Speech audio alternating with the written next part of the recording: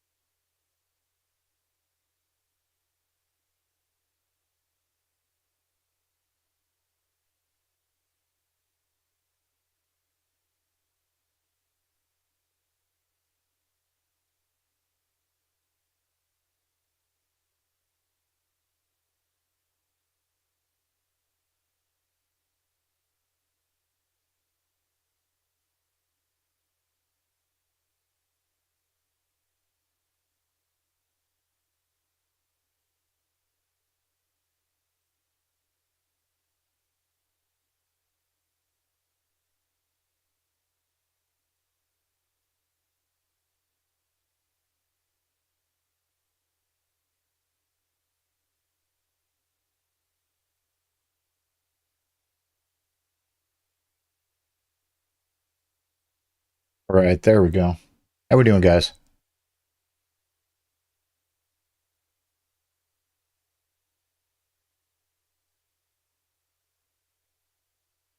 We're going to jump into Rogue Trader here.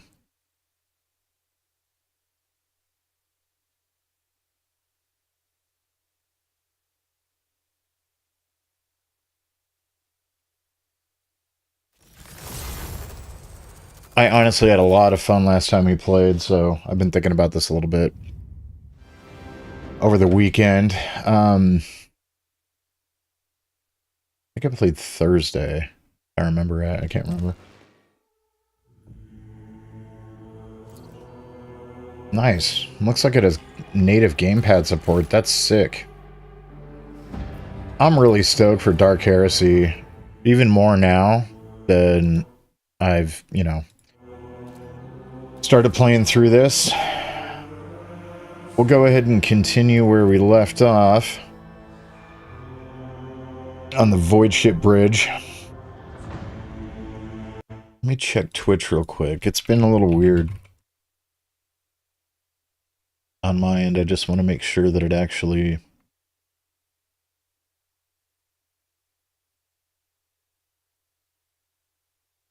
is showing the right information, right? Okay, shows Rogue Trader. That's good. That is good. Okay. All right, so big exposition dump, obviously. We went through a giant list of things. Argenta asked the road trader to talk to her on the ship as soon as the opportunity arises. Better not put it off for too long. So let's go talk to her. Let's go find Argenta. Where you at, girl?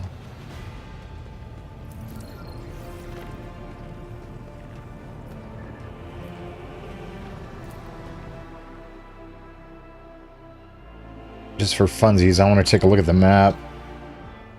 Oh, wow. Quite a few places that we can go.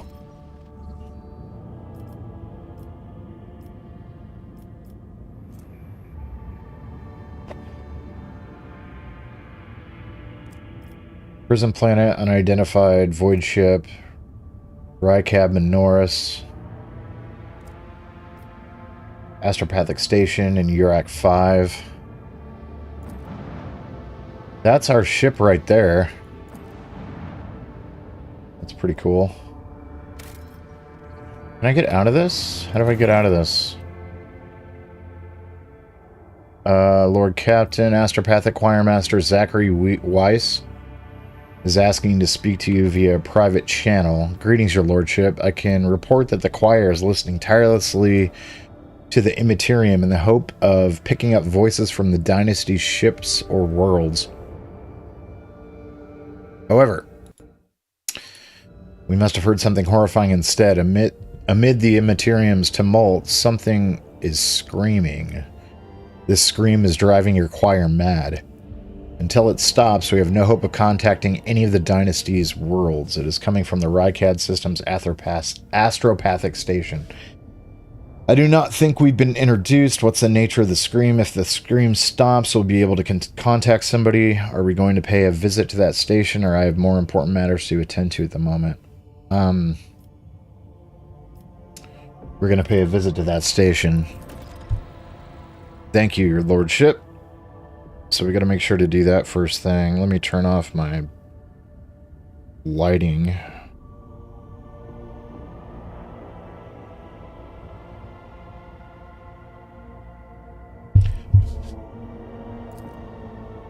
How do I get out of this screen?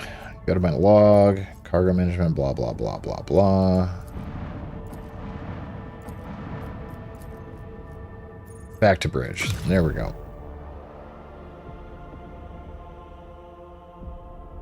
Seems like that's all game mode in and of itself, which is very interesting.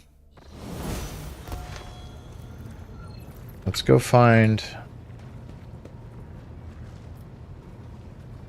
That goes back to our quarters.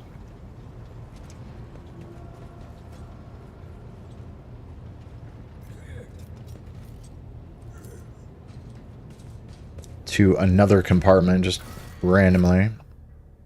Void ship bridge, the officer's deck, the Astropathic Chapel.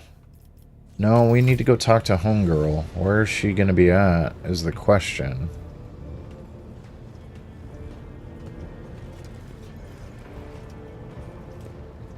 I don't see her over there. Yokasta Sauerbeck. Yokasta Sauerbeck is the very picture of discipline. Her uniform is exquisitely pressed. Her armor is polished and her posture is imposing and rigid. The only flaw in her immaculate appearance is her heavy enforcer's maul, which is worn and battered from frequent use. She salutes you with a practiced motion. Greetings, Lord Captain. How did you come to serve on my flagship? I come from the noble Sauerback family of the capital world of Dargonis. I dare say that our house is renowned for its loyalty and strict adherence to law, and the members of my family have been your faithful enforcers for centuries. I'm honored to be your 6th Master-at-Arms named Sauerback to serve on this ship. Yokasta speaks the words with unmistakable pride. Why are you here instead of basking in luxury on Dargonis? You're wearing Imperial Navy armor. How did you come by it? I inherited it from the previous Master-at-Arms. Like the esteemed Seneschal, he left the Navy to serve Lady Theodora. He brought quite a few officers with him and established a tradition. Upon the death of resignation of an enforcer, his or her armor would be passed on to a fellow officer who had distinguished themselves in the course of their duties. I was awarded armor in this way in my time, and upon the death of my predecessor, I inherited his personal armor. I want to know what you think of the other officers. I do not trust them, but I do not trust anyone. Mistress Tolman has too much power and will surely be tempted to start deciding for herself what information to share with the crew on your behalf and what to withhold. Ravor is closely intertwined with the ship's systems, which opens up plenty of opportunities for sabotage. He must be watched. As for Danrock, forgive me, but a man of his size and habits cannot help but steal. I want to know more about your service. I'm ready to answer any questions. What are the Master-at-Arms duties? I am responsible for upholding safety and order among the ship. Guard duties, patrols, finding and punishing troublemakers. In addition, my enforcers ensure that the crew follow all directives and carry out their tasks properly. As they say in my family, a servant who shows disobedience today prepares a riot tomorrow. There are thousands of people aboard this vessel. How do you maintain order? 2 words, Lord Captain. Suppression and fear.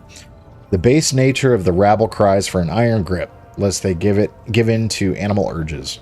We have many well-tested measures to prevent it. Random night searches, preventative interrogations, corporal punishment, and executions. Of course, the laws of the ship equally apply to the officers. We eradicate the canker of insubordination wherever we find it without mercy.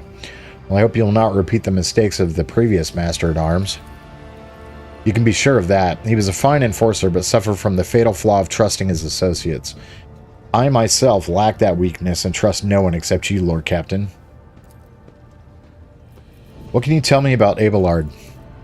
The Seneschal is a model of competence and fidelity, and all of the officers and enforcers look up to him with gratitude. A grimace of fierce devotion takes hold of Sourback's face before she abruptly grits her teeth and continues. It is all the more distressing to see that the years have not been kind to the deeply respected Master Werceran.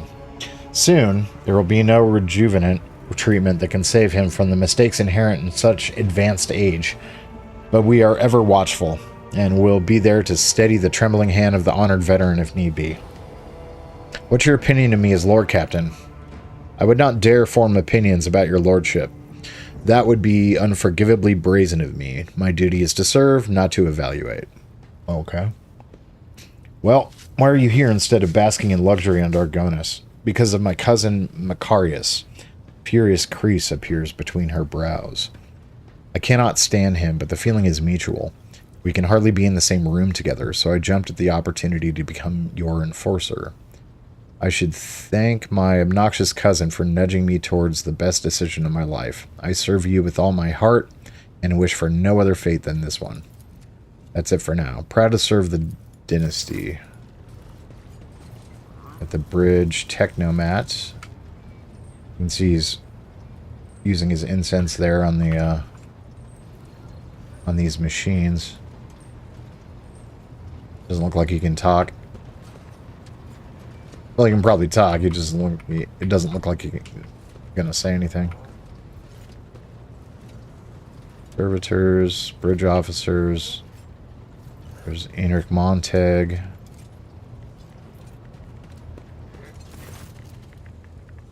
The Infernus Master nonchalantly lights a low stick from a thermal cutter and spreads his arms in a welcoming gesture. Enric Montag at your service. He smells of cinders and low. A common form of recreational stimulant that consists of rolled paper stuffed with a plant-derived substance. When lit, this substance emits smoke that is inhaled through the tube. His face is sooty, and his belt is laden with a number of heavy tools. You would have taken him for a laborer if it weren't for the greasy and ragged officer's uniform. Remind me of who you are? That's awful. How did you come to be in the service of Von Valentius dynasty? Tell me more about the Infernus Guild. What interests you the most? Our duty, our state-of-the-art equipment, or our vibrant traditions? How's the guild organized? On the Infernus service is split into different brigades according to the duties. The heart of the guild are, of course, our liquidators, tough guys with nerves of steel, who put out fires and pulled people from the flames. Others are repairmen, dealing with problems like jammed doors, fuel leaks, or broken vents. And then there's the walking inspectors, who check the decks to make sure that nothing is blocking any passages or access to communication lines. State-of-the-art equipment, that sounds interesting. The Infernus Master smiles guiltily. And that was a bit of a stretch, I'm sorry. There is no state-of-the-art equipment. The risks of ruining it in a fire are too great. We get by using human resources and the most common items available. Respirators, fire extinguishers, and flame-retardant uniforms. Let's face it, the lives of the Inferni are not worth much. It's more important that we save the machines and minimize damage to the ship. What traditions? We have plenty of those. Like the reminders. Heinrich rolls up his sleeve. Man, I turned off the office lighting and it still decided that it was going to turn on anyway. What the crap, man? Off, I say. Off. We have plenty of those, like the reminders. Heinrich rolls up his sleeve, revealing a tattoo inscribed over an old burn mark. When you survive a particularly hopeless accident, you get a tattoo on your scar. You can always tell an experienced Infernus by their ink. It's like a badge of honor of sorts. Tell me how you got your reminders. He points to a tattoo on his right forearm. This one is from the time plasma leaked from the outer aft circuit. Imagine yourself clinging to the hull outside, thermal cutter in one hand and a magnetic clamp in the other. As your flames burst from the breach, the kind that incinerate you in a second. All that separates you from death is a flimsy rope and a void suit more ancient than Holy Terra. And yet the price was paid. Yet the price I paid was nothing compared to my comrades. He slowly moves the augmented fingers of his right hand. Ooh, so lost some fingers in that one. As for this one, the look he directs at his left hand is full of bitterness. I got this one in the ammo depot where my wife Elsinora died. Oh, that sucks. There was a fire and the flames were getting close to the ammunition, and I didn't mean autogun rounds. These are macro cannon shells. That's not good. Those are big. We put out the fire as best we could, but we were losing. Suddenly, Elsie took my hand, kissed me, and then ran straight into the blaze and activated the emergency blast door. We stayed outside while she vented the compartment. Heinrich gives a tender smile, gazing at the smoke. It was quite a story. I'm sorry for loss, Heinrich. He nods gratefully, takes another puff. I learned all I need. What shall we talk about? How did you come to be in the service of the Von Valencia dynasty?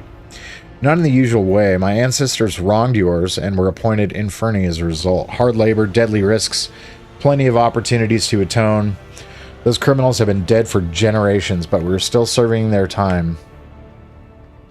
Maybe we will find redemption one day. Remind me of who you... Oh, wait. I hear that you too have had to deal with injustice and bad-mouthing in your time. I hope people will stop judging you for your past mistakes in less than a couple of centuries. Leonard gives you a sympathetic smile. Wow. Remind me of who you are? I'm a humble laborer in charge of putting out fires and dealing with emergencies. But everyone calls me the Infernus Master. I guess this is because I answer for them with my life. With your life, you say? That's right. Picture flames roaring. All the ship systems has failed, including the artificial gravity. You can't make out anything because of the red-hot debris, and you know an explosion is coming. It's a nightmare, but it's your job to evacuate the panic crew, eliminate the cause of the fire, and get the compartment back in working order.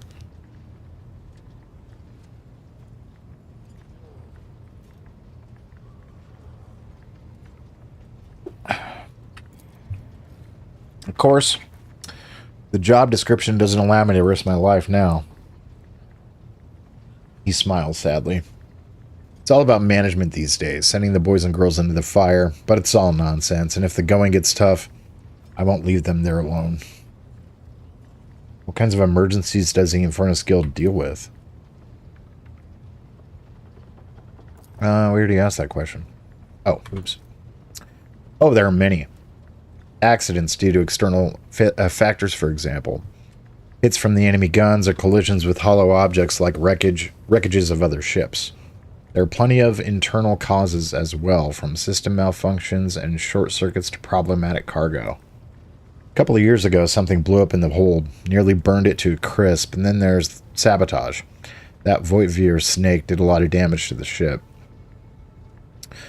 What's a laborer doing lounging on the bridge? The simple answer is because nothing is on fire.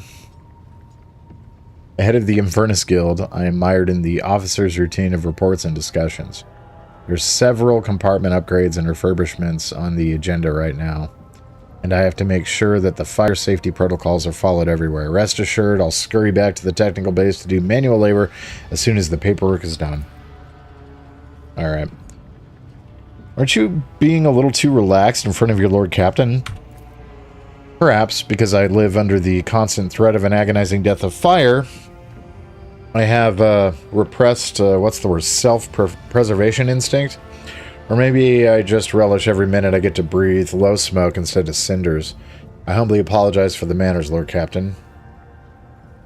Well, don't forget I'm your master, understood? I don't like that. This is fine. I enjoy having informal conversations, or take the low stick from Heinrich and draw a puff. You're an interesting person, Heinrich. I like that. Chuckling, the Infernus Master takes out a new glow stick and lights it. Not half as interesting as you are, Lord Captain. Never let your fire go out, Lord Captain. I mean, no. Heinrich hurriedly waves his hands. That's just a stupid little Gildan joke. Seriously, if you see an Infernus next to a naked flame, run.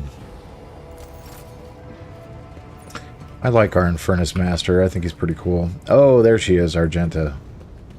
What's going on, girl? I want to look at these models when... they don't look very good when they're zoomed in. She just made the sign of the Aquila. So for those of you that don't know, the sign of the Aquila looks like this. Basically. There we go. Looks like that. And you're making basically the Emperor's insignia right there. It's on the floor as well. As you can see. This one has a skull in the middle of it, though. Rogue trader. Sister Argenta looks tired. There are dark circles under her eyes. Her hair is somewhat disheveled, and she moves like she's a little on edge. You said you have a personal request for me. I indeed have a request, Rogue Trader. The accursed servants of Chaos who assaulted this ship took the lives of your loyal crew members, and they orphaned many children, including the progeny of the brave officers who defended their posts until the bitter end. I don't know what customary practices there are for cases like this in Von Valancia's territory, but in the world I'm familiar with, the children of such brave souls could expect to receive some special consideration. Perhaps the Rogue Trader could meet with the orphans? What good would a meeting do them? Oh, what good would meeting them do? That's better. These children are the future of your crew, and one day, they too will have to stand against evil and heresy as their parents did.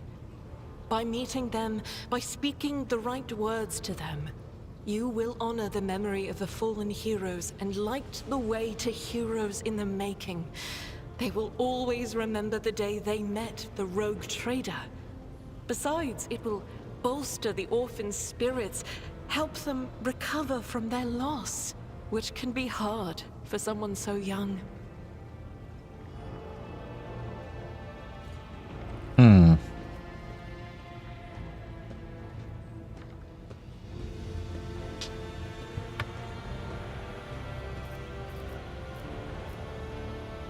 A lot of options.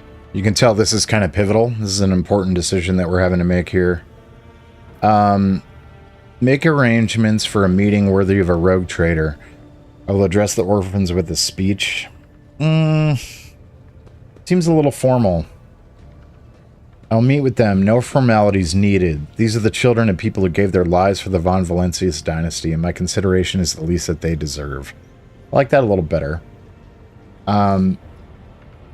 Deliver this order on my behalf. The orphans are to be properly provided for, but a personal meeting with the rogue trader is too much. Yeah, I don't like that.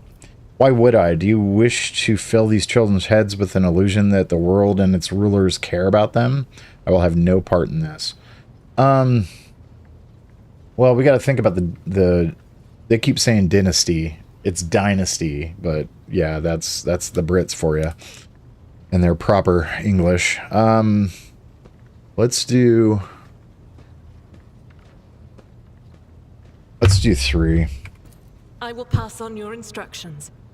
Thank you for taking my request to heart. Immediately we go into the event.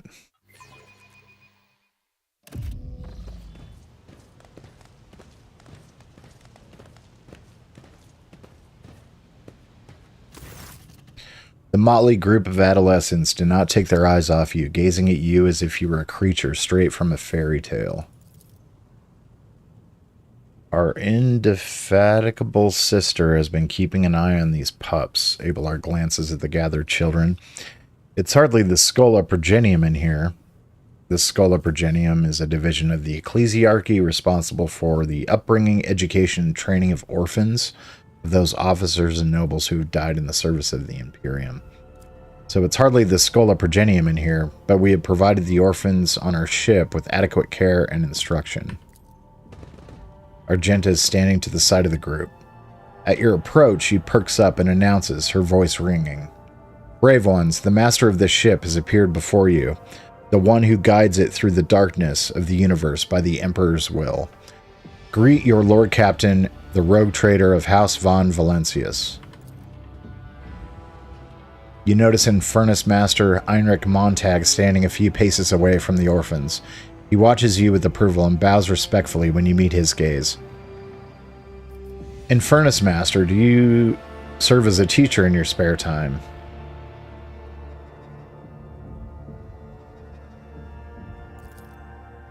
Not at all, your lordship. I'm just looking out for them. It's the Infernus way to help folks in trouble. It's our job after all. So we chip in rations here and there, make sure nobody gives them a hard time. We take the older ones into the clan's care if they want. Many in the guild are not our family by blood, but by circumstance.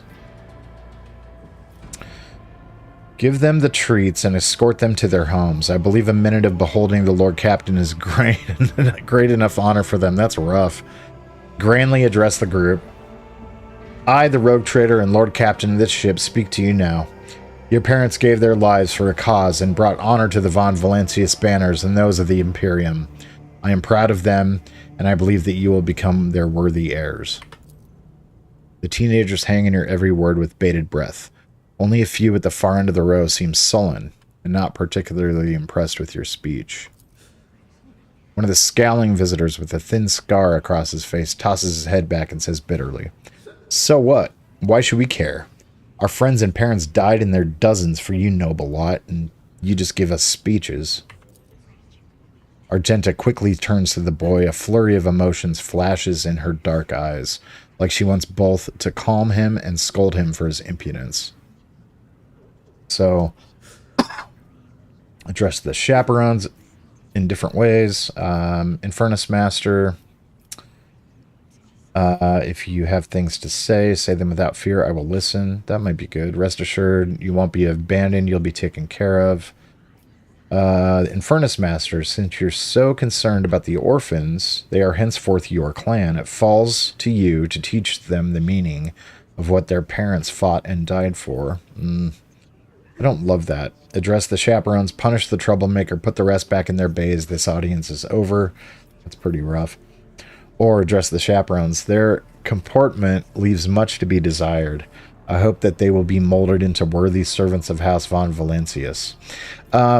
If you have things to say, say them without fear. I will listen. The boy smiles grimly. It doesn't matter what we say. It won't bring our parents back, and it won't change our fates either. We keep slaving away on this ship until we drop and die like our folks, or worse. I understand your grief and dismay. Your parents died. It's not an easy thing to go through, but they gave their lives for the truth, for the good of the whole ship, for the Imperium. Do not speak of their honorable fate with anger and disdain. When the heretics who killed your parents attacked this ship, I was there. I took command, I fought, and I repelled the assault as quickly as I could. But no war can be won without losses. You can only strive to do what is within your power. The strong have the power to decide the fate of others. The weak either obey or die. If you seek a different lot in life, boy, save your grumbling and look for an opportunity to rise above the rest. That's rough.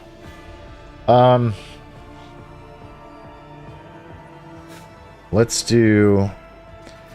I understand your grief and dismay, but don't make their loss mean less with your anger and disdain. You heard the rogue trader. His words carry the wisdom of the Imperium. It's hard to say whether or not your words have left an impression on the boy, but he nods slowly. Then he catches himself and gives you an awkward bow. Abelard gives a sign, and servants immediately emerge carrying packaged treats with von Valencius emblazoned on the wrappers. It appears that the seneschal came prepared for any contingency.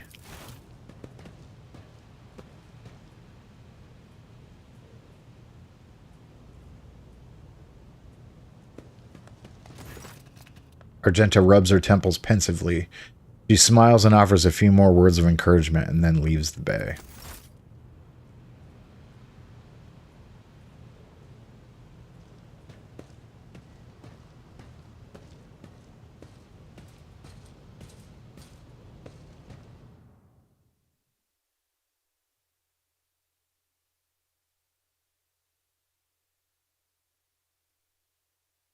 Mm-hmm.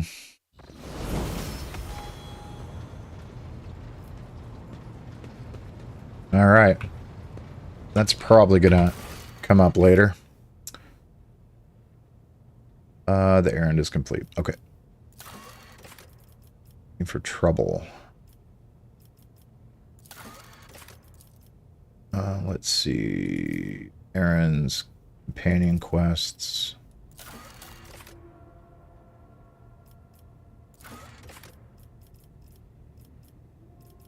Get rid of prologue.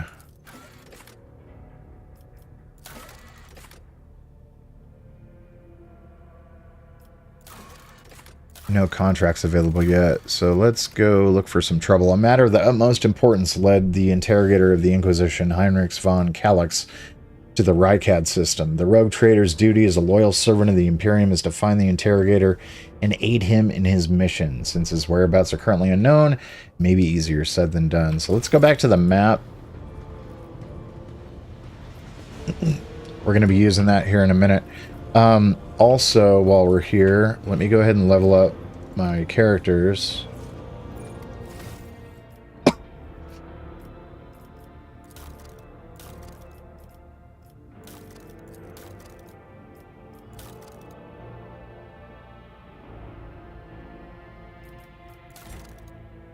Nothing's changed there so far.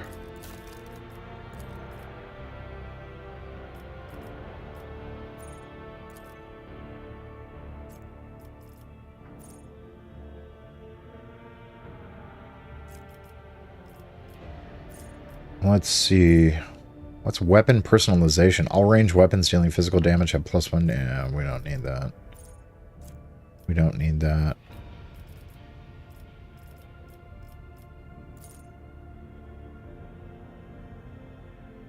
High-roll characters can pass willpower and resistance tests using their fellowship value instead of their character. And sorry, hang on. High-rolled characters can pass willpower resistance tests using their fellowship value instead if the character's fellowship is higher. Well, what is my fellowship right now? Yes.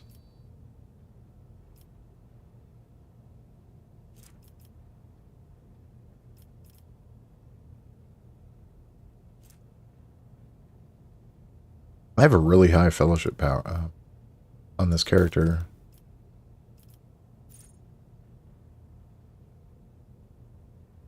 And my resistances are... where? Oh, here. Here we go. Dodge, dodge reduction, parry, resolve, deflection. I'm not really seeing where the resistances are, but I can see the value in having that because my fellowship skill ability score is really high. I'm gonna roll with that. Weapon skill or agility is the question. Thought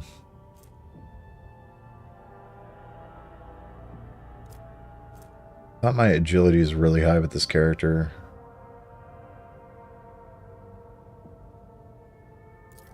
It's not. It's only 35, so we'll go up 40 on that one. All right, you...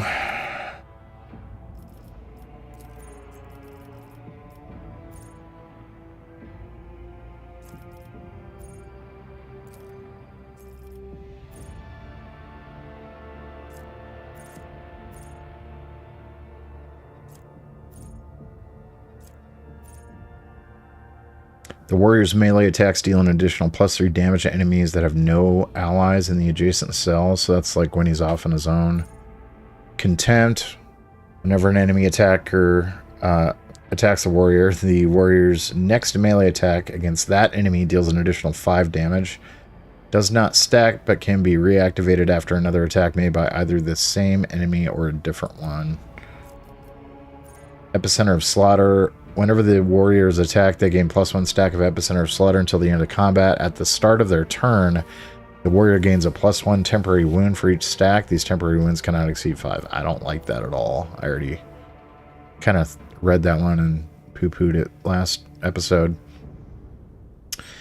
+1 damage deflection. Their parry chances increased. Yeah, we're doing that one. Sick. And then your weapon skill's high. Your toughness is really high, so we'll increase your weapon skill. Alright, for you...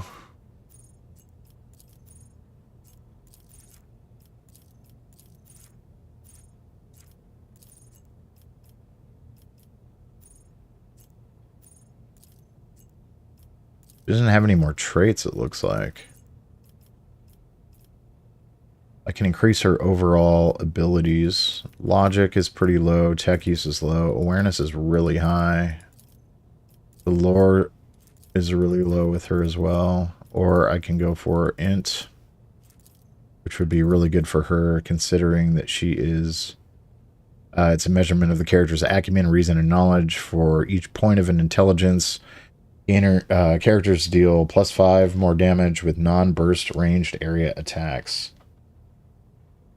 Non-burst ranged area attacks. It also affects the Lore Imperium, Lore Warp, Lore Xenos, Lore Magic, Lore Medicae, Logic, Medicae, and Tech Use. So we'll do that one.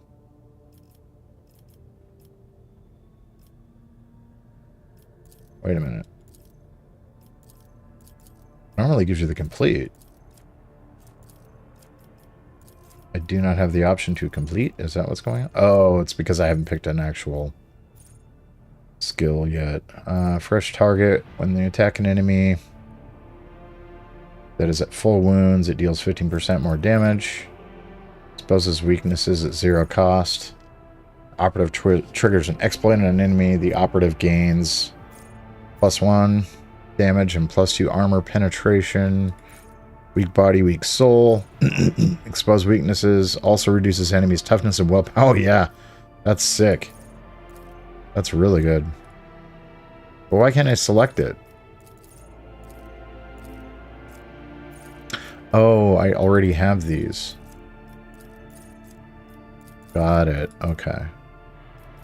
Oh, that's why. Okay. I was selected on the wrong thing. I had it all instead of just recommended. When the Psyker uses a divination psychic power on an ally without an unnatural luck effect, that ally gains unnatural luck.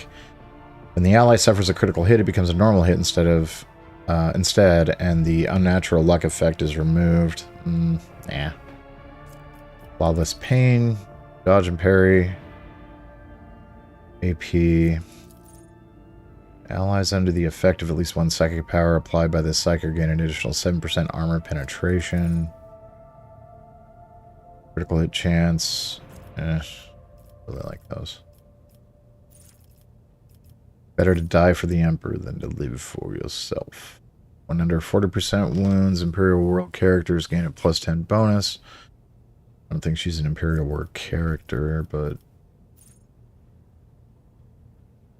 Psychic Barrage.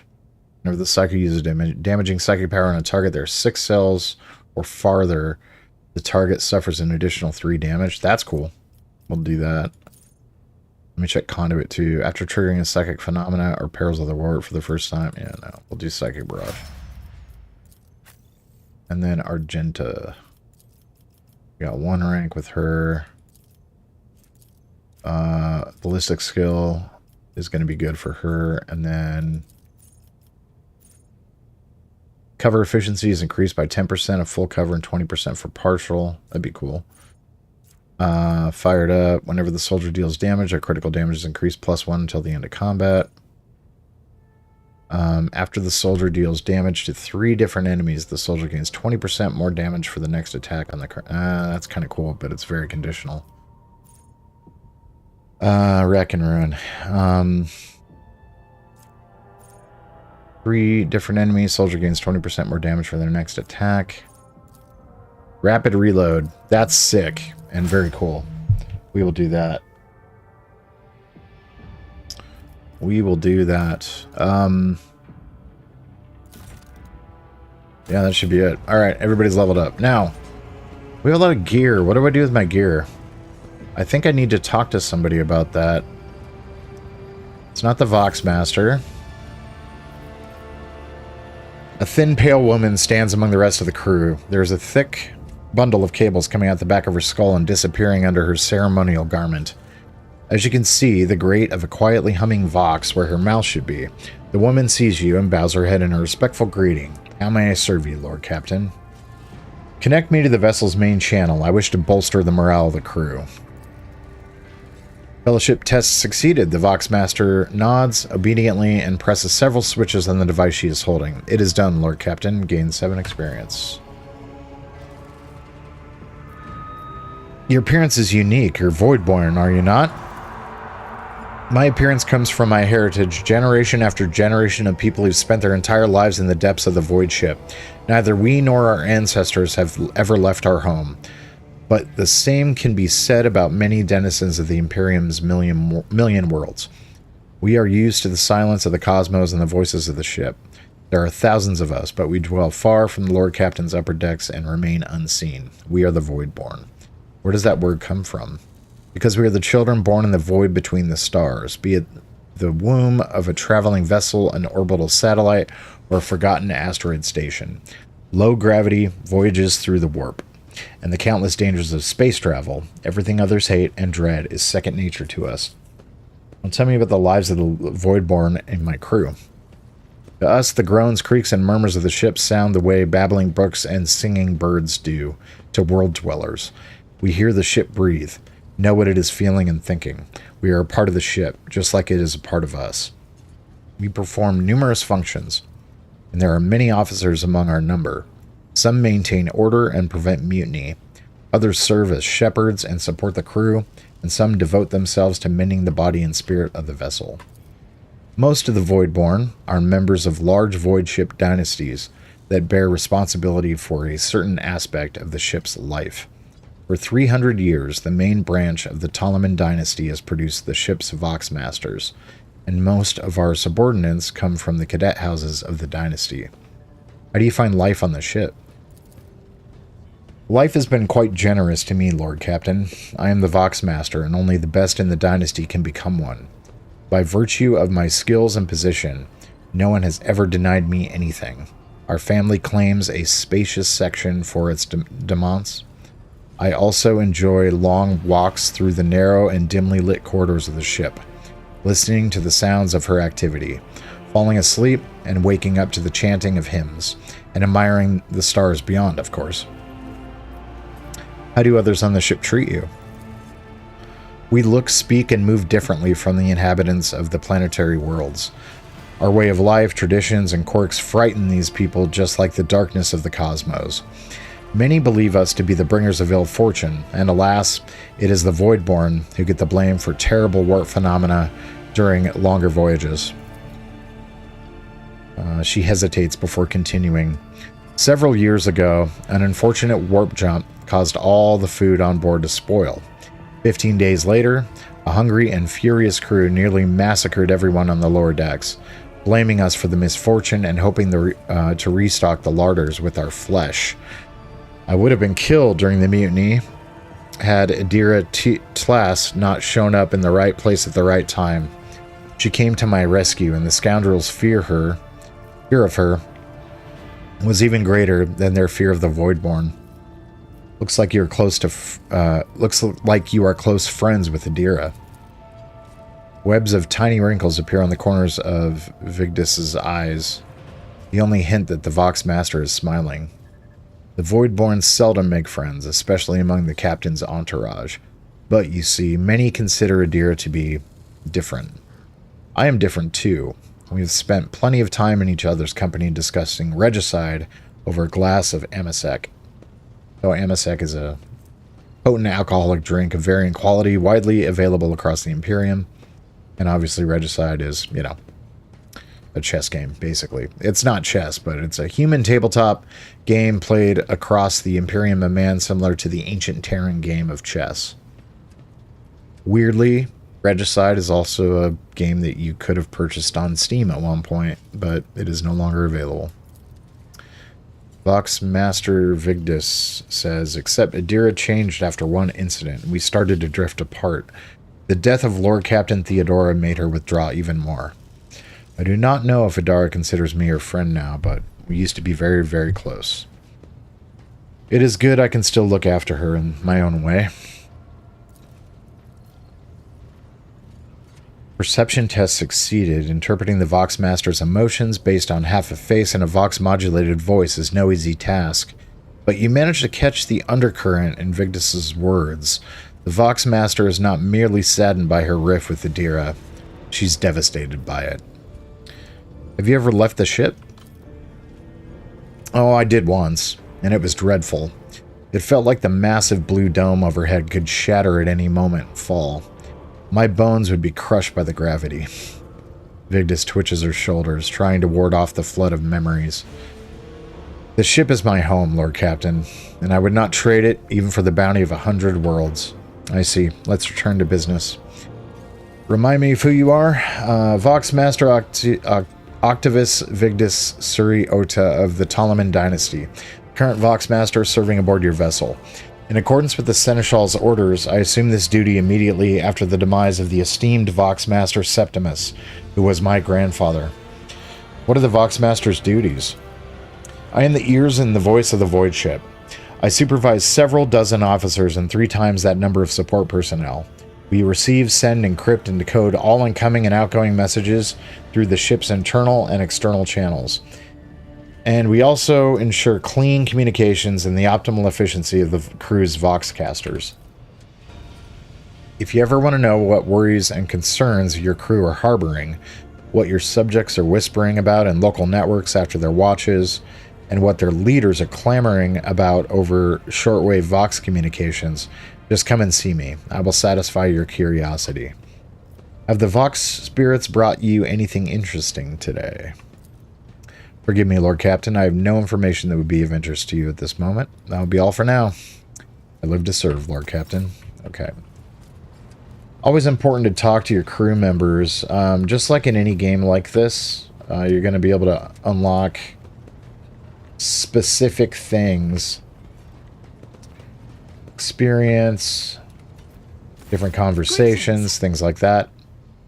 Even in the stillness, Sister Argenta radiates energy. With her dark eyes shining and slight blush to her cheeks, she is reciting a prayer and looks at you once she has spoken the final line. Macaviel, greetings. Tell me about the Adepta Sororitas. Gladly. There are none more faithful to the God Emperor than my sisters. We fight against his enemies by the will of the Holy Ecclesiarchy. I beg your pardon, rogue trader. Here I am talking about what every lesser noble in the Imperium knows. So what exactly are you interested in hearing about? They say the Adepta Sororitas are the fiercest in their faith among the warriors of the Imperium. Is that true? It is. The Sisters of Battle are a fire lit by the God Emperor. They are the echo of his voice that travels through the dark expanses of the universe. We bring his wrath to heretics, mutants, and other enemies of humanity. We protect the faithful from the unholy and unhallowed. Sometimes with words, more often than not with a bolter. Are the sisters truly as faultless as you say? Even the novices of the Adepta Sororitas are drawn from among the most worthy. Those who have taken the vows and become a full-fledged sister are the best of the best, tested by trials of body and spirit. Yes, there have been cases when a sister stumbled or showed weakness, but do not expect to hear a story of depravity or downfall from me. Each such occurrence is a great tragedy for us all. Light cannot bear the smallest speck of darkness within. And thus those who have trespassed or shown weakness of spirit are given a chance at redemption.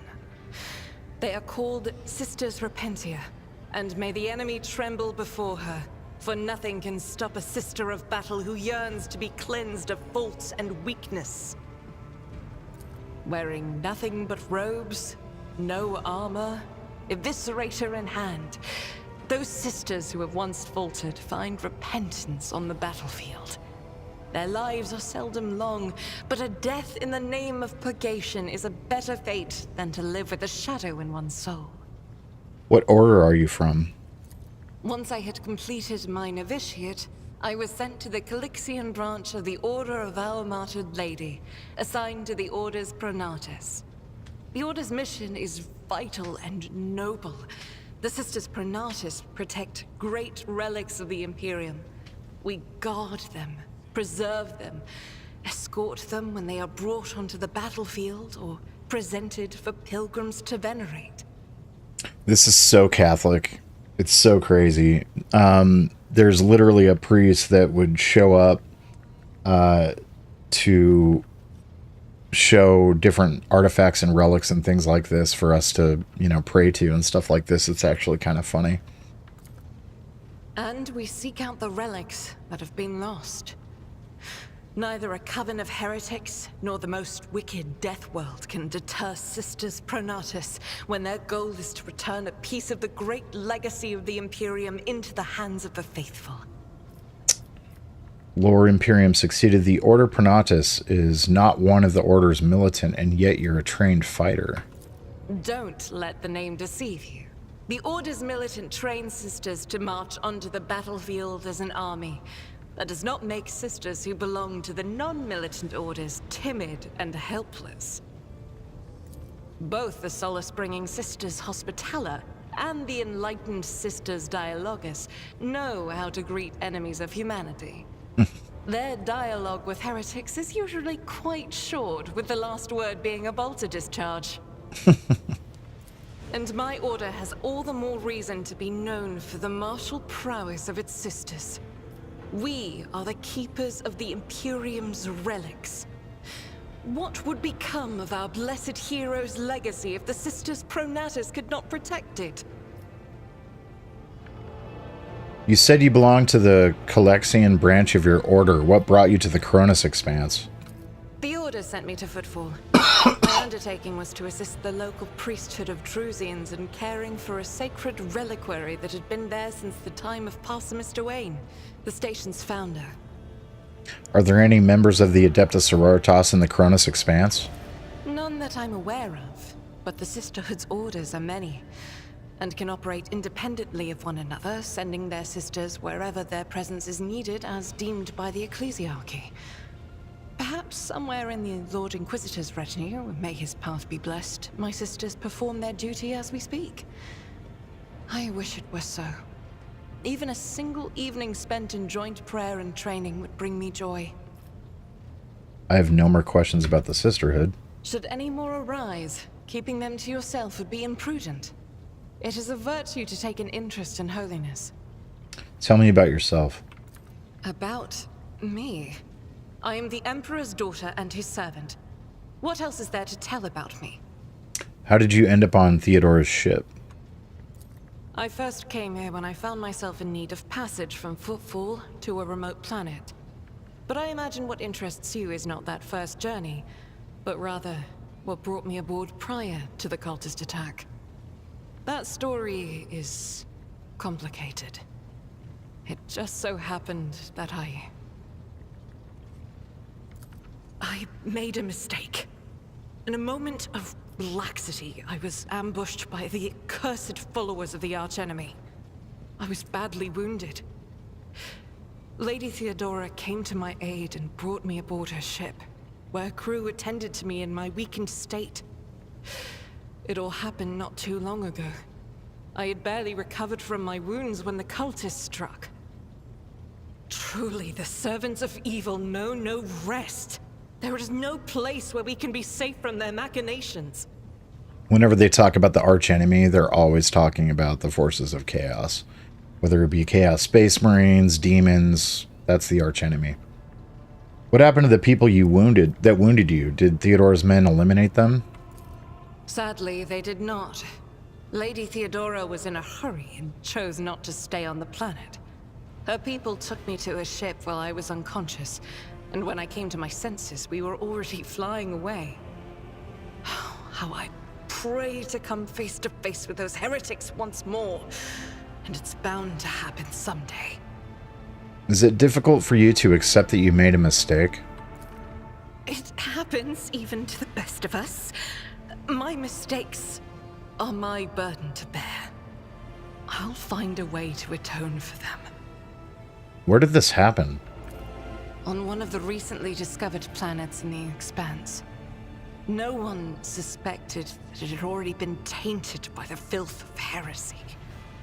Had I known it beforehand, of course I would have been on my guard. We could go to that planet and deal with the Chaos Worshippers. The path to that planet was lost. All the knowledge is gone, along with the previous navigator. It would take immense effort and resources to rediscover the route. The heir to the von Valanci's protectorate must have plenty of other issues to deal with right now. Perhaps later, when the skies above our heads have cleared. What was it like traveling on Theodore's ship? I hadn't been here that long. Just one journey from Footfall, and the other journey, the majority of which I spent in the confines of the medbay. I can't tell you much about the first voyage. I was more focused on prayers and ruminations than on the people around me, or the journey itself. During the last journey, Seneschal Viserion stood out for me. He came by several times to ask about my health. He's an honorable man and a loyal servant of the Imperium. I think he is as meticulous in his inspections of the logistics systems as he is in his inquiries about the health of the occasional sister of battle aboard the ship. But not all of Theodora's people have earned my trust. You know who I'm talking about. There is no place for Adira Tlas among the God Emperor's faithful. I'm surprised she wasn't in league with the cultists. And I'm equally surprised by how deep heresy and treason run in this place. I'm glad we all made it through that dark hour. May the day that follows be bright. As you wish. What is it that's keeping you in my retinue? The ship was targeted by heretics, which means that my presence here and the assistance I provide to you are my sacred duty. Sooner or later, I will likely have to return to Footfall to protect its reliquary. But for now, I wish to remain a part of the Rogue Trader's crew. So this is where we can kind of decide whether we're going to be shitty or nice to her. It pleases me to have a servant of the Golden Throne in my crew. May the enemies of the Imperium tremble before our onslaught. So they shall. Thank you for this conversation. Until next time. All right.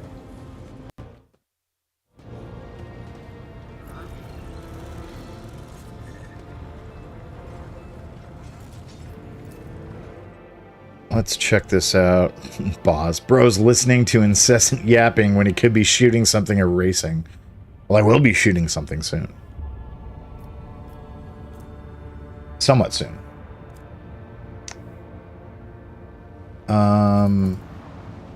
Scan is required. Here.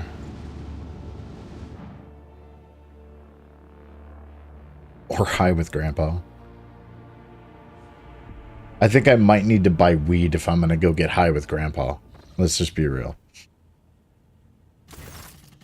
As the ship makes its way through the star system, a strange fatigue falls over you. Your eyelids grow heavy and the quill you've been using to drop yet another order falls from your hand.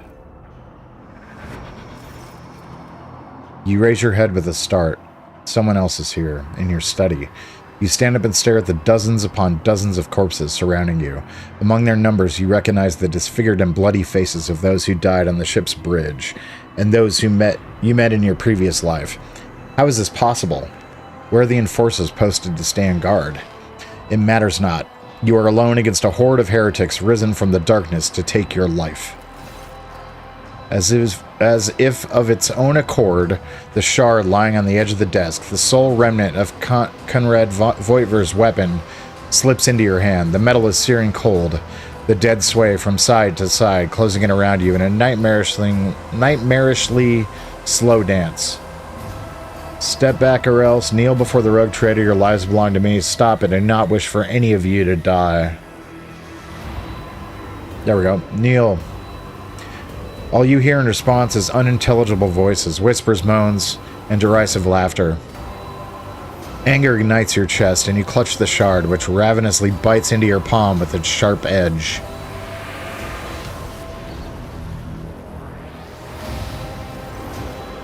An unbearingly bright light floods everything around, and you find yourself surrounded by groveling minions, their bodies shivering in your mere presence. Your hands no longer hold a pitiful shard, but a majestic and intricate weapon. A skillfully crafted sword with strange, unnerving proportions, a curved design, and an unusual hilt, adorned with the image of a closed eye. The eye opens wide, revealing a gaze so ancient and dark that it steals your breath away. You have felt this gaze before, there on the bridge, and the voice that appears in your mind only confirms your guess. The tapestry is woven. The path is chosen. Accept your fate, champion. I am the sword's master, not its servant. Remember that. Or throw the demon blade away. Never. I'm gonna throw the demon blade away. Your body refuses to obey your mind.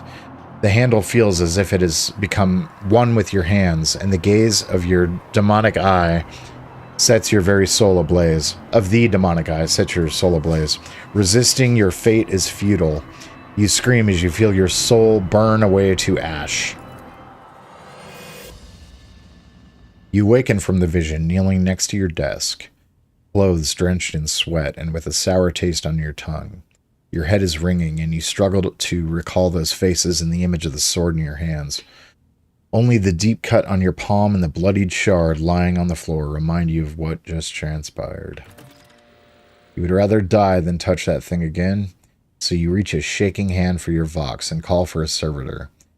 Now you just have to wait for the mindless automaton to arrive, pick up the cursed artifact, and head for the nearest airlock to be claimed by the void.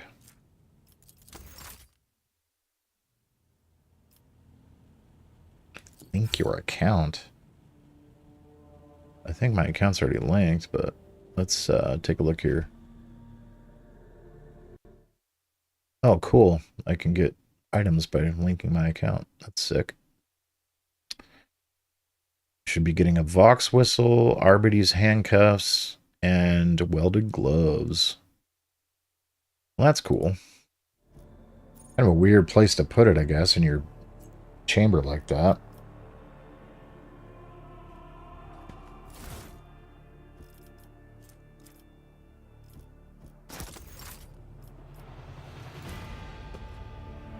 The light glinting off the polished skull of some unknown Xenos makes it seem like the bony face is mocking you.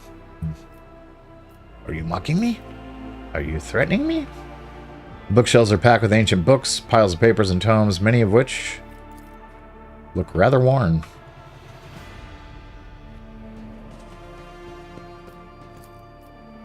A parlor organ with ivory keys yellowed by long service.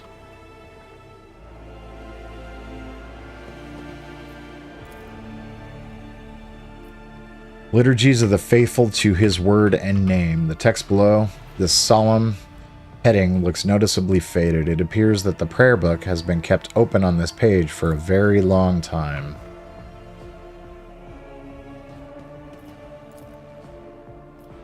Fine sculpture made from a strange metal seems to absorb any rays of light that fall upon it.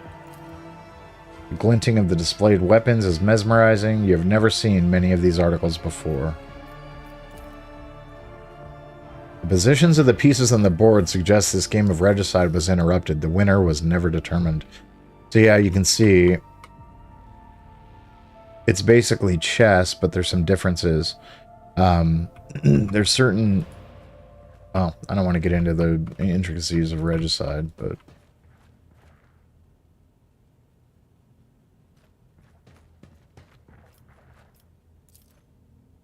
The hefty tome contains schematics of the flagship's house von Valentius, in addition to the plethora of something I can't read, of notes, copies of reports, and other documents. This majestic portrait, painted by a skilled artist, greets guests who have been granted permission to enter the Lord Captain's quarters. I don't know if I really want her on my wall. That's kind of strange. That goes back to the bridge.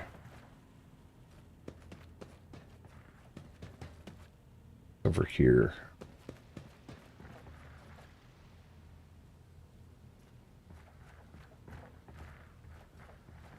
Nothing.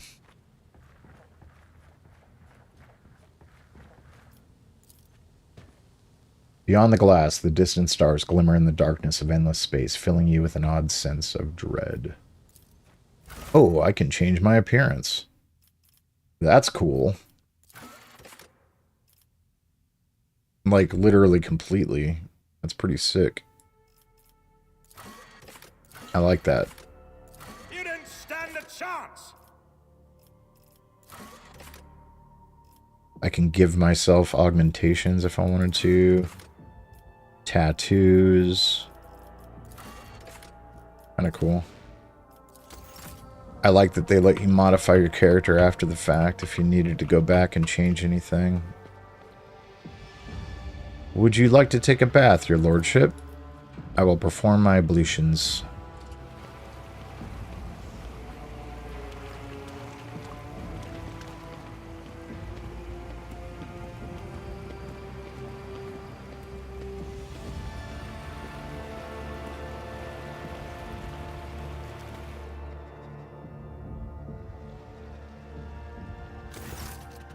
The soothing water caresses your senses, and your grateful muscles welcome the chance to rest. A pleasant languor spreads through your body as you allow yourself a moment of quiet relaxation. Address the master of ablutions. I wish to see someone from my retinue. Address the enforcers. You two, get in here. I require company and pleasant conversation. Let's just see who we're able to... Abelard, I simply cannot bathe without my loyal seneschal. Adira, she always livens things up. Argenta, I wish to know what the Sisters of Battle do in their spare time.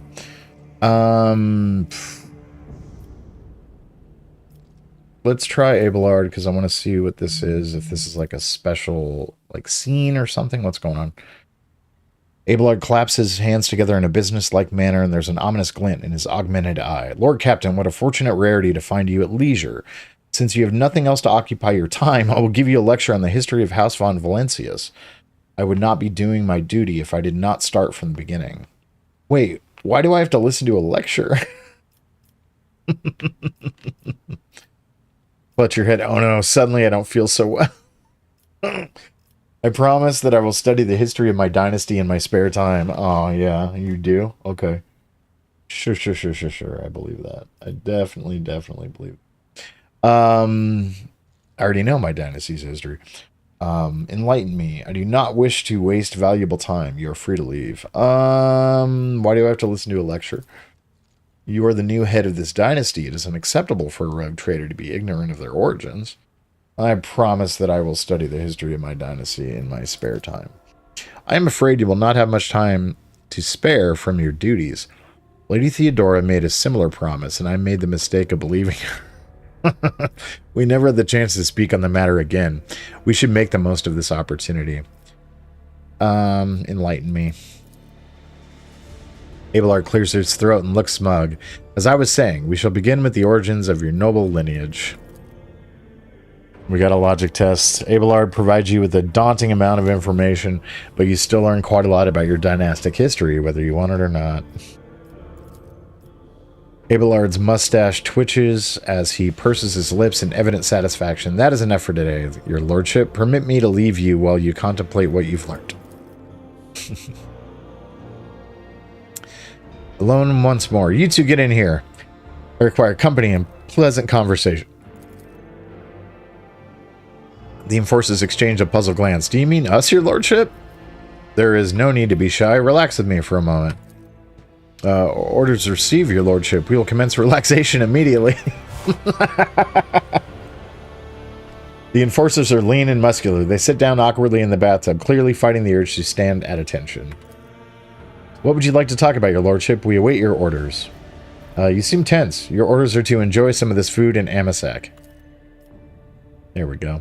The enforcers are barely able to conceal their excitement as they shove delicious delicacies into their mouths and wash them down with expensive drinks. They have never experienced anything like this before and likely never will again. It is a feast they will not soon forget, a story they will tell their grandchildren someday. That is so cool. This is why these games are so cool. They really like ramp up the story.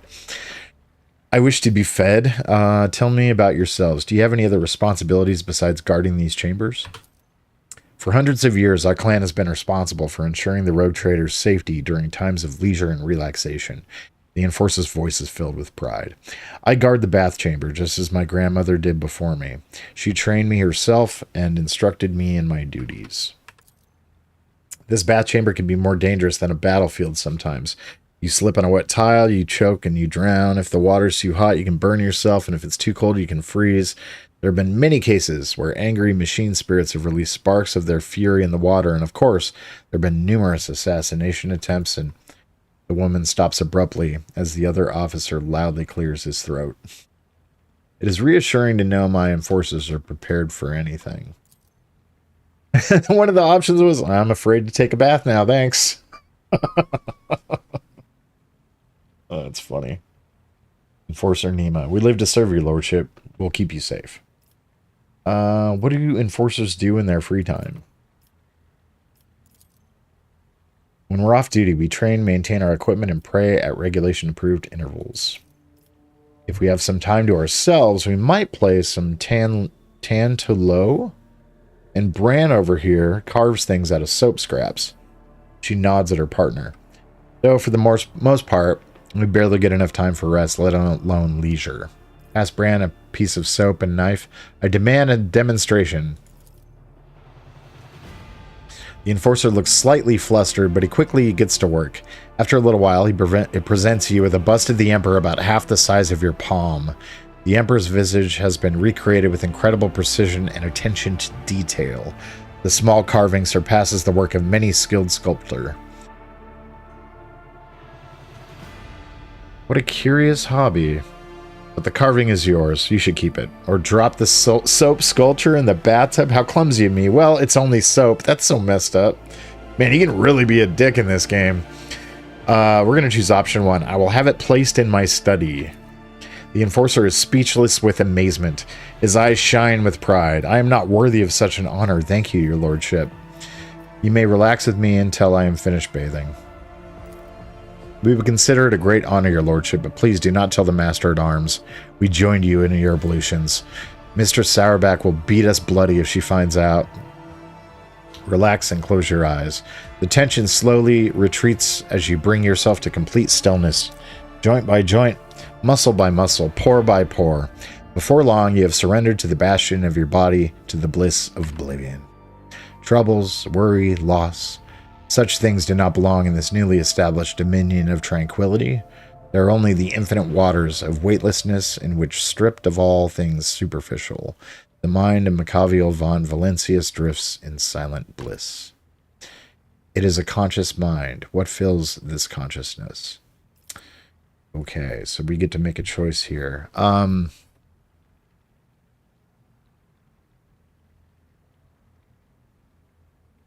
Thoughts of this monumental duty to the Emperor. Such duty can only be fulfilled through service and death, for such is the price of humanity's victory in the everlasting war. Iconoclast. Thoughts of those who keep him afloat in these waters. He will drown. And who will he manage to pull out of the surface? Heretical. Thoughts about the price paid for power. The inconstant paths through which such power is obtained, and the people and things he will sacrifice for the sake of his supremacy. Only a desperate desire to lose himself in these precious moments of peace and quiet before they are gone. Dogma, heresy, or pragmatism. I think in the beginning we picked something dogmatic, so I think this time around we're going to choose, heretical, so we're going to pick something dogmatic now. The sacrifice of the many paves the way of a triumphant future for the Titan that is the protector of the Imperium. It is a heavy burden to be the ground beneath his feet, but it is glorious to serve such a righteous purpose in unity. This moment of serenity soon fades. The body reclaims the mind, binding it once more to the familiar shell of flesh, sinew, and bone. Finish our absolutions. You feel revitalized. This was truly an experience worthy of a rogue trader. And this is why you explore in these games, man. You can get some really, really cool little side stories and stuff here. I wonder if we can find the soap carving.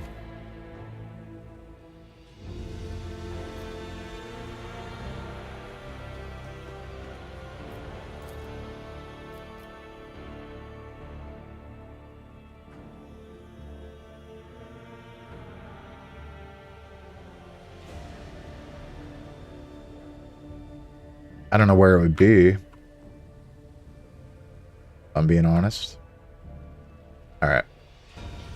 I don't think there's anything left for us to do in here, so let's go.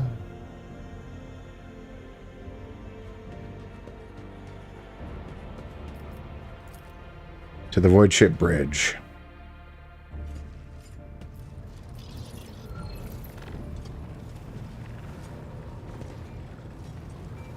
Hey, Lord.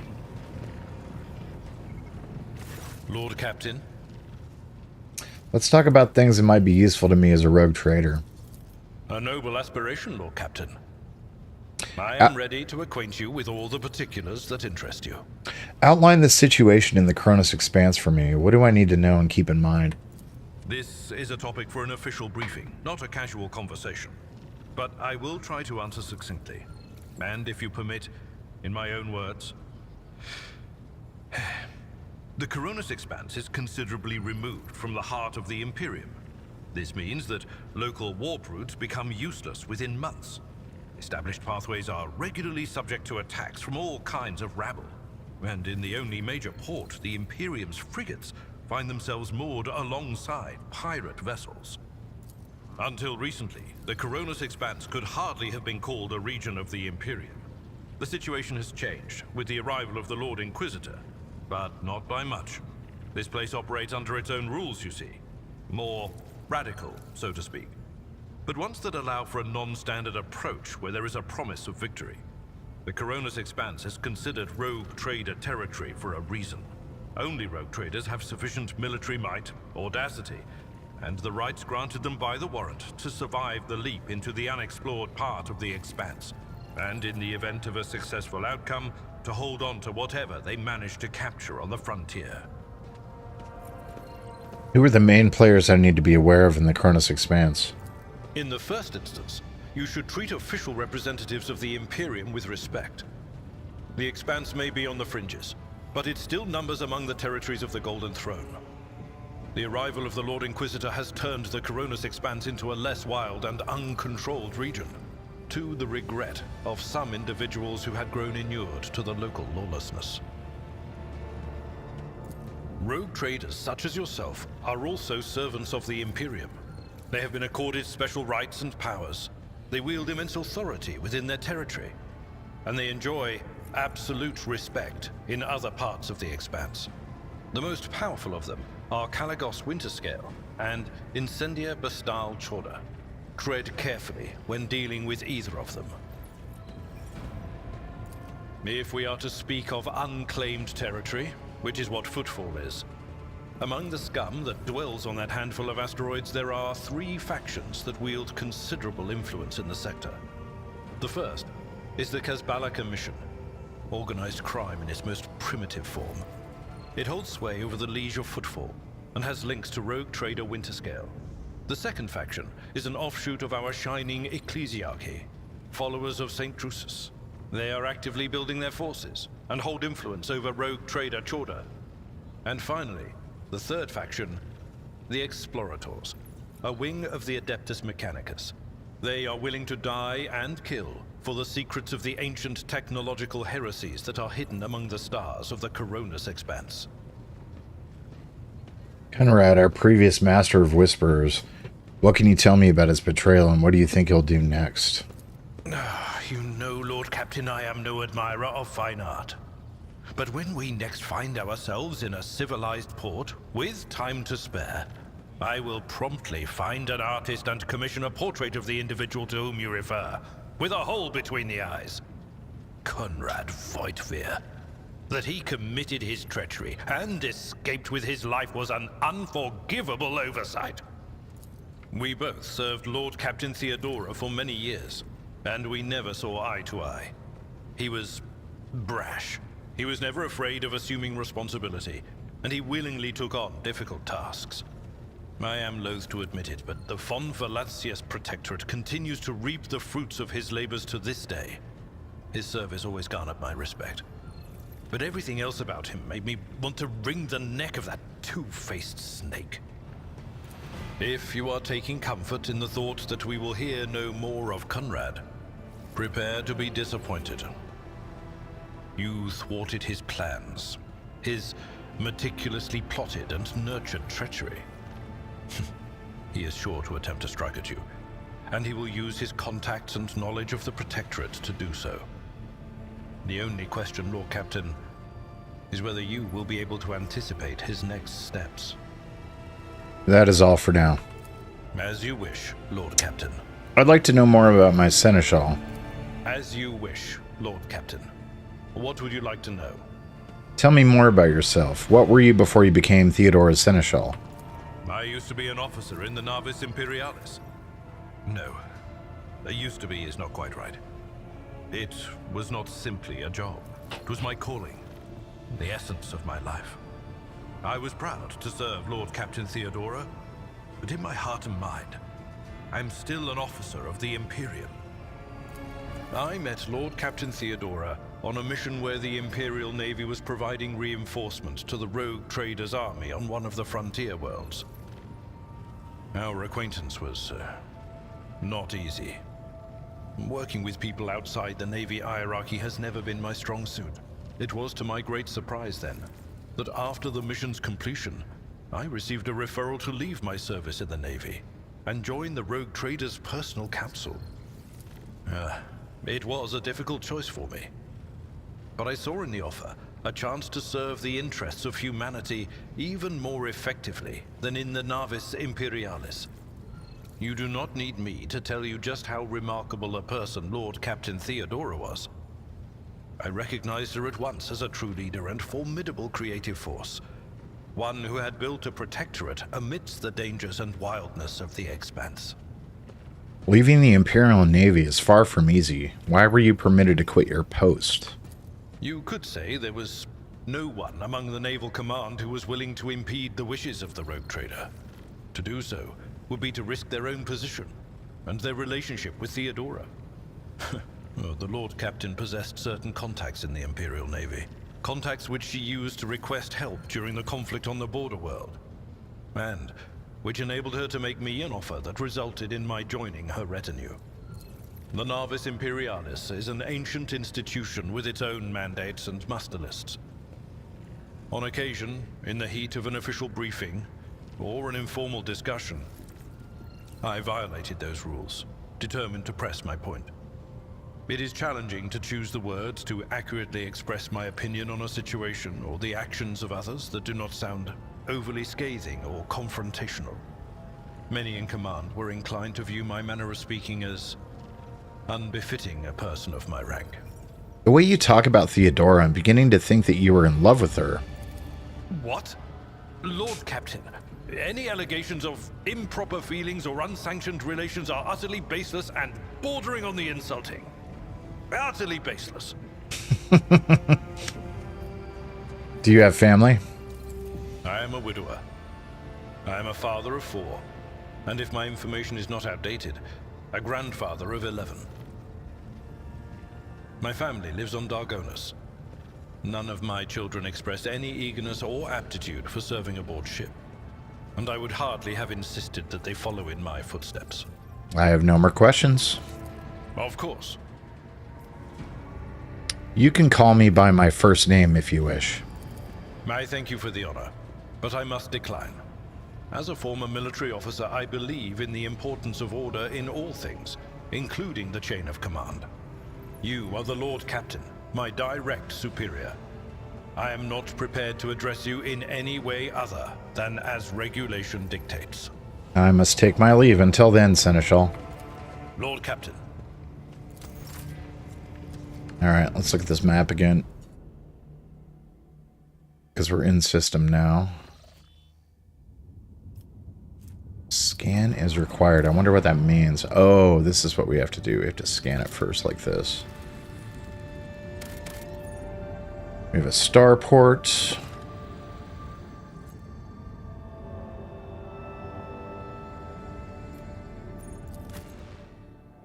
And this is how I choose who I'm going to take with me. So before I do that, though, go back to the bridge real quick, because I want to look at my journal again.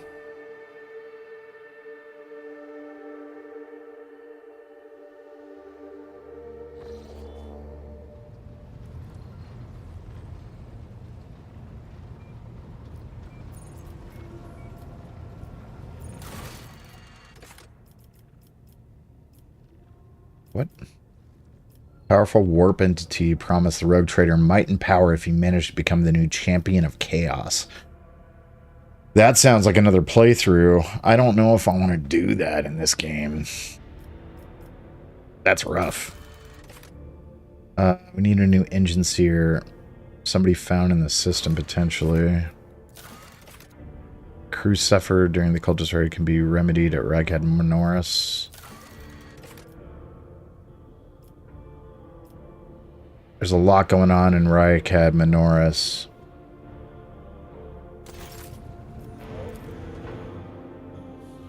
Maybe just go there first.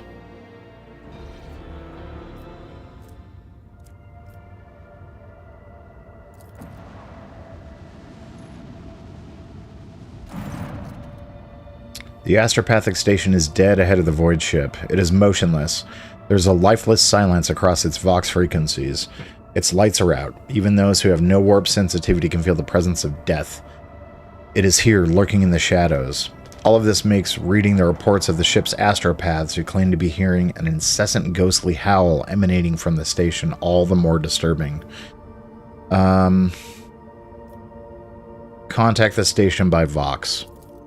Station's not responding. Perhaps there is one left who could respond. Deploy a scouting team. The enforcers offered their prayers and proceeded to enter the uncanny station. What they saw inside was monstrous. Astropaths upon their thrones, not quite here, not quite now, smudged, as it were, across time. Servants were living their horrible deaths again and again, only to be reborn out of the ashes and the blood into more agony a moment later. The warp manifested itself here, twisting the very nature of existence. The main hall was covered in a crust of psychic ice. A green-robed, blind old man sat motionless upon a tall throne. He was quiet, quite literally, embedded in the ice, yet he was still alive and screaming. Send Zachary Weiss to the station with a squad of bodyguards. Choirmaster Weiss boarded the station in person and proceeded to the choir's hall. He stood silently for hours in front of a man frozen in ice and held a telepathic conversation with him. Then Master Weiss offered a prayer to the God Emperor, and the unfortunate man passed away. Upon returning to the ship, Weiss reverently presented the Lord Captain with a grim trophy, the late choirmaster's amulet taken from his frozen body after his death. We received the denial of nightmares. If worn by a psyker, the wearer gains immunity to the horrors of the warp effect. That's cool. The psychic shriek carrying across the immaterium has been silenced, but this has brought the crew to no relief. Excuse me. A chilling realization came to the astropaths when they discovered that the cry was masking a different sound, one even more terrifying and surreal. It was the melody of a cataclysm born from a warp storm of titanic power, so intense that the entire expanse must be able to hear it. It muffles astropathic messages and crawls into psychers' minds, evoking everywhere the same image, a dark, gaping, beastly mouth, cleaving the universe in two. Now that the mad choirmaster has finally stopped screaming, the song of the Immaterium has reached the rogue trader's void ship too. The beastly mouth, the Kikatrax Maledictum, a huge warp storm stretching across the galaxy, the result of a catastrophic rift in real space. Order the station to be explored, burn everything, or seal the station, dooming its ghostly inhabitants to an eternity of suffering? No, we're going to be exploring that station. Thank you very much. A brief and chilling chronicle of the station's doom was found in the scribe's records. A warp disturbance of monstrous proportions wiped out half of the choir at once, turning the astropaths into living portals through which torrents of the Immaterium's energies poured out. Those who lasted longer bellowed and howled about a black rift that had split the universe into before and after, and a darkness that would devour the Astronomicon's light. Holy crap. The Astronomicon is the psychic beacon that helps navigators to triangulate a course for their void ships through the warp. That's what the Emperor sits on, and that 10,000 psychers a day are sacrificed to keep running. Well, to keep the Emperor alive, essentially, so that we can travel through space like we are right now. Burn everything. Void torpedoes shattered the fragile station. One can only hope that the unfortunate souls captured by the warp have perished along with their home.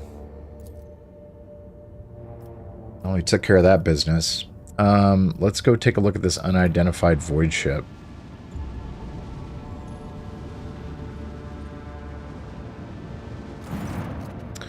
Master Helmsman Ravers says the Vox crackles to life. What we have here, Lord Captain, is not very noticeable, but there's a void ship sitting in the local asteroid field. Sure is quiet, like it's huddled up there on purpose. It's not like I'm surprised. The thing is more scrap heap than ship at this point. Somebody sure went to town on it. We are registering critical damage to the hull and depressurization of several compartments. Oh, there is an incoming transmission now, too. Can you hear us? Do not require assistance. Repeat, do not require assistance. Copy. Keep following. They'll pass us by, won't they? Emperor protects. Lord Captain, I'm told our augurs cannot determine the allegiance of the vessel. To be brief, there is an unidentified and badly damaged vessel within an asteroid field near the Raikadi Philia colony that is refusing help, which, not to put too fine a point on it, has not yet been offered to them. Can we establish communication and let the vessel identify itself? Yes, Lord Captain. The connection is established. Unknown vessel, we are receiving you. Identify yourselves, I repeat. For a brief moment, the Vox only hisses and snaps. Then several voices at once start shouting over one another. Do not tell. Tell him we are done for. This is Thunderfang. We are, one of the voices falters uncertainly, and it is replaced by another. A merchant vessel. Do you copy? We are private merchant vessel. A merchant vessel, of course they are. Damn, my stupid head. Where did I hear this name before? Thunderfang. Damage report on the unknown vessel. Telemetry shows multiple hull breaches, most likely caused by the guns of a combat ship. Several compartments are leaking air. The bridge has been almost completely obliterated. 2 of the engines are critically damaged. Somebody gave them a thrashing so solid they barely managed to limp away. Thunderfang, why can we not identify you? You can make out a hoarse and furious whispering even over the crackling of the static. Why? I do not know. What if... Certainly not. The whispering dies, and a clear, youthful voice cuts through the static. Our vessel is badly damaged. Is preventing the correct identification. We assure you, peaceful merchant vessel, Thunderfang does not require aid. Your vessel is badly damaged. What happened to you? The Vox responds by bursting into a cacophony of sounds, words, and emotions. Someone chuckles bitterly, another swears with some foul expletives, and yet another hisses, furiously demanding that the others shut up. You manage to take out little from all the noise. Make out little. We were just flying, minding our own business, straight out of the blue and open fire. Miracle we could get away. Emperor protected, and then more fire. Who, void knows, roasted our tail, bombed everything. Our folks are left without our help. We never got to them. Thunderfang, now stop playing games and explain again what your business is here. And this time I highly recommend the truth. Happy now? What have you done, idiot? It is too late now. The Vox channel is again filled with angry whispering of several voices. The whispers and static are drowned out by a clear and slightly frightened voice. Do you copy? We are from the Fellow of the Void. We do not come here to loot, on a different business, to help our own, out of jail. Do not hurt. Please? We already had our Chronos cleaned. How about striking a deal? Our hold is full of plunder. I mean goods. So, plunder, these are pirates, guaranteed. In case you're unaware, Lord Captain, the Fellowship of the Void is a disorderly assembly of several dozen pirate factions in the Cronus Expanse. They consider themselves above regular heretics solely because they sometimes have vox conversations with those whom they are about to board. Were it up to me, I would make them eat a salvo from the macro cannons to shake that scum loose from the decks. They certainly deserve it. Danrox says, I would wait on destroying the vessel if I were you. Although the moral aspects of their livelihood do cause some awkward questions, the Fellowship of the Void remains a major supplier of goods to the local market. Perhaps you will find dealing with them acceptable, especially in a situation where performing a warp jump is impossible. Alright. Thunderfang, prepare for commercial exchange. Cool. So, this is what I was wondering. We should be able to sell stuff, yeah?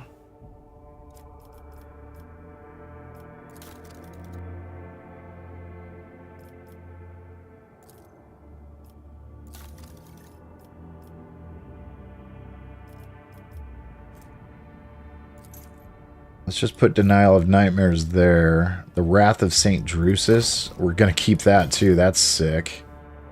Blast Wave, two-handed ranged weapon. Heirloom auto pistol. The Operator's Gloves. +3 bonus to tech use. That's useful. This random auto pistol, we can sell that. The handwritten letter from Theodora and the key, we're going to keep those. Keep the melted charges. Let's sell these axes. Sell the auto guns and sell the swords.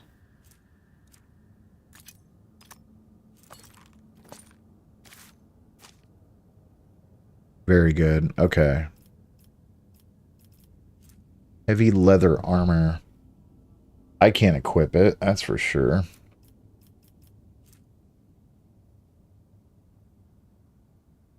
Where's range attacks decrease their target's dodge by -5%. That could be cool.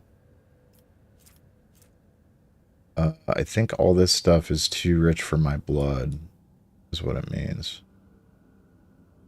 That's why it's all dark, would be my guess. Or possibly I have to buy and sell with them to increase... What are these levels here? Let's get...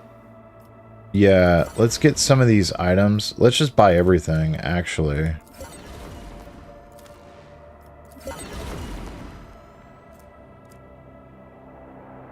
For now. Because I can use this on my other characters.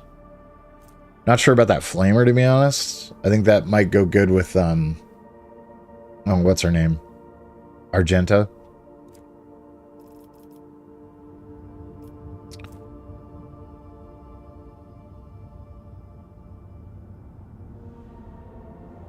So this is Raikadi Filia, the prison planet. Raikat Majoris, we haven't investigated yet. Urak 5. We don't have any reason to go there yet, so we'll go here because this is kind of the main story.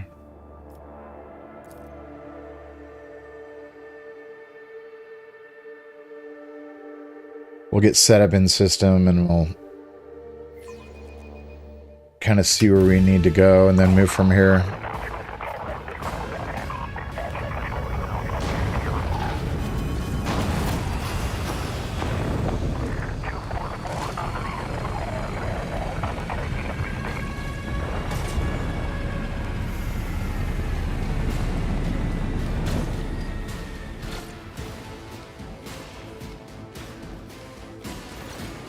Starport greets you with the din of ordnance and the smell of explosives tickle your nostrils. It is difficult to tell through the smoke who is firing at whom. Among the cracked rockcrete and bent plasteel, you notice a man in a warden's uniform. He stares at the gleaming gold of your shuttle in surprise. Did the governor send his personal guards? No matter. What are you standing there for, meat? Are you waiting for the rebels to blast your bucket again for good measure? The skies over the capital are blocked by enemy fire. All aerial traffic has been halted. What pest gave you clearance to deploy? Hi, by all the saints. I'm Sergeant Malgar, and you lot report to me now. Straighten yourselves out and drag your arses after me. I'll map out a defense sector for you. By the end of his tirade, the sergeant's voice grows quieter as his eyes focus on your expensive gear. Abelard turns purple. By the holy throne, what is this mess? Adira glances around. They're in a rough spot, old man. Go easy on them. You must be mistaken. I am rogue trader of House von Valencius. Abelard, enlighten this rabble about the proper manner of greeting the God Emperor's chosen. Oh, man. I am the rogue trader von Valencius. Give me a status report this instant. How dare you, commoner? On your knees before I blow your brains out. Let's go with, you must be mistaken.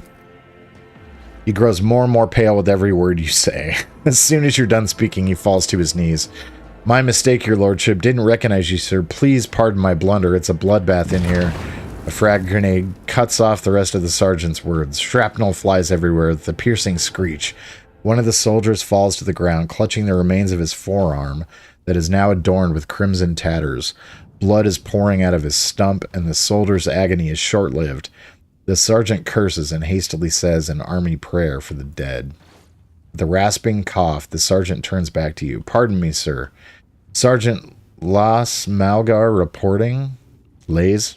Malgar reporting. My unit is holding the starport on the governor's orders. How may I serve? Some dirty dog nearly shot down my shuttle. Do you happen to know if a member of the Inquisition has come here? At the word Inquisition, the sergeant's face fills with an awe. I don't know, sir. There definitely haven't been any visitors like that on my watch. You might have to inquire at the headquarters, your lordship, sir. What's going on here?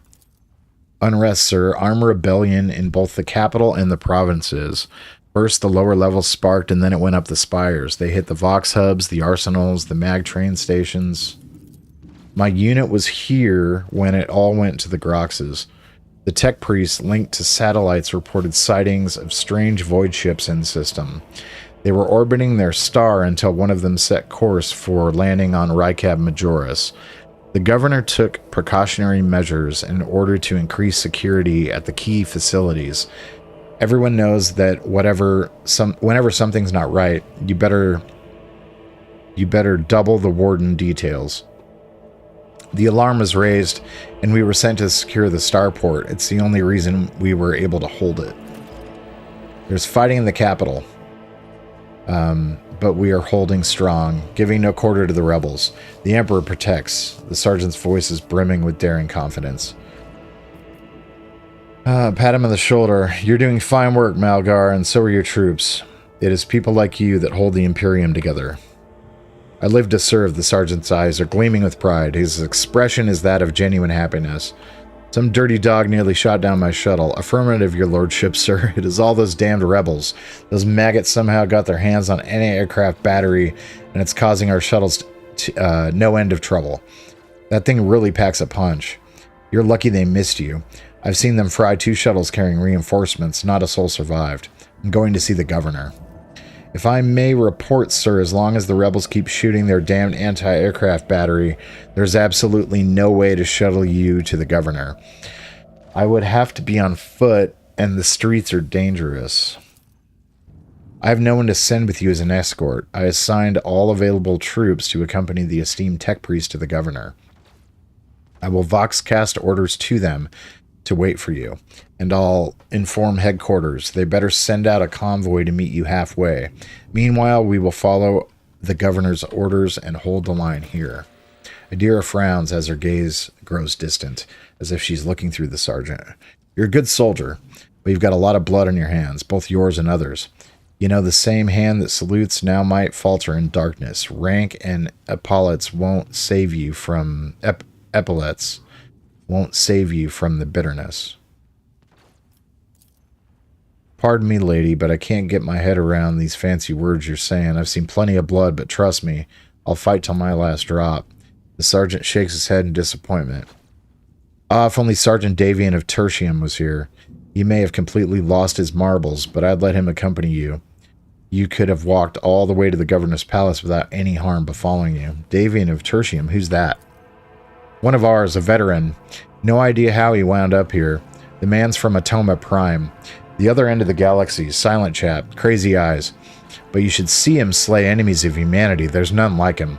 The sergeant cast a glance somewhere past the starport.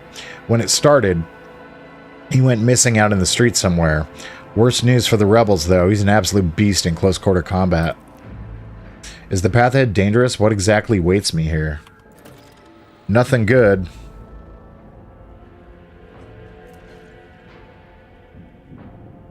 You went to Rycab Manoris as soon as you could, so these are the decision consequences. So since we went early, things are a little bit different. That's for sure. Those bastards will shoot anyone walking down the streets. Your own troops were ordered to fire without warning. Our own troops. You better move with caution, sir. On top of everything else, we mined the streets when we were pulling out. His remark about mines lodges itself in your memory. More than anything, you will need to watch the ground and not your surroundings. You'd rather risk from a rebel or a jittery soldier than experience a few handfuls of lethal frag shrapnel resting on top of some 300 grams of explosive physaline. What tech priests? A very important person from the Adeptus Mechanicus arrived on the last shuttle before they locked down the sky. He kept on asking whether anyone by the name of Amaranth or Amernat or something like that had recently arrived. Barely answering any of our questions, though. Said he was under no obligation to tell us anything. He demanded to talk to the governor personally, so I had to send a quarter of my troops with him to keep trouble at bay. We'll see that your heroism is noted. Sergeant blushes slightly. I live to serve. Another explosion interrupts the sergeant's words. With a sigh of relief, he turns to the soldier and spits out a booming series of commands. Alright, so rumors. On your travel, you're going to hear many rumors. Those of them that are deserving of the rogue trader's attention are logged in a separate section in the journal. Sometimes rumors are just that. Other times there's truth to them. In some cases, there may be even more. To verify a rumor, travel to the place indicated in the rumor's description. While traveling the Cronus Expanse as the rogue trader, you are bound to hear rumors regarding your own deeds and exploits, some of which reflect the reaction of the Expanse's denizens to the choices you've made. And this is what I miss about games. If you have an RPG and you have... it's lore heavy like this, right? And you don't put in serious decision making and consequences into your game, what are you doing? Now, I'm gonna mention a couple of examples. Cyberpunk 2077 is one. Nothing you do really has an impact. Not really. I know it feels that way when you first start playing it. And that first mission, where you have to go get the little robot crawly thing, there's like 6 different ways to finish that mission. But none of it means anything. If you do it one way, there's a character later on in the game that ends up dead. If you do it another way, the opposite character that you side with ends up dead. It's just... And it has literally no consequence. Like, those characters don't do anything for you anyway after you make the decision. So games like this are really cool because we came here first and now we're dealing with this shit show, which is going to make this awesome. Await us in this place. It's going from bad to worse. I expected a typical dull reception with the governor, not more carnage. Uh-oh, carnage is what we got, though. Submit, and you'll die quickly. Spare none of them.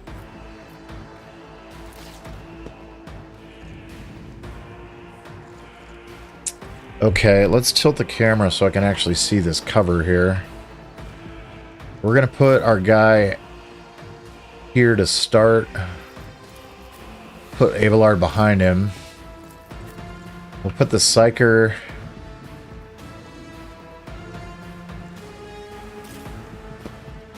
behind them, and Argenta, we're going to put her behind this cover. Well, eventually. Start with Argenta.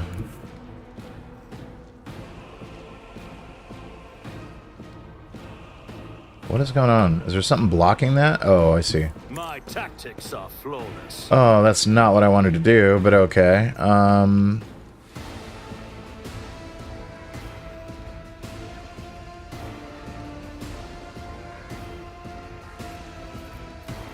Switch to our pistol. I think I can blow that from here. Nothing of value has been lost. I accidentally killed him. Man. The Emperor protects. Scared yet? I'll live another day. Let's get to it. Let's make it quick.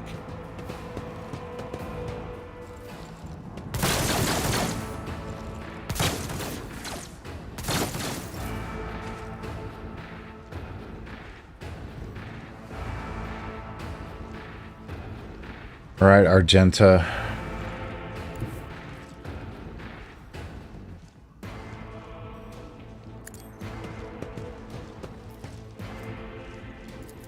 Let's burst fire this direction. I think we can take them all out. Strike is a prayer. I was hoping she was going to blow that, but I guess not. Run and As gun. the Emperor commands, I act. Oh, we did. We did take the other guy out. Nice. Okay, good. So I got another attack with her that I'm going to use, and we're going to shoot this guy. We're probably going to hit the other guy in the process, too. None can escape the Emperor's Bonk. That is... Well, let's use her ability as well. I'll do it. Furious Recital. Give us that momentum boost. Hold on. Let's get to it. Let's get to it. I'm here, maggot.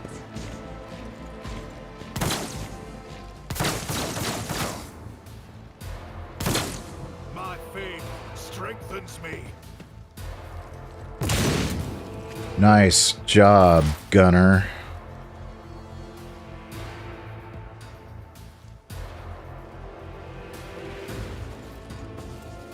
Lightning Arc. This is the one that does chain lightning, right? Yes, it does. I don't really see... I can't really hit him in range, though. That is not It's my way destiny. too far. There's not great positions here to really get good angles on anything.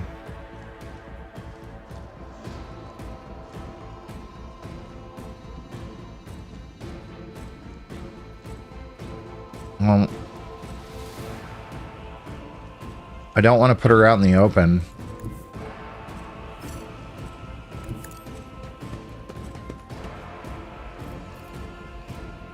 Let's analyze. Can we analyze anybody from that far away? No, I didn't think so.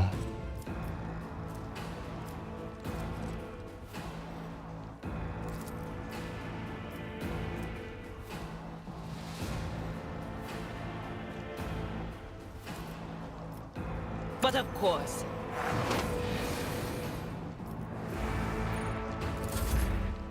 That'll be it for her.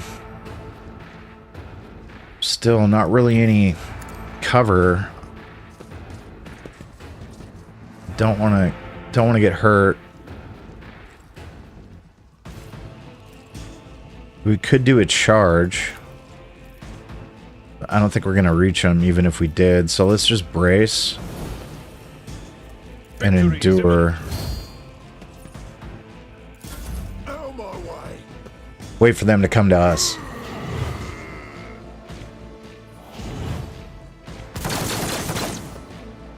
Show me what you've got.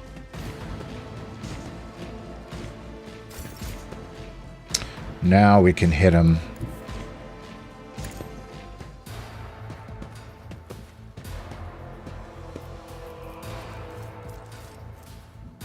hit my own guy. Oh, I won't. Okay, good. Opposing me was your biggest mistake. Leave.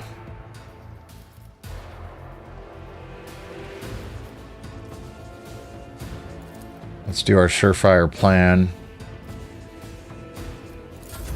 End the turn there. Argenta, I don't love that you're so close to my my Lord Captain. Let's get you behind here. Is this considered cover? It isn't, but this would be. The problem is, if I set her there, that's a bad day. Can I shoot them from here? That is not the Emperor's will. Yeah, I didn't think so. What else could I do? I could just put her in the mix. I'm so worried to do this, but I'm going to do it anyway. Guided by faith. I'm hoping I can take them both out. Prayer. Revel in The slaughter. Emperor commands, I act. That will increase I'll do it. her ability. I reload and it's less Faith without deeds is worthless. painful. Back to the enemies cover. of the Emperor will be undone. I'll do it. Oh, dude, you missed? Brutal. Time to slaughter someone. Yeah, I'm right in the way. Stay vigilant. Nice. Cover me. Let's see what we can do with our lightning from this distance. Nothing out that far. Nobody over here. That's the only option, so we'll zap him.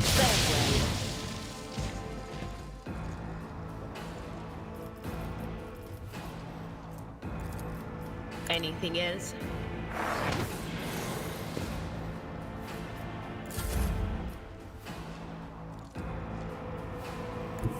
My place is at the fore. Yeah. Not in charge distance, so we'll go ahead and use his endurability. We'll stand next to Argenta here. Already done.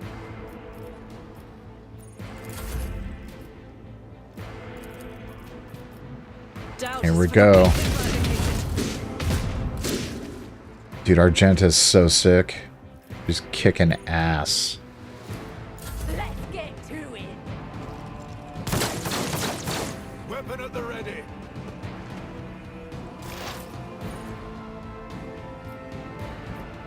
Alrighty, Dira, let's get you behind this cover. What is this foreboding? I'll zap you again. Oh, it's just too far away. Damn. Alright, well, let's cast this on you then.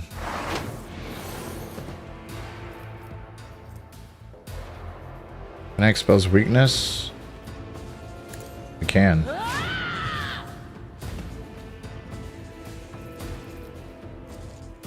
I can also do analyze enemies on him too.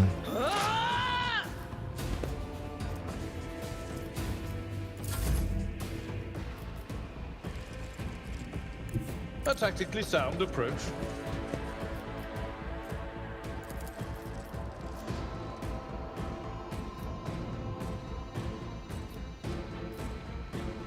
That's not the Seneschal's job. Run him up. Indeed.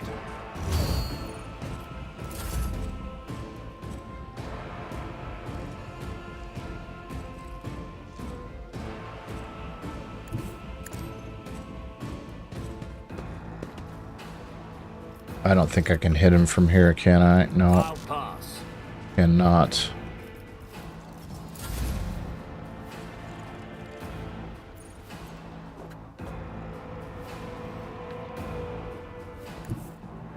Rejoice in battle.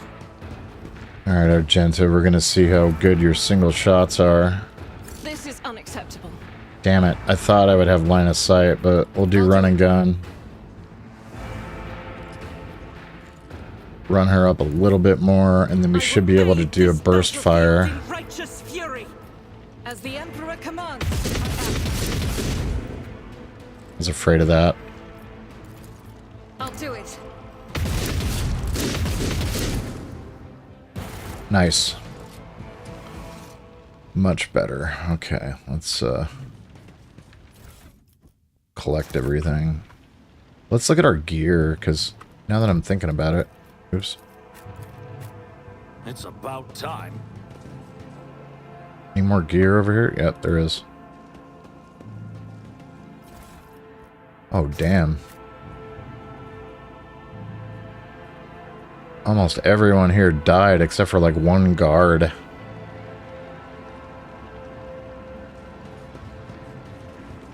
Blind madman. My eyes. Have you got them? Please get them back to me. Even just one, please. Oh, jeez.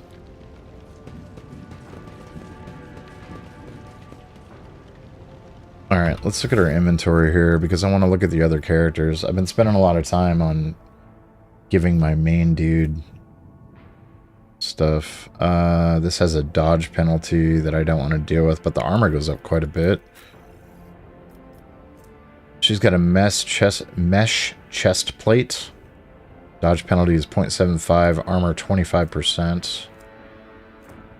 I don't see any better armor on any of that, so let's just stick the armors here. What do you got? 15% on that body glove. 35% and 0.5 dodge penalty. Geez, that's nothing. Armored body glove, 15%. Okay. All that armor is kind of trash. Isn't really going to help us. Abelard, though, her bolter is sick. Oh my gosh, it's so sick. Alright, this weapon we need to have... Wrath of Saint Drusus does not have an area attack. Oh. Increases damage from all sources against any hit targets by 15% until the end of combat. It's pretty cool. 8 to 12 damage. We can replace our regular weapon with that. So we got that chainsword now. Are these the same? They look different. 7 to 8 versus 8 to 12.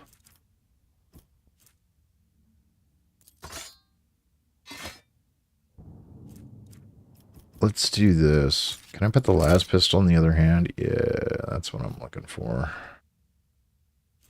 What's better in this last pistol, though? This heirloom auto pistol sucks. The blast wave two-handed is pretty cool. I could put that in my other hand, so if I need to do anything crazy, I can shotgun him. Homegirl, you need this, because you are a psyker. You get the Horrors of the Warp immunity ability, or excuse me. Destiny. You are immune to the Horrors of the Warp effect if you equip this, which is going to be really good for you. Tech use. I don't know if that'd be good for him, but we'll give it to him. What has he got for his sword? Just a regular ass chainsword. Well, this one's 7 to 10. That one 8 to 12. We'll give him that.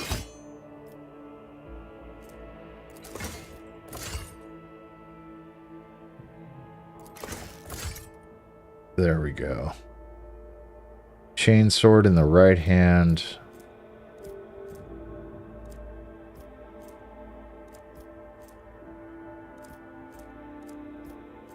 That one's got AP 15 though.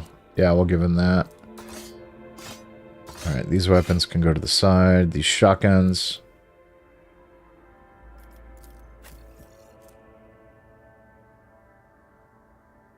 That's an actual rifle. So we will replace the last pistol with the shotgun for sure. Give that to all my peeps. Yeah, that las pistol sucks. Shotguns all around. Shock batons, trash.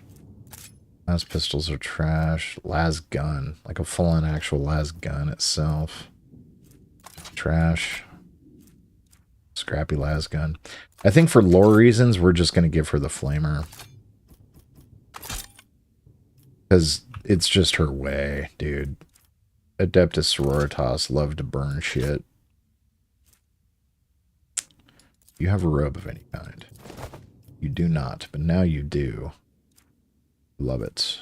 You can't wear that. All the rest of that is garbage. Alright. All junk. Alright, cool. What else do we got here? Everybody blind? First. What's going on up here? I'd rather have goods than bads.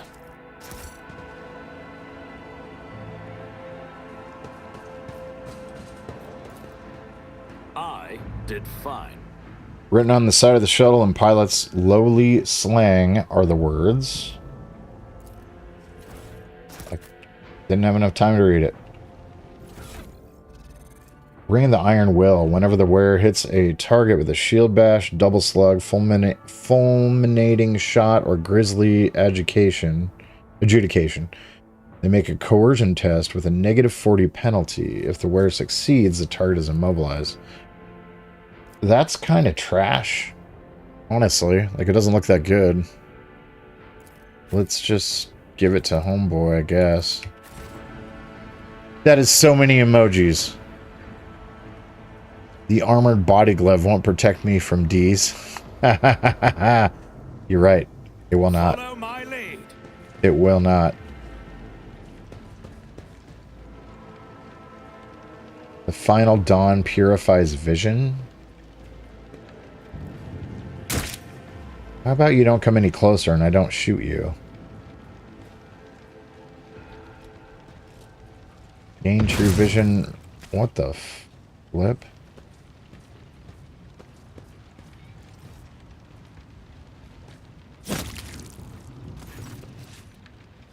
Lucky Jasper. The young, shaggy-haired soldier is still pale. Nonetheless, as you approach, he holsters his pistol, the hallmark of good discipline. He gives you a somewhat frightened but genuine smile. Thank you, my lord. You arrived in the nick of time. I don't know what those babbling creeps wanted with me, but it definitely wasn't going to be anything good. You unharmed, soldier? All thanks to you, my lord. Those blind lunatics are all over the city now.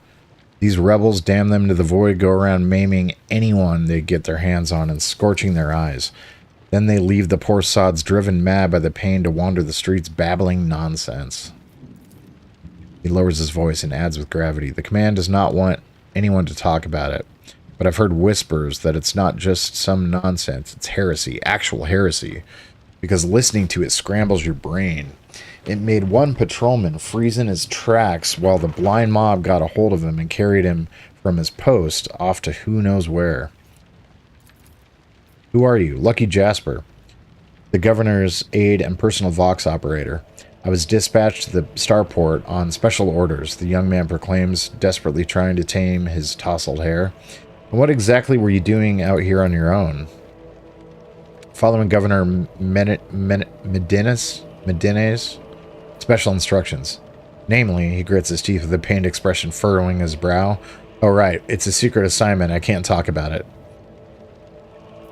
So, Lore Imperium, I'm a rogue trader. Why don't I simply order you to tell me everything? It's well within my rights. Or persuasion. What if you know it's priceless intelligence and you were to die before you could relay it to anybody? Coercion, wink at Adira. Mr. Tlass, would you kindly read all his thoughts for me? Coercion 100%. Whatever punishment you are afraid of, I can do worse things to you. You better start talking. Let's just say I'm a rogue trader. Rogue trader, after casting a glance over his gear, he nods in understanding. Oh, so you must be from House von Valancius' ship. The Starport Auger surveillance station reported that it had detected your ship entering the system. Then you heaved to, sent a shuttle to another unidentified ship, a very strange one at that, and then the ship departed. Jasper pauses for a second, then mumbles, but the Auger surveillance station's reports are not to be disclosed to third parties. But you know that already, don't you? Well, alright, if you really are a rogue trader, I'll tell you everything. So what did they send you to the starport? I'm supposed to deliver updated Vox codes, and now, how should I put it, assess the situation? The planet is a real mess at the moment. The rebels have found their way into the Vox net and are now eavesdropping. They made proper communication impossible. The hallowed electrodynamic Cenobium had sent out a distress call before it went dark. And who even knows what's happening in the system? There's been a riot on Rekaidi Philia, the prison planetoid. Urak 5 station is silent, although the navigators there have always been a reclusive bunch. I was hoping I'd be lucky enough to run into a pilot or a captain here who could give me an update, but that's hardly a possibility now. The rebels are blasting anything that tries to land out of the sky with their damn cannon. Well, he stops talking a little too abruptly. Tell me about Urak 5. There's not much anyone could tell you about it. That station belongs to the Novus Nobilite themselves. Emperor knows what they do up there, or who even lives there. The scorned ordinary folk. The only person they're willing to grace with an audience is the esteemed Yvain Winterscale. There's something you're hiding from me, isn't there? Oh, wait. It is beginning to sound like he's complaining. That place is creepy. They say they order shuttles with servants from Rykab Minoris on a regular basis. I guess they're too important up there to change filters and clean compartments themselves, huh? Except I've never met anybody who has served there. It's like no one ever comes back. There's something else you're hiding from me, isn't there? More classified secrets. It's nothing classified, just personal. There's another reason why I'm here. My betrothed is missing. Raquel Vicari, the esteemed Yvain Winterscale's personal pilot. When the riot reports came from Rekaidi Philia, Lord Yvain headed there personally. Then this rebellion started down here and we lost communication. No one knows how they're doing up there. You know what I'm afraid of? That they'll come back and those rebel scumbags will shoot them out of the sky. I wanted to find a place that's high up, set up a Voxcaster there, and send them a transmission. The sky is closed off. Don't try to land. But I didn't make it in time. Those blind dogs chased after me, and as I was running, I tripped and broke the caster. He hangs his head sadly. I worry for her. She's an excellent pilot, but I still worry. Abelard shakes his head disapprovingly, but his eyes are understanding. That is why all members of a Voidship clan share the same employment. No matter how devoted a servant of the Emperor is to their duty, there is always the danger that family ties might disrupt regulations and order. I hope that no harm comes to her. The Emperor protects, my lord. If someone you love is in trouble right now, may he protect them too. Who is Yvain Winterscale? The esteemed and honorable scion of blessed rogue trader Caligus Winterscale, master of the Rykard system. At the behest of his illustrious father or grandfather or uncle, well, his illustrious relative, Lord Yvain, took up residence at Rykard Minoris. Jaspar's face betrays fierce inner struggle before he blurts out, "You know what I think? I find it curious that blessed Caligus didn't make him the ruler of our world. Lord Yvain is his blood, but it's the governor who rules us. And why do you think he sent him here? I think he's been exiled." Do you think the governor can handle the rebellion? Jasper mumbles evasively. Well, obviously I'm not some pessimist to say otherwise. I won't tell anyone. You really won't? Well, then, if you ask me, things are pretty rotten. His words come flying at the rate of a stubber fire. Those rebels are strange. We would have easily quelled a normal riot. We're not some commoners, we're Racadian. The naval elite of House Winterscale, but those people, they're vicious. They know no fear. And their attacks are so precise. It's like they know what's going to happen ahead of time. The command executed 7 officers on suspicion of espionage, but it's not about spying. They say the leader of the rebels is some two-faced Aurora who can see into the future. Now she's the real danger. Adira scoffs and rubs her hands together in excitement. She can see into the future, is that right? We'll see about that. She's up against the wrong psyker. My breezy whispers may be vague, but they've not failed me once. I can tell you without asking my ethereal friends that her future doesn't look too bright now that the Lord Captain is involved. I can brutally maim him? You know, I think I'll punish you for disclosing classified information after all. Holy shit. Oh, that's bad. There is a brain bug on this planet. They sucked his eyes out. They didn't suck his brains out. 55% off? Nice. I'll have to look into that. It's actually a really good deal. I don't know if it's normally 70% off or $70, but... I'm looking for an interrogator of the Inquisition who may have arrived on this planet. Have you heard of anyone matching that description? Jasper's face quickly turned gray as he says, I have, but I don't know where he is now. I'm sorry, but I don't like discussing the affairs of the Inquisition. I have no more questions. My pleasure to be of service to you, my lord. It's been nice to chat to somebody normal. He glances warily at the body of the nearest blinded lunatic. I must take my leave. You're right, we shouldn't stay here, or we might run into the rebels. I'll go find a safe place to watch the sky for any landing shuttles. May the Emperor protect you, my lord. Alright.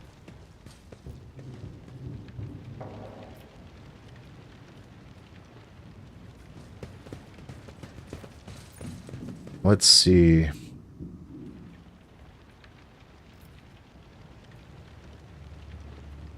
I don't really see anything in the other direction, so we can run through this way. Oh, there's a rebel gunner right there.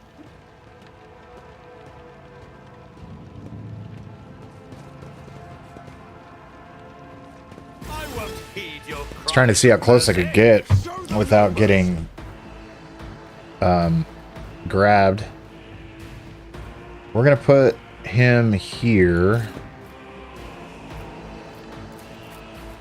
We'll put Abelard on the opposite side. She's going to go here, take advantage of that cover.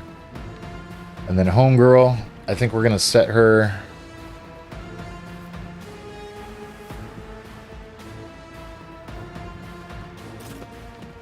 here. That'll be good. Alright, so he... Nothing I can't do. We'll do that and then end it. Oh, I didn't see them on that side. Damn it. That sucks. Let's get to it. Hold on. This is going to be a big battle right here. Oh.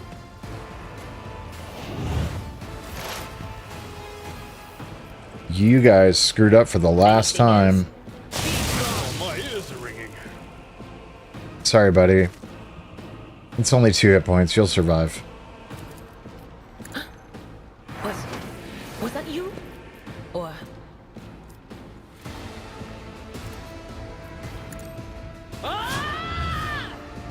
Expose those weaknesses. Alright, girl.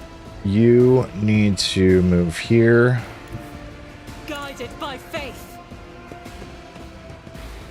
And then you are going to unleash hell As on the all Emperor 3. is a prayer. Nice. I'll do it. Run and gun time because I need a single shot here. As the Emperor commands, I act. You suck. Faith without deeds is worthless. As the Emperor commands, I act. I am his will made manifest. It's your last chance. Nice. Very well done. Doubt is for the weak.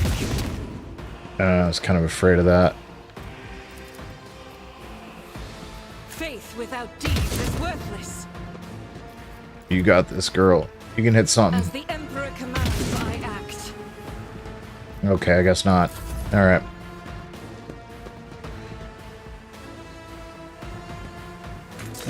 Uh-oh. Let's get to it.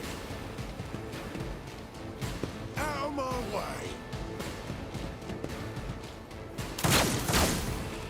killed his own guy in the process. That's awesome.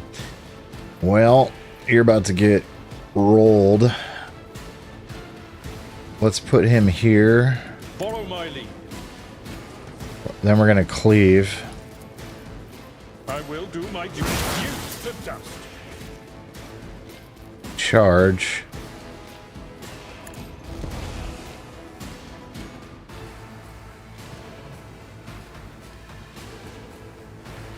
It will be done. Here we go.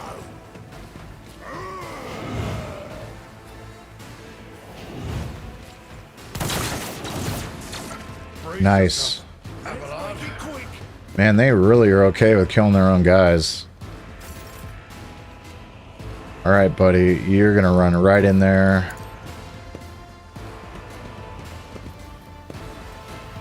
Blade dance. Nothing of value has been lost. Jump attack. My specialty.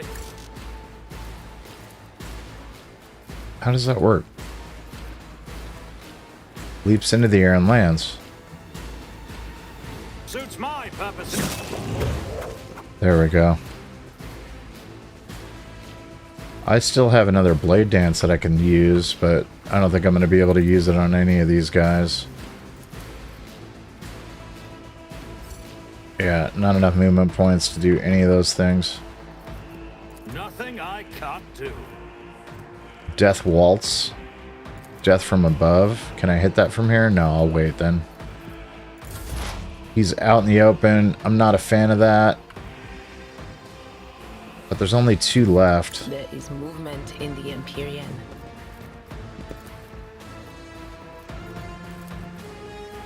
But of course, farewell. Psychic screamed.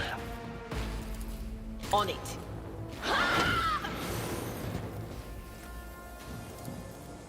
Let's analyze him.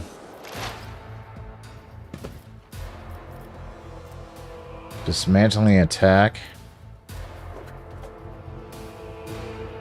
Nice. Nobody's close enough. Let's just run her. Oh, I don't want to run her that way, though. Let's run her this way. Don't want to hit my own guy. God Emperor, move through me. Be the fire in my heart. I'll do it. Got him.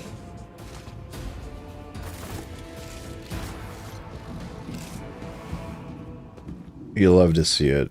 Okay, this is all garbage. But I'm still going to pick it up.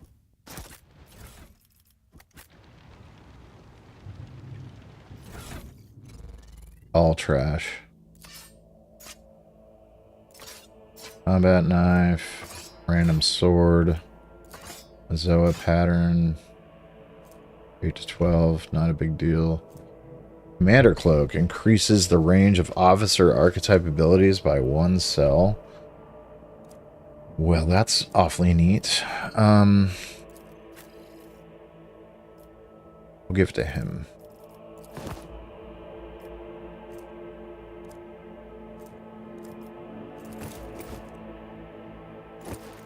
All trash. Okay.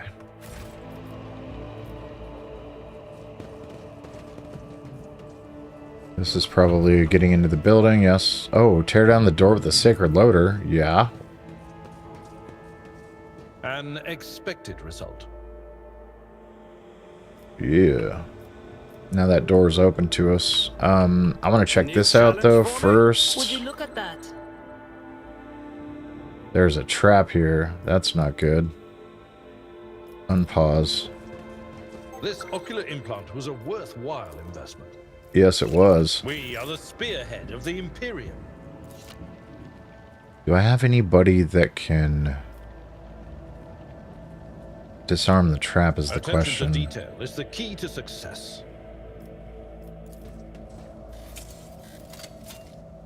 Experience. Nice. Nothing matters more. Disarm Nothing's those impossible traps. for this old officer. Give me that Compared to naval experience. service, that was barely a challenge. Any more traps? Well, I guess we won't know until we do. All my troops will disappear like US and Chinese scientists researching nuclear or space things. This is the Warhammer 40k universe. Weirder stuff has happened. The turret was replaced in a great hurry, but the Technomat never had the chance to activate it. Well, we can make that happen. We I'll can... lay claim to the stars. Uh-oh. More rebel scum. Change is coming. The edge is nigh. Uh-oh. The blinded ones are harmless. No sense in shooting them and drawing attention. Fire on the nearest target! Oh, don't kill the tech priest! We need to take him alive! Find it, and let their enemies Kevin, fall back!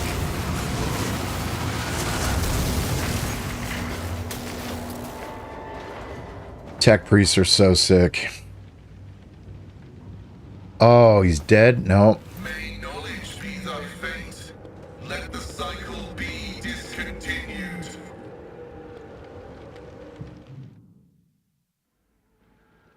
Man dressed in crimson should not have survived an explosion like that. However, he is alive, and you hear the wheezing of the respirator that covers half his face. Not another step. Flee, for I am death.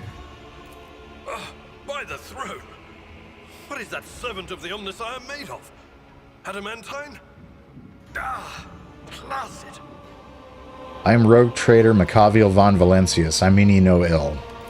I identify you as a member of a high stratum belonging to Rogue Trader House von Valancius. I am detecting no need for confrontation. The convoy received an order to meet you. It is no longer functional. Therefore, I propose that we continue to advance to the rendezvous point with the governor's soldiers. How did you manage to kill off a slew of people and blow up a sacred machine without even laying a finger on it? This was my doing. The voices are being weird about him. They're saying garbled, conflicting things. Like they're talking about completely different people. But he's not a threat to you. Even if that's a bit hard to believe after all the fireworks. You do not even know how you caused such an explosion? The Omnissiah granted me a revelation. The spirit of this machine was dying, but it wished to perform a service, for such was its design. I sensed this and appealed to it. I do not know how I did it. I merely followed my intuition. The understanding granted by the Omnissiah was not permanent. It has left me. Who are you? I identify as Magus Pascal Haneman of the priesthood of Mars. By the grace of the Omnissiah, I am currently assigned to the maintenance personnel of the station Altar Templum Calixis X-17. Why do you wish to see the governor? I identify. I came here to carry out a sacred mission. My mentor, Archmagus Amonat, summoned me, and I hastened to answer his call. But the rabble's unrest prevented our meeting, and I was on my way to Governor Medina to determine my mentor's current location. My escort was ordered by their commander to discontinue their movement and await to be merged with your group. Then, due to their incompetence, they let themselves be killed. It was an unacceptable complication to my task.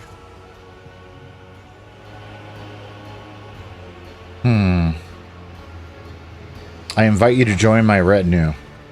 Acknowledged. Predicting successful and mutually beneficial cooperation. I can have 5 people in my party. Already cooler than Baldur's Gate. It only let you have 4. Well, without mods. None shall stand in my way. Data meditation is terminated. Oops.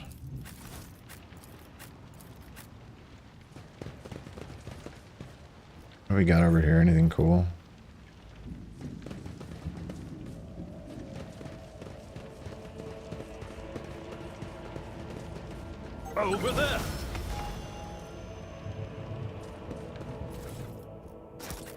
Medicaid bag.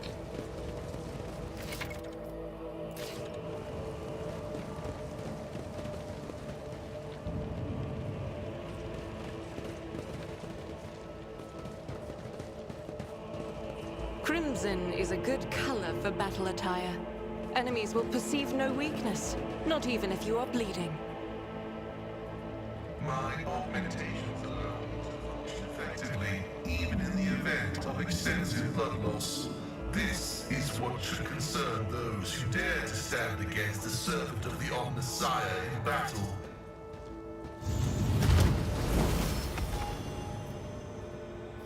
We should level up while I'm here. He needs... What has he got? Abilities. Aerobatic artistry. Immediately returns to his cell where they started their turn. This movement does not provoke attacks of opportunity. If the Blade Dancer uses death from above, this movement repeats all uses of this ability in reverse. That's really cool. So you can run him up, attack the crap out of something, and then hit that, and then it'll get warped back to where it started from, so that way you're not in the middle of battle. That's pretty sick. Blade Dancer selects an ally until the end of combat. Attacks made by the Blade Dancer against enemies who have already attacked that ally gain 14% critical hit chances. Yeah. Okay, I guess. Veil of Blades. The Blade Dancer faces a side of their choice and immediately ends their turn. Until the beginning of the Blade Dancer's next turn, they can dodge area attacks without moving and are immune to all types of forced movement. Veil of Blades. Let's go with the aerobatic artistry. And then, let's see, we got Medicaid's 50, 50 for demo, and then athletics. Let's put it into athletics this time around. All right, for this guy, let's give him, he already has Endure. Reckless Strike, 20% armor penetration, 8+8 damage, ignores 12% of target's parry. Sworn enemy, the warrior marks a target, gaining +20. Oh yeah, that's happening for sure. That's like the Black Templar's ability. I can't remember what it used to be called. It's like Righteous Zeal or something. Put it into athletics for him.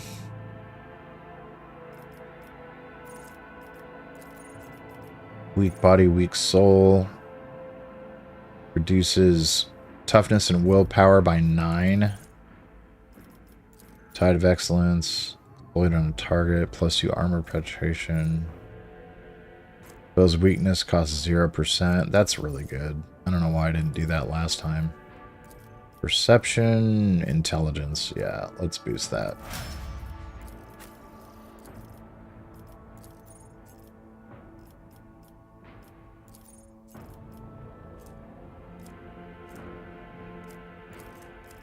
Yep. Ballistic skill. Controlled shot.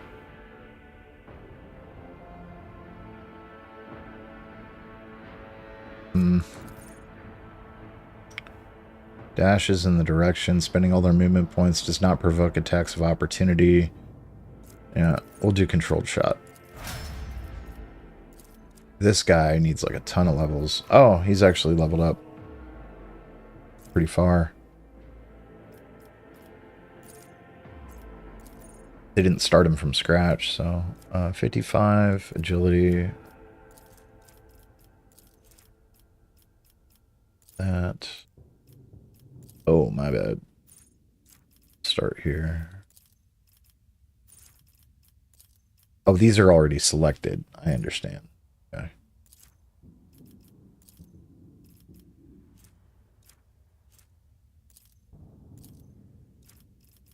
What am I doing? On the wrong character. Stupid.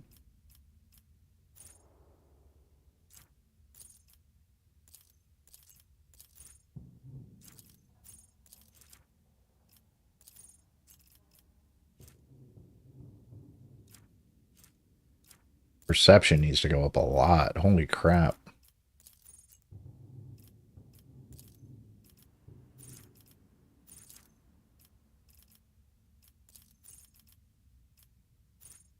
Operative attacks a target. Those at full wounds. The attack deals 13% more damage to the enemy.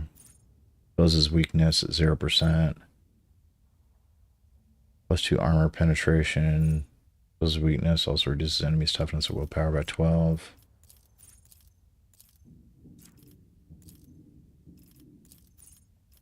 Hmm.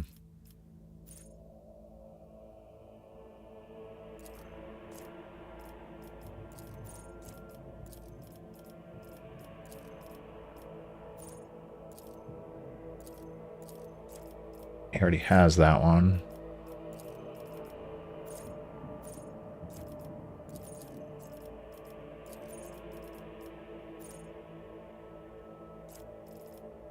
What was the one?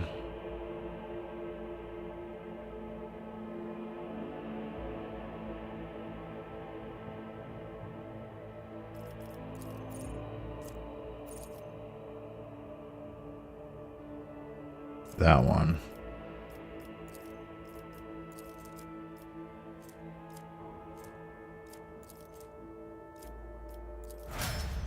There we go. Went up 2 ranks. What do we got here? Goods? It's about time.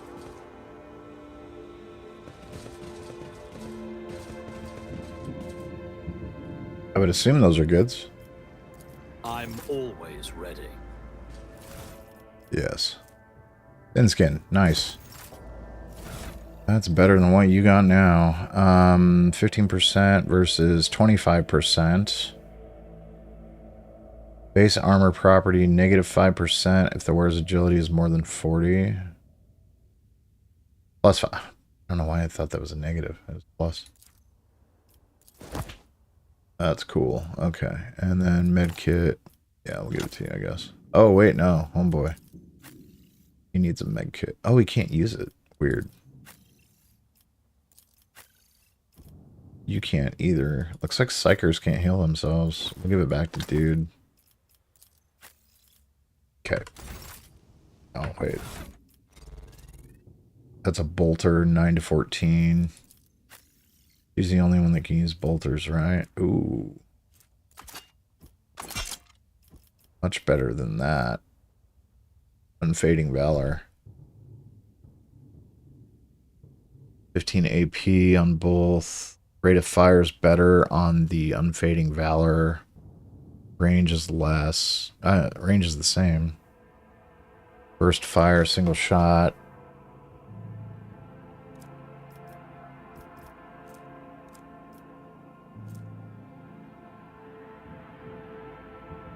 Yeah, we'll give her that. I don't see that that weapon has any additional abilities. It's just the name of the bolter, right? Doesn't actually have like a really good stats or anything. Oh, let's get everybody in a group here. There we go. Uh-oh. Sure the machine spirits will listen to you? I bet they're real stubborn. Oh, they can be. Quit your whining. I've seen the tech priest do it twice. I once even brought a sensor to him. Of course they'll let...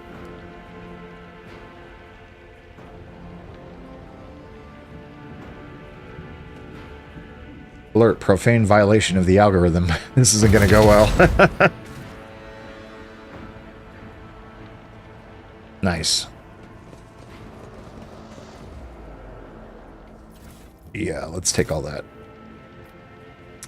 Let's get our tech priest to use that, because that makes the most sense.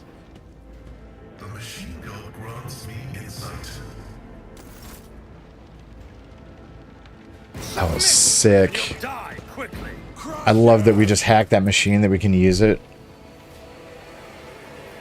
Alright, Argenta uni cover.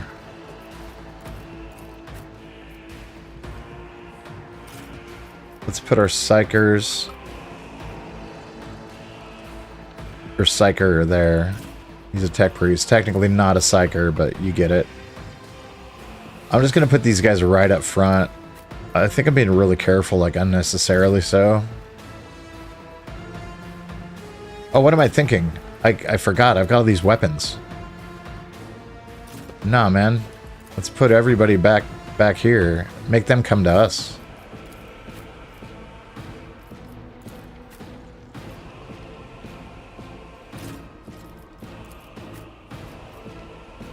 That's it.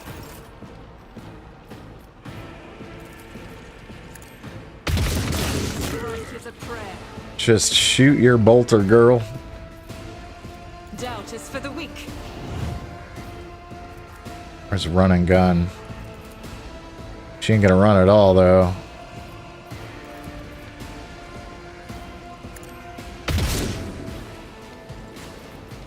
As the Emperor commands, I act. Ooh!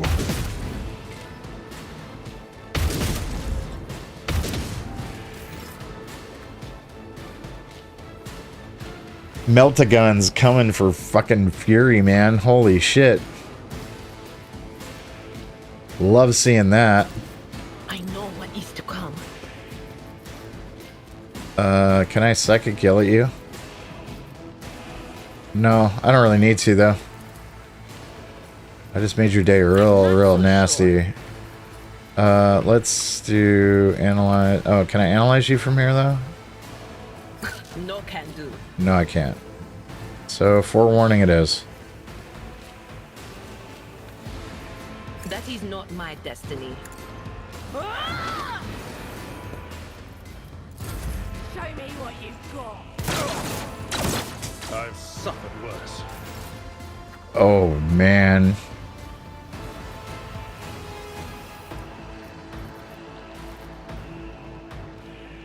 Can't really run up and do anything right now.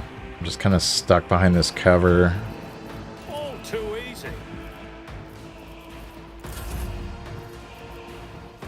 Machine Spirit Communion. All weapons in a huge area gain additional effects. That's sick. Do it. That is a huge area. Holy crap. Too bad I don't have more people close by, but we'll just drop it there. I don't think I can analyze anybody from here. No, I cannot. Machine Spirit Banishment reduces the damage dealt on the target's attacks by negative 14% for 1 round. That's really good. Request denied. I can't reach it. Oh, I can't reach it either, so we're gonna hang back. Victory is imminent.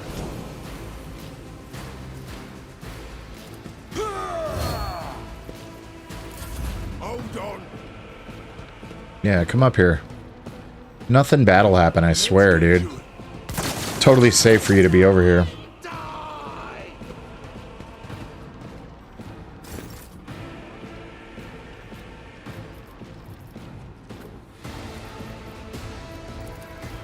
Faith without fury can escape the Emperor's judgment. As the Emperor commands, I act. Power resides in the will of the righteous.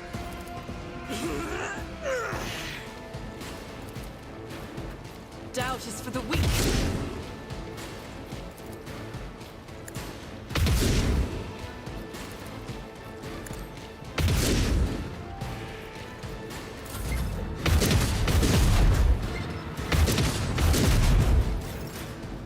Any of those turrets were gonna go crazy. Let's get her here. Here.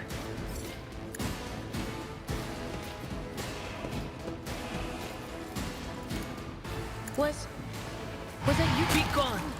Splat. I'm not so sure, but of course.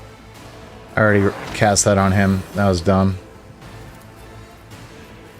No can do. Don't have line of sight on him either, so. Why did I not foresee this? Well, you did, but.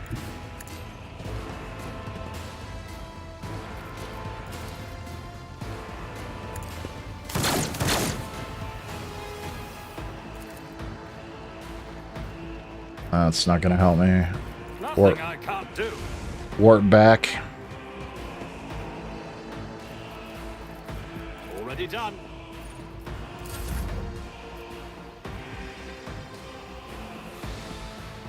See if I can get this guy to do anything cool. Algorithm.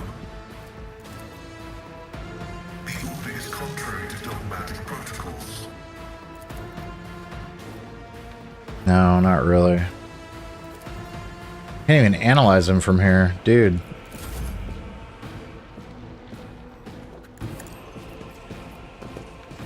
Can I charge? I'd rather not. Yeah, I see that. Indeed. Screw it. We'll just run them up. I'm not really worried. I will do my duty.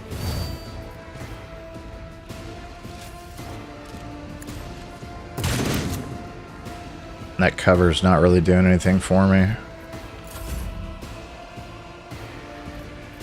As the Emperor commands, I act. Run and gun, girl. The enemies of the Emperor will be undone. I will not. I refuse. Oh, come on.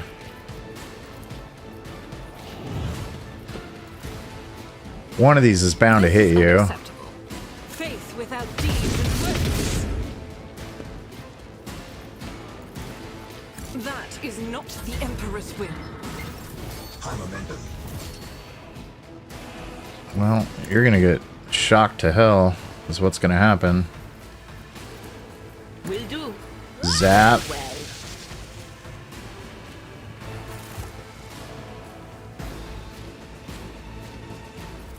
Bunch of garbage as usual. Any other cool gear? Oh yeah, we got a few more junks.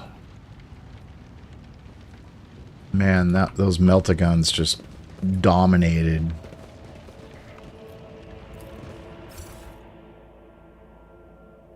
Kill me or release me, Parasite. Do not waste my time with talk. Oh, I missed a bunch of stuff, apparently. Are you sure you wish to collect the remaining trophies and leave this location? Yes. Duh. Of course I do.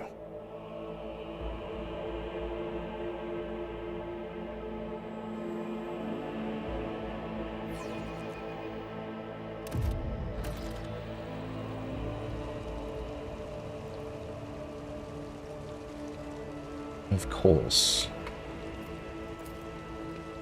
The corpse's throat has been ripped open, seemingly by a glancing blow from a none too sharp blade.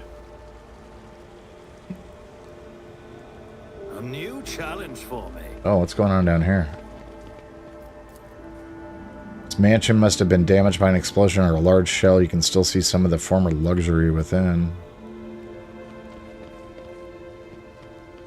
Friendlies. Young Warden. The young man in a planetary guard uniform looks very pale. There is a feverish gleam in his eyes. Your lordship at last. Private Camille Regius at your command. He hesitates. I was in the convoy. The governor sent out to meet you. The convoy was ambushed by rebels. I'm the only survivor. Nevertheless, I am ready to show you the way to the command center where the governor is awaiting you. The success to failure ratio of combat objectives completion for this world's military speak to its subpar efficiency. I will advise the local ruler to seek my fraternity's aid in upgrading their troops to servitor maniples. The tech priest's words make Private Regius grow pale and instinctively pull his helmet down tighter. Awareness succeeded. What is it, soldier? Why are you so nervous? Soldier grows paler still. Please forgive me, your lordship. I was left alone, and it's been scary waiting for you. That's why... How did you make it out alive if your entire convoy perished? I don't know. I just did somehow. There was an ambush. Everything was going boom and bang around me, and I kept firing back till I saw our commander lying there with a hole in his head. And everybody else, too. I was alive, and the enemy had retreated. What can you tell me about the insurgency? There's not a lot to tell. We were taught that the ungrateful rabble often rebels against the lawful authorities. Comes Camille's rote answer, but then he continues in a slightly different tone. For the past couple of years, we haven't been doing very well.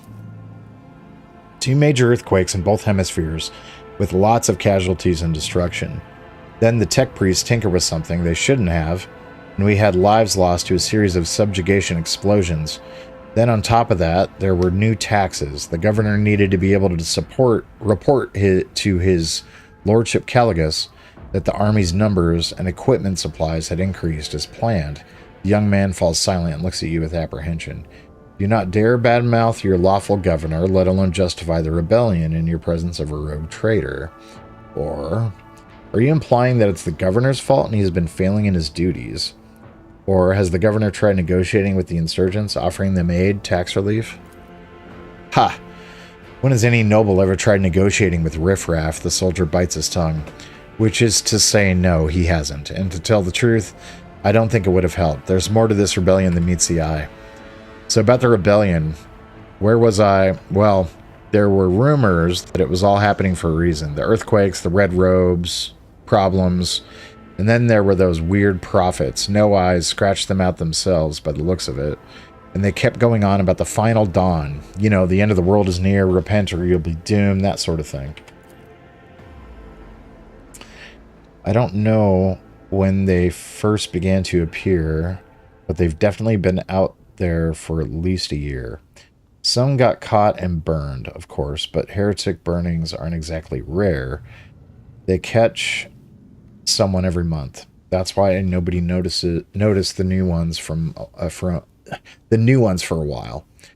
But as soon as the rebellion started, there were hundreds of them coming out of the woodwork, wandering about, muttering away, and none of them had eyes. You'll see for yourself. There's plenty of them on the highway.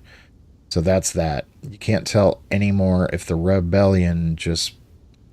you can't tell anymore if the rebellion's just because of the taxes and the disasters, or if the end of the world is really coming. Enough talking. Let's go to the command center. Yes, your lordship, the command center is a straight walk to the starport. It's at the end of the upper way. Not too far from here, but we must proceed carefully. Emperor forbid we get ambushed again. Well, let's find out. I was there when the Reach fell. Where were you? Nice. Nice reference. References. Told me a secret. Plural. What is this? Hyperdynamo capacitors. Cool. Fuel stuffs. The gory prints have gone dry. Whoever left these grim marks came and went a long time ago.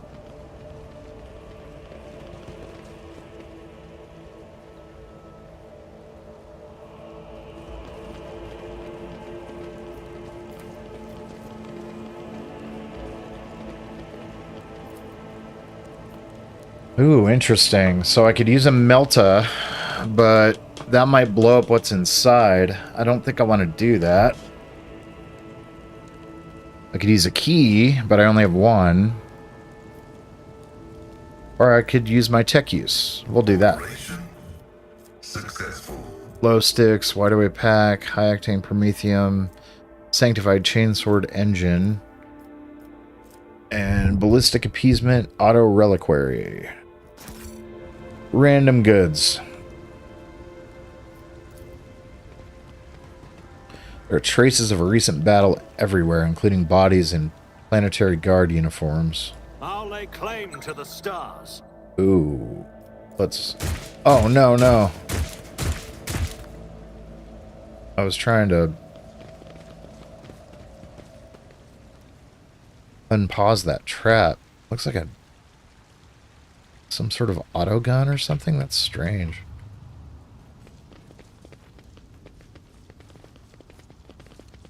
The Emperor protects. And having a loaded bolter never hurt either. Uh-oh. Yep, there it is. I won't heed your cries of mercy. I'll turn you into corpse starch. Yeah, we're putting these guys way up in the front. I'm getting tired of this sneaking around.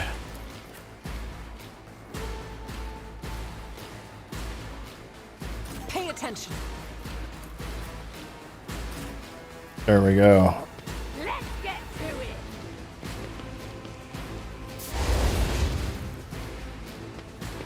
Let's get Flamer shots. out of my way.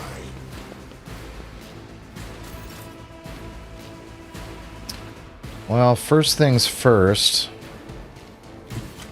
We're gonna move here. How they respond to this. I'm gonna use my funky jump thing.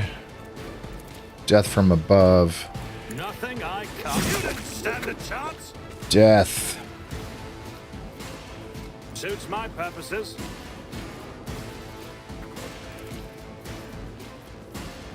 Not a problem. Nothing of value has been lost. 2 shots.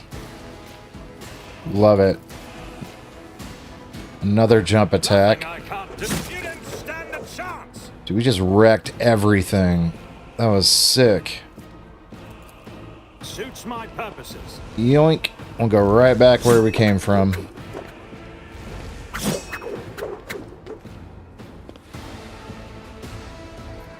All too easy. All too easy. Scared yet? Here we go. High momentum.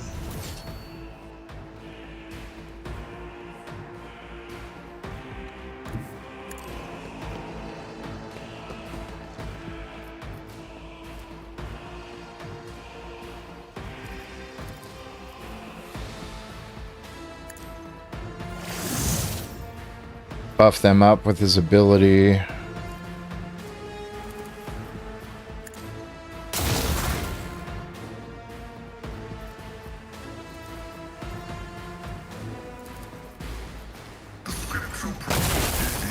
What the hell, dude? You suck. Let's put her on a line here. Rejoice in battle! See?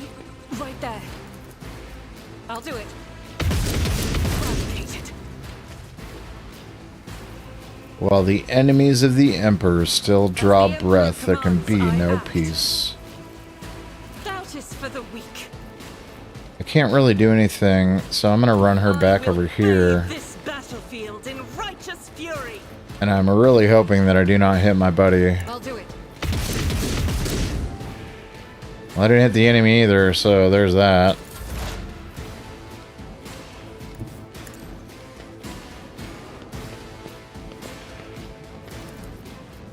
Anything else? Zapped.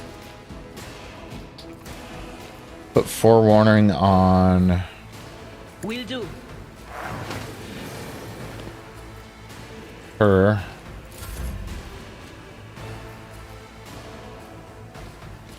Tried and tested tactics are the best ones.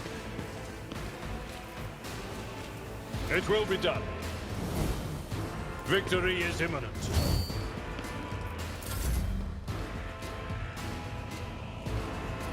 Never wavered in the face of adversity.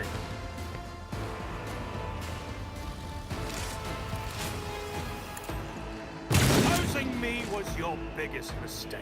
Nice.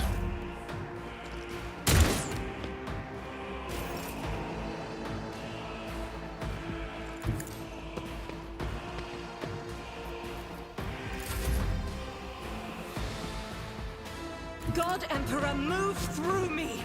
Be the fire in my heart. Faith without deeds is worthless. Damn it. As the Emperor commands, I act. In thy light I stand, and thy light I crave.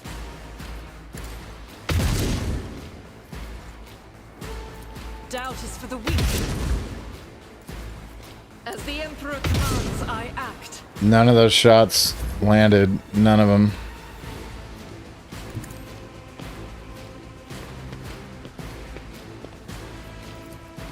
On it.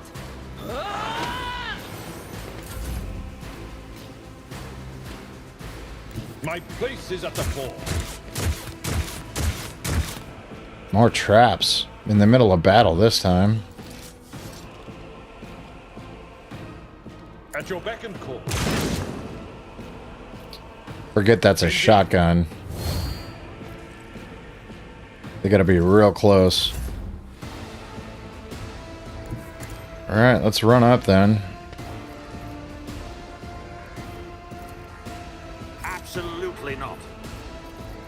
Absolutely.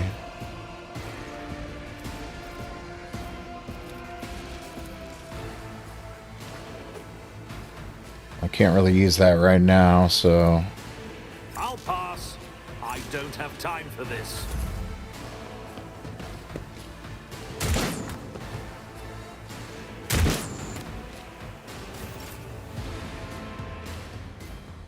Explorers know one route. Forward. Guided by faith. I'll do it. Faith without deeds is worthless. Oh, I'm coming for you now. As the Emperor can escape the Emperor's judgment. I'll do it. Eradicate it. Dude, I gotta play this whole game with her. Dang, she kicks ass. The soldier looks around a little dazed. He is pressing his hands down on a fresh wound. How is this possible? Updating data catalog. The characteristic tendency of the planetary defense forces of Rykab and Norris to run into ambushes is not a consequence of change or negligence. It can only be explained as some twisted variation of combat tactics. This phenomenon is depressing. How curious. This is the second squad under your lead that ended up in a rebel ambush. Do you have anything to say in your defense, Private? Help the wounded man. It's alright. We're going to bandage you up and continue on our way. I shall help you now, but as soon as we reach the governor, you're going into custody. And then the last option is finish the wounded man. Enough. I can't afford the risk of dragging a potential rebel spy along. Let's say number 3. Why? What did I do, your lordship? They won't even bother to look into the matter. They just march me to the wall and shoot me. The soldier lowers his head glumly, accepting his fate.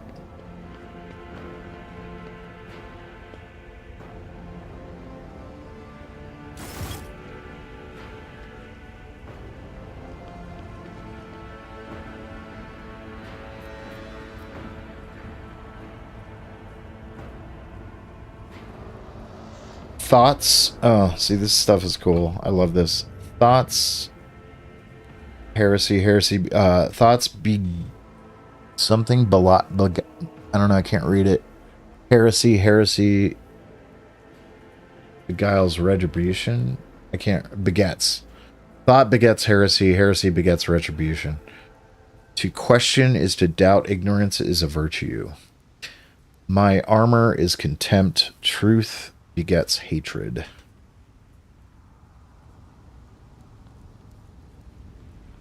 None shall stand in my way. Survive. Success is measured in blood, yours or your enemies.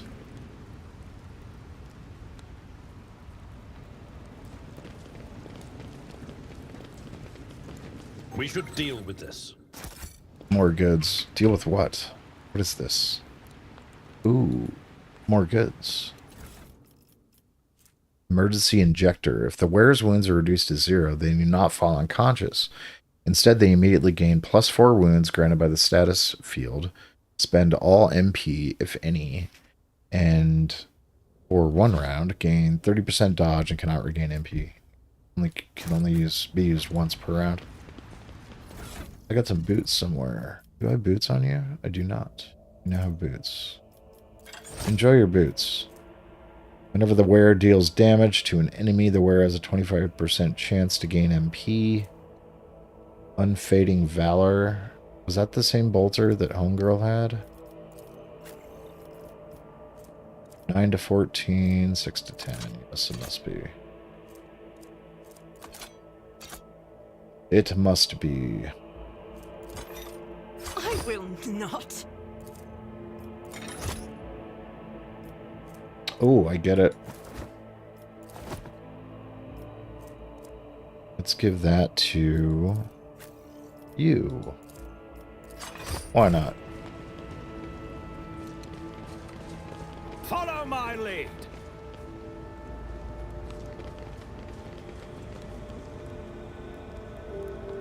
Hold 2 whole different areas over here. I feel like this is probably the best way to start. Take a knee. Maybe not. Bow before me. Show them no mercy. It's really annoying at this building in the way. There we go.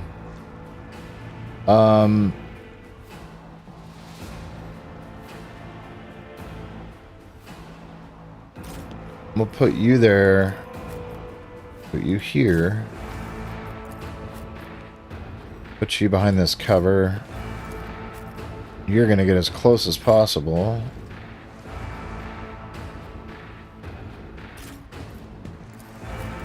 Same as you.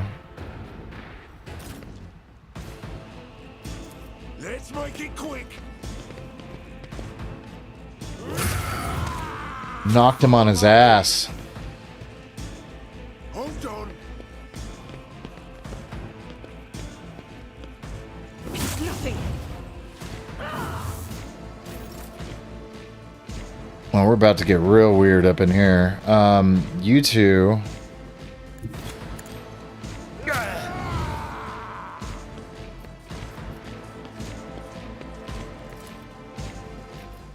At your back and Slaved. someone else can do this.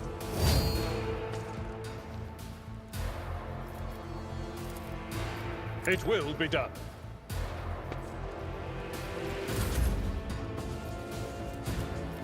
Doubt is for the weak.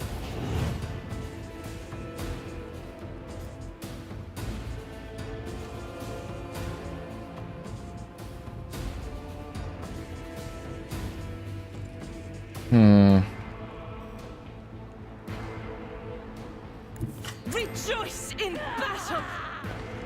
Yeah. It's like that. Do it.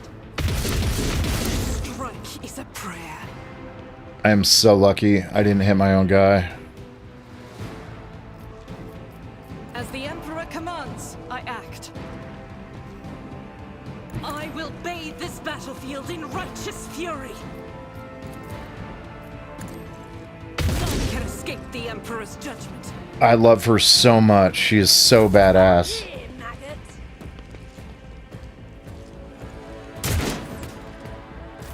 Argenta is sick. She kicks so much ass.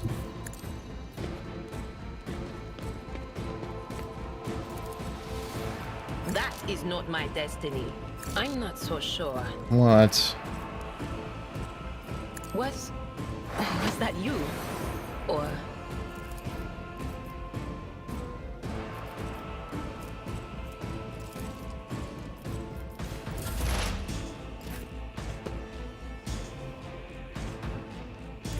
I shall not fear.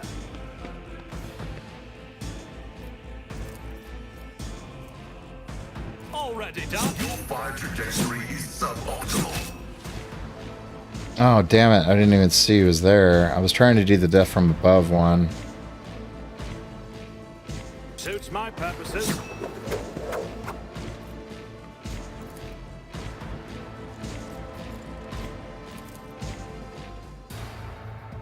Not my specialty. Absolutely not. Break their morale.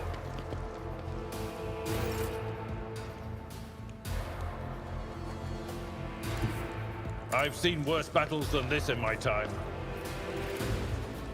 I'm not interested. That's weird. It won't let me charge from that distance. I took care of this one. That's not the Seneschal's job. Someone else can do this. I'm not interested. I'd rather not. That's not the Seneschal's job. Well, that's fine, because... At your beck and call.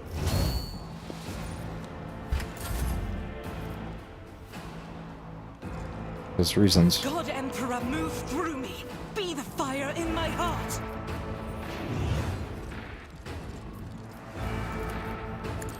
Strike is a prayer. Get him, girl.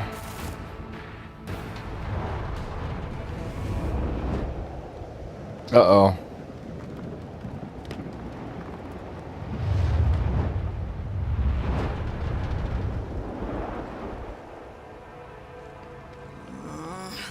The voices behind the door, cackling to the beat of all this commotion. Down? Yes. There's something down below. If I'm not mistaken, the streets of Rycat Minoris are arranged in tiers. There is certainly something beneath this avenue. Storage facilities at the very least.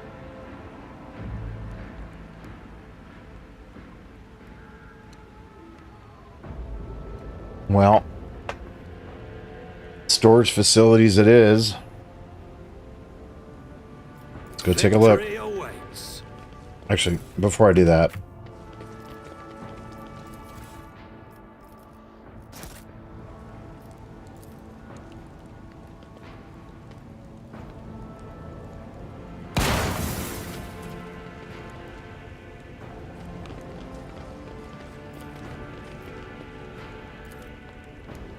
This Explorator is blessed with multifunctionality.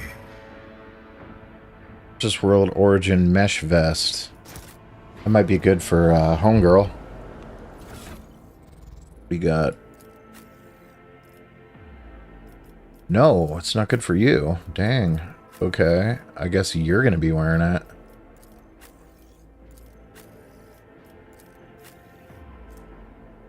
%. Dodge penalty is 75.75. Character wearing this armor will dodge 22% instead of 40%. But your armor goes up a lot.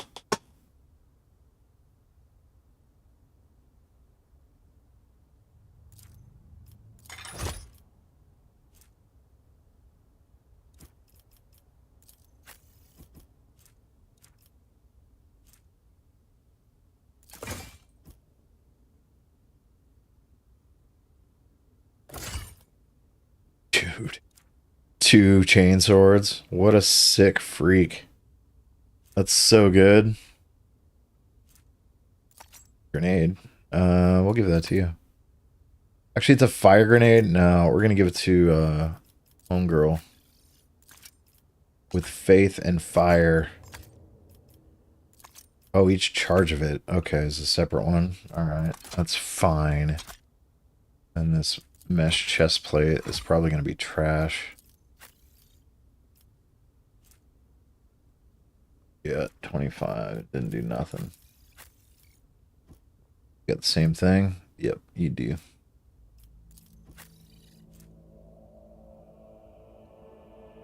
Not as cool as the Holy Vestment.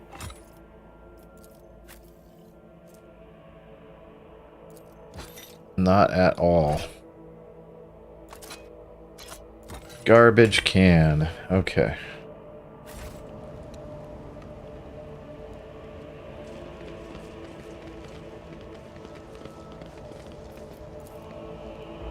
From your vantage point, it does not seem like this lavish mansion has been damaged by explosions, but you cannot enter. Something is blocking the entrance from the inside. Sad. Did I mention that my whispers tell me jokes? Jokes that once said aloud make your eyes bleed and blood curdle. Talk about black comedy.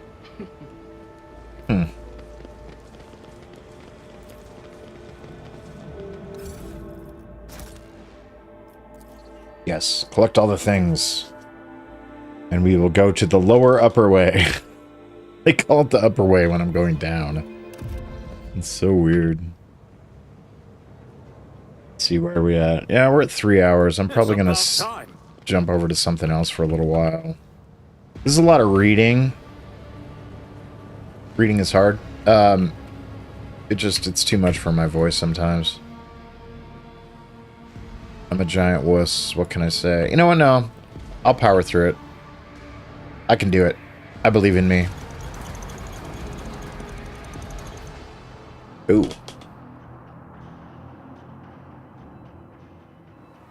Report based on oral accounts of Picto recordings added to the archive of House von Valencius by the order of Seneschal Worgian.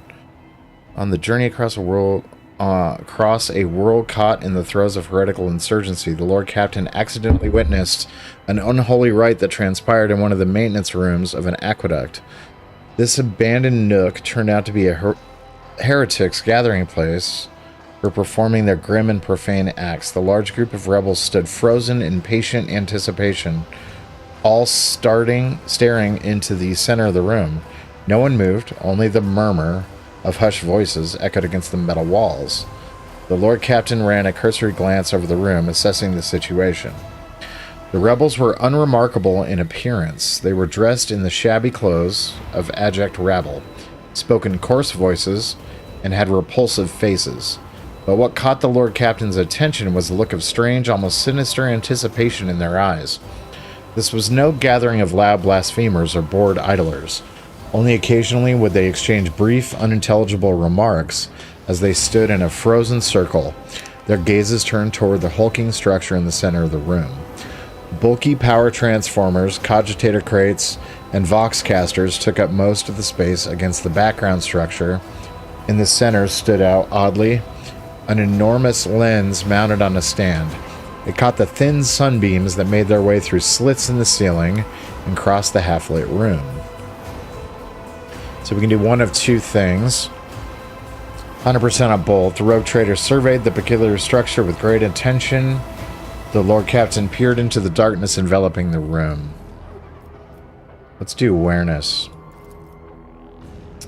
Although barely visible behind the closed ranks of the insurgents, the rusted barrels with evidently flammable contents had not escaped the Lord Captain's keen eye. One good shot at those barrels would decimate the number of heretics on Rykad Minoris. Yeah, we're going to blast that thing. The rogue trader surveyed the peculiar structure with great attention. Although barely visible behind the closed ranks of the insurgents, the rusted barrels with evidently flammable contents had not escaped the Lord Captain's keen eye. One good shot at these barrels would decimate the number of heretics. The enormous mounted lens was doubtlessly imbued with the power of the arch-enemy, inimical to all that is noble and virtuous in the universe. Anyone caught in the corrupted light it emits will face horrifying consequences. As if commanded by grim, unseen forces, the insurgents fell silent at once and in a single movement parted. A thick, sticky silence filled the room. The heretics' gazes were turned towards a metal structure with a lens on top of it. Standing tall in the middle of a circle, melting candles, piles of books, and unholy symbols drawn on the floor. The structure flashed as a single sun ray illuminated it. Oh, damn. This is some crazy business right here. A sound of bare feet broke the sinister silence as a man emerged from the deep shadows. Reeling, he entered the circle and collapsed on his knees in front of the enormous lens. Not a second had passed before many rebel hands gripped the fallen man's shoulders and hair. Remember, comrade, the last sunray you behold will be yours only, shared with no one else. Your holy final dawn, bellowed a lone heretic's voice amid the silent crowd. By the doing of someone's hands, the lens had turned, and its focused ray feasted on the prisoner's eyes. Good lord. The blinded man's harrowing scream shook the very halls of the place. Consumed by the right, the rebels had not noticed the stranger in their midst. The Lord Captain braced, and here we go. I won't heed your cries of mercy. Here we go. I won't save you.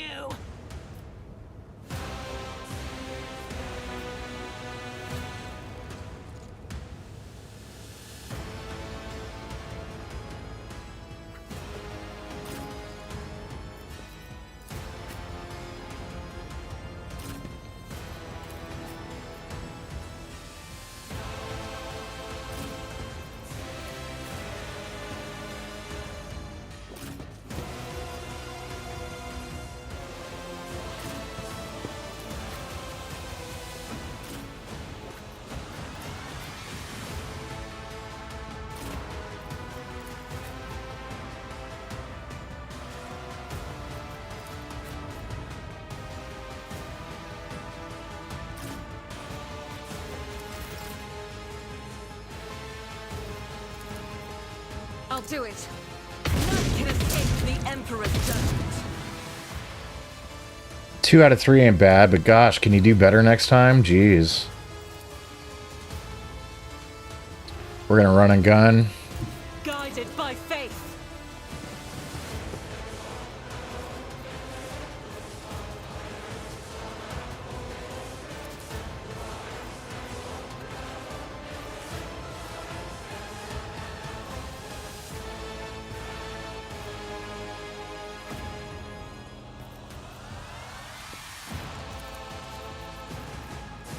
Doubt is for the weak. Boom. She's my favorite character. Deeds is worthless. The pain is meaningless. I am his will made manifest. That's it.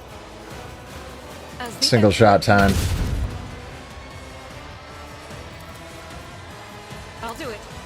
Each strike is a prayer. Eradicated. Just dominating.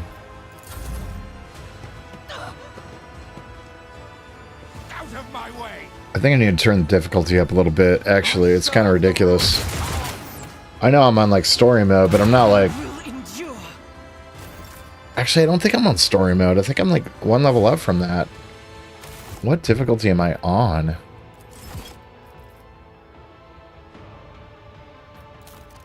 Yeah, I'm on story mode. Yeah, I could probably go to normal at this point. If I'm being honest. I'm gonna run over here. I'm gonna cleave. Oh, wait. I can only cleave with the other weapon. Get out of here. Hello? Nothing I can't. Jump attack. All too easy. Nothing of value has been lost. Can I jump attack again? Suits my purposes. Yeah. Blowing up random stuff in the environment. Suits my purposes. Just moving him closer with every second here. Let's see how they respond to this.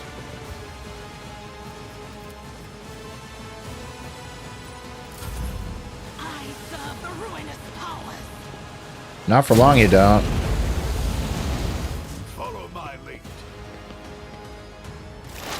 High momentum. Actually, let's get him... her... over here. I'm gonna try like a melee attack. I don't think I've actually attacked with her melee weapon yet. That was brutal.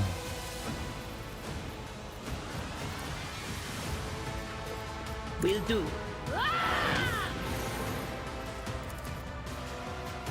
But of course. That was 0 AP, right? Yep. Exposed weakness. I get the feeling there's going to be a demon coming up here soon. Considering the heretics.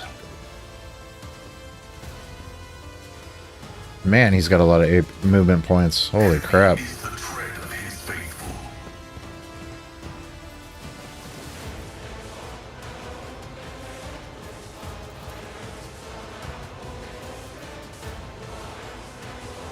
There we go.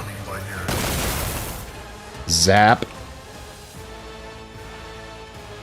Got him.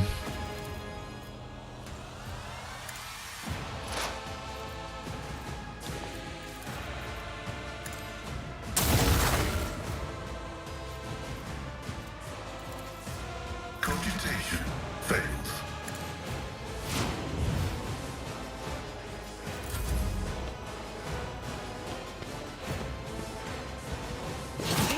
Cleanses the body. Backstabbed me. What a jerk. Oh yeah, stand right next to that so I can shoot it. Abelard.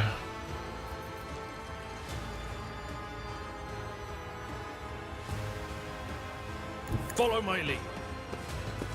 Let's get you to shoot at the barrels here, buddy. I will do like you do. How can I trust someone like you? Eh. Indeed. Victory is imminent. It will be done.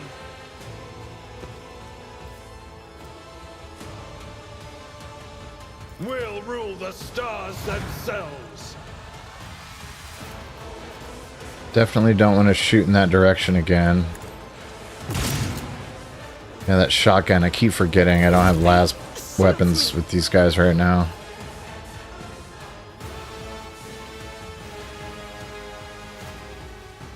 Let's move her here. I'm not injured. I'm enraged. Get him. Doubt is for the weak. None can escape the Emperor's judgment. Mandatory ocular augmentation. Yeah, friendly fire. Sorry about that. As the Emperor commands, I act. The enemies of the Emperor will be undone.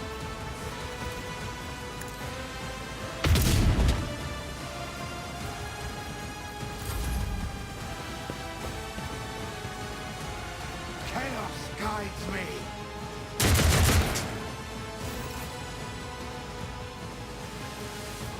Ooh, we definitely don't want these people to hurt this unholy lens.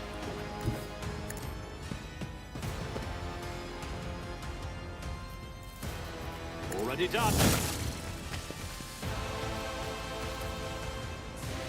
I'll pass.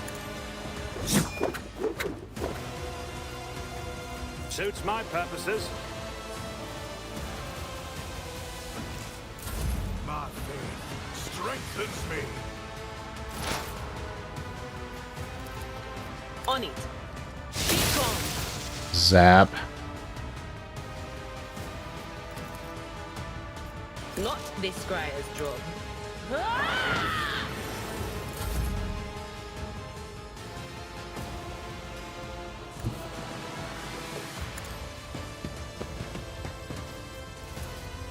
Request approved.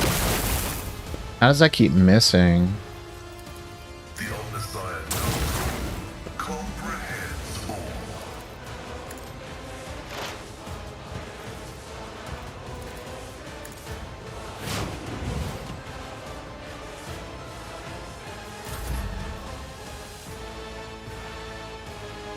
A tactically sound approach. I will do my duty. Someone else can do this. Rejoice in battle! I'll do it. It's a prayer. Nice.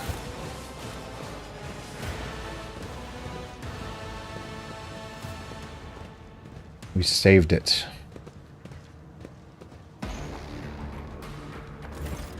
Your eye is drawn to the peculiar device. At first, you are vexed by worries of some pernicious influence, but the real reason soon becomes apparent. The glass installed in the device shimmers in a unique way, just the same way as the shards of the unknown broken object you found near Theodora von Valencius's desk.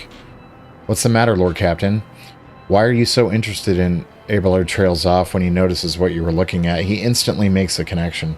By the Imperium's saints, it cannot be. Adira bites her lip. I see it too. Whatever that thing in her study was, it was made from the same material as this junk. What? He takes a moment to collect himself, and all at once they start pouring out in a hasty sputter. It's a mistake. Slander meant to blemish the good name of a person who is now dead and cannot even defend herself. First, those minions of the arch-enemy murdered Lord Captain Theodora, and now, this cannot be tolerated. It will not be tolerated.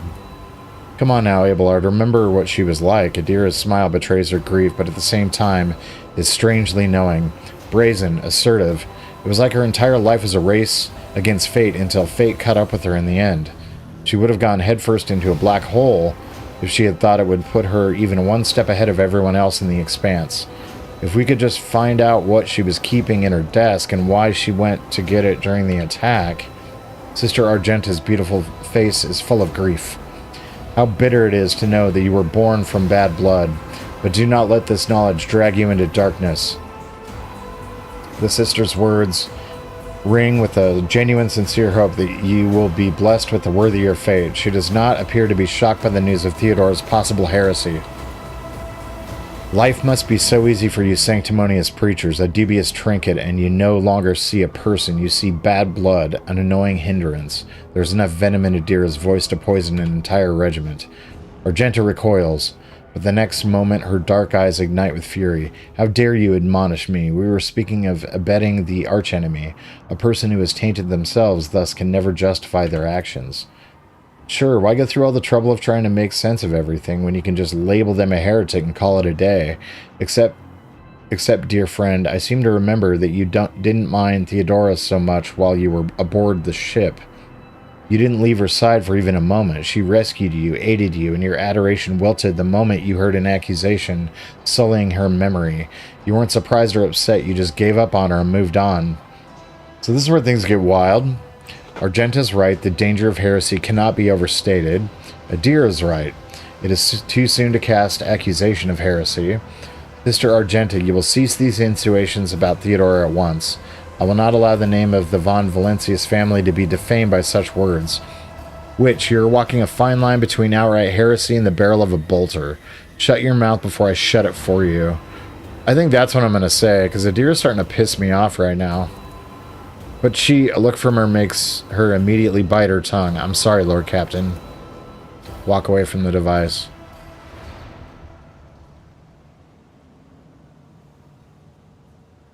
It's one of those, it's better to be safe than really goddamn sorry, especially with heresy. It's not good. Chainmail? What the hell? I'd be having that. The ritual site is covered in ominous heretical symbols, each of which is unmistakably emanating the malevolent power of the warp. The heretics use the abhorrent powers of this lens to ruin the eyes of most devout followers of their cult.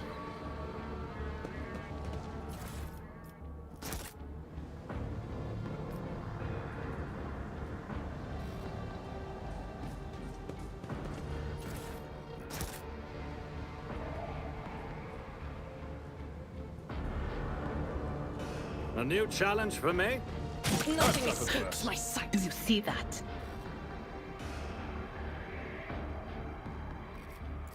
No, no, no, no, no. Stop. Alright, I just need one person. You. Thank you. Come here. This master-crafted patella augment is not fit for a servitor. Wait, you don't have the ability to fix that? Shut off the steam?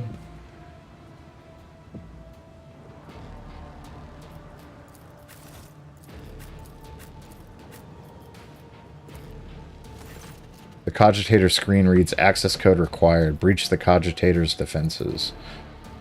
Machine spirits look favorably upon you. You overcome the cogitator's defenses. A message archive loads up. Judging by the accompanying notes, the messages were meticulously transferred from paper to the sacred machine storage. Go to... Camille, do you recognize this Voxcaster? Yes, looks like one of ours. All our squads use them. So does this mean those bastards could have been eavesdropping on us the whole time? That was why my squad got ambushed. Looks like. Are you blind, layperson? Every Foxcaster is unique. The distinct defects on the cover, the number signature on the antenna, the scintillating spectrum of the vid screen. How can you possibly mistake one for another? Grasping indignantly, the tech priest pokes a finger at the Voxcaster, which looks completely indistinguishable from any other Voxcaster you've ever seen. That's funny. The investigation will establish if it was so. For now, you still stand accused. Now I see you were not responsible for the ambushes. Those who allow this Voxcaster to end up in the wrong hands are guilty of criminal negligence. So you've taken back the caster, and now we're going to return it to the governor. You will not be spied on anymore. Now I see you are not responsible. Thank you, your lordship. I'm telling you, I would never. I'm no rat. Those who allow this Voxcaster to end up in the wrong hands are guilty of criminal negligence. If you say so, but I imagine these folks are long gone already. Or goners already. You can't exactly call them to account now. Go to dispatches. Tell the harbingers we've intercepted a convoy of the governor's underlings who were supposed to meet that von Valencius bloke. Only one out of the whole convoy got away, but he's not long for this world. No one's making it to the governor's hole. Not that youngster and not the ones he's supposed to meet. Our comrades have got their hands on a guard's voxcaster, and these fools have no clue we can hear all their comms. We know their every movement, and we're going to throw them a fine welcoming party. Aurora must have no doubts that we'll do whatever it takes to stop our enemies. Let the final dawn come. Go to missives. New missive. Heed the words of the Harbinger of Aurora. Let it be known to you that the prophesied hour is nigh, and the faithful must triple their efforts. Those who stand in the way of our salvation must be swept away. Let it be revealed to you that the enemy is about to receive reinforcements. Remember the name, Machiavel von Valencius. His ship has already entered the system. We should expect this enemy to appear near our positions. Whoever rids our comrades of this threat will be granted Aurora's special blessing, a chance to stand at the prophet's side when the hour comes. Be vigilant. Let the final dawn come. Well, that's None shall stand in my way. telling.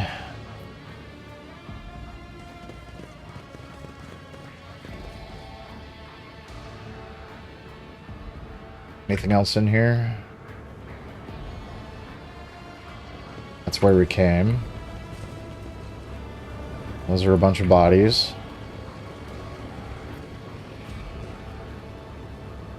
Pay attention. What is that? Something of interest. I'm at your service. Experience? Nothing matters more. No, stop.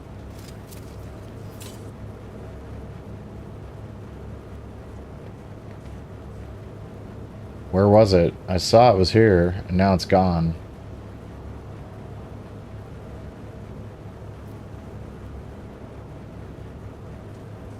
Unexpected result.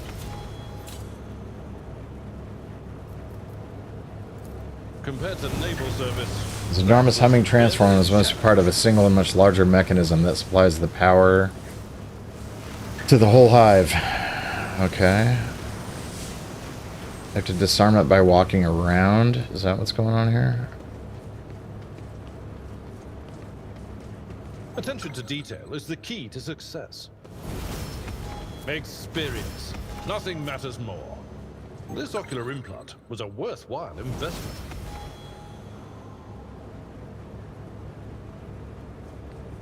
Nothing's impossible for this old officer. Marching on. I see how they're doing this now. Okay, that makes more sense. Compared to naval service, that was barely a challenge. Ugh, what are you doing? Stop. I see, when you click on the little icon that takes you to the level up screen. Got it. I'll lay claim to the stars.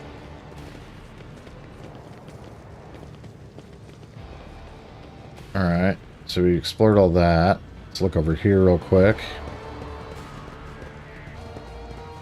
Oh, we can open this door.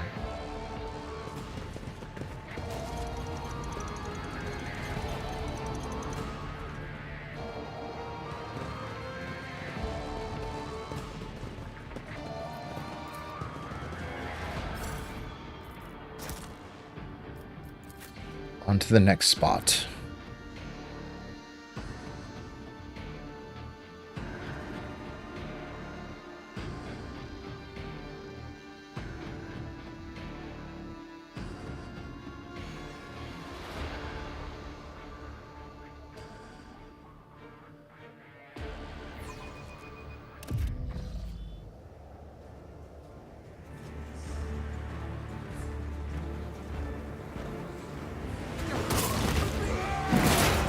Yeah, get him.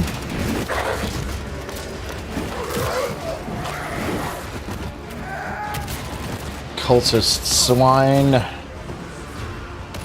these the Arbites? Arbitas? Arbites?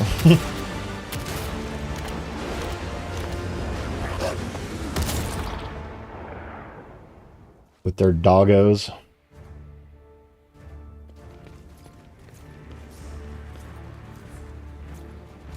Arbitrators, secure perimeter. Formation 4755. Blato, heal.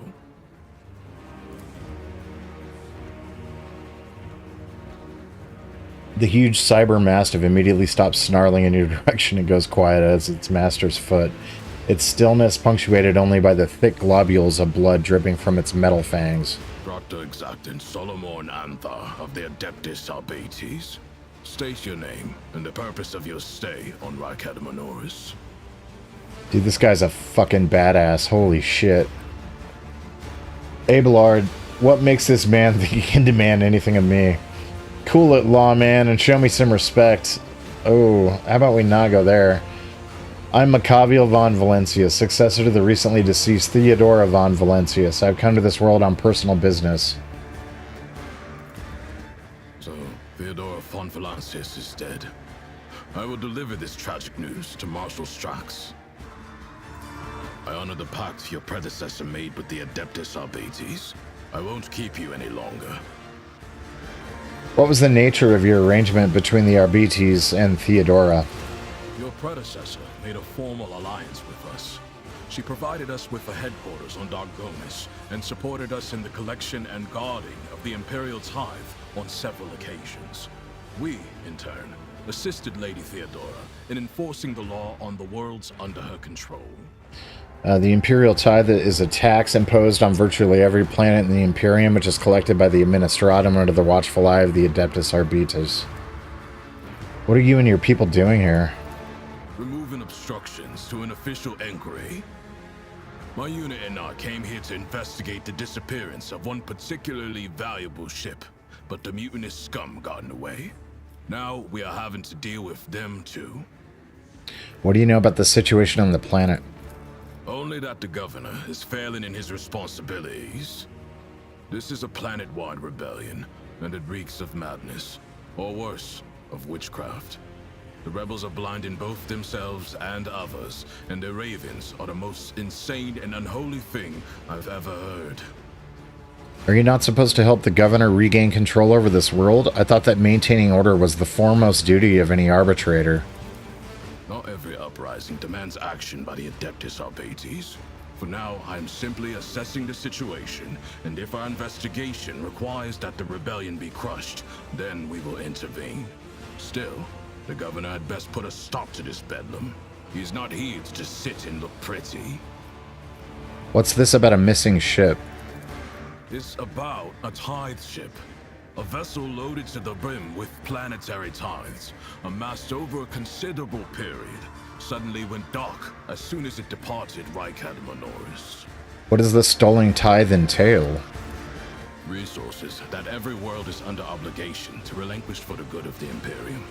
In the case of Rykadamanoris, they include the ceramite and explosive reagents produced on Rykadi Philia, armor glass, medical supplies, and guardsmen, a living tithe to be recruited into the regiments of the Astra Militarum.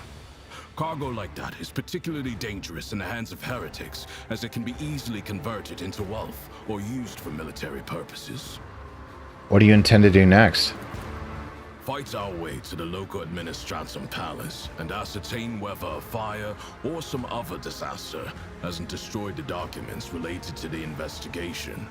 I hope the clerks were smart enough to put the records before their lives. If the Emperor favors us, we will extract the data we need, or else interrogate the survivors before we pay a visit to the governor. The questions we have for him are beginning to pile up. The cyber mastiff lets out a low growl and leans forward somewhere to the side. Solomon fires a shot in the same direction without even looking. You hear a stifled gurgling rattle. Arbitrators, eliminate the surviving rebels. Now is not the best time for conversations. With target practice standing around like this. Unless you have more questions, I will proceed with my assignments. That is one fearsome looking dog. I was impressed by its performance in battle. That skirmish just now, Glato didn't even get to show off a tenth of what he is capable of. But he is quickly catching up with me for who's killed the most heretics today. So the governor is a suspect? Every citizen of this planet is a suspect, but Governor Medina is under particular scrutiny. Seizing the sacred tithe requires access to information, resources, and power. The governor fits that profile. Then there's this rebellion. Convenient. How many records and crucial witnesses do you think will be lost? Some people call it cover-up. I do not like how aptly this term describes the present situation. I'm on my way to see the governor myself. You and your unit could accompany me. Your predecessor Oops. made a formal alliance. I must refuse. Uh-oh. Our mission and the Marshal's orders take priority, even over a request from an individual as empowered as you. I have no more questions. May the Emperor watch over us. That way, this meeting won't be our last.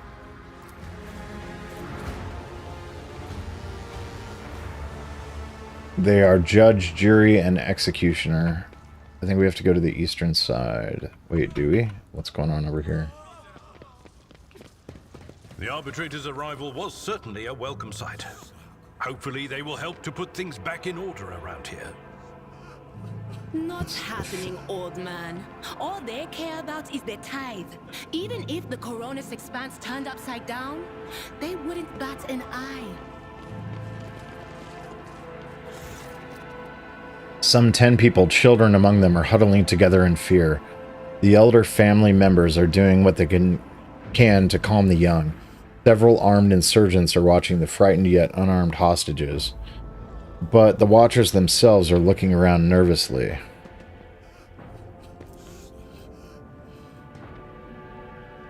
See? Decision consequences. I went to Rykard Minoris as soon as I could, and these kids are probably going to survive because of me.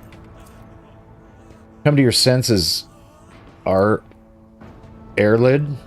Look at what you're doing to your own family. A woman about 60, gray-haired but still strong, is kneeling before a stocky man with a thick, pure white beard, stretching her arms towards him. Take pity on us. Let us go.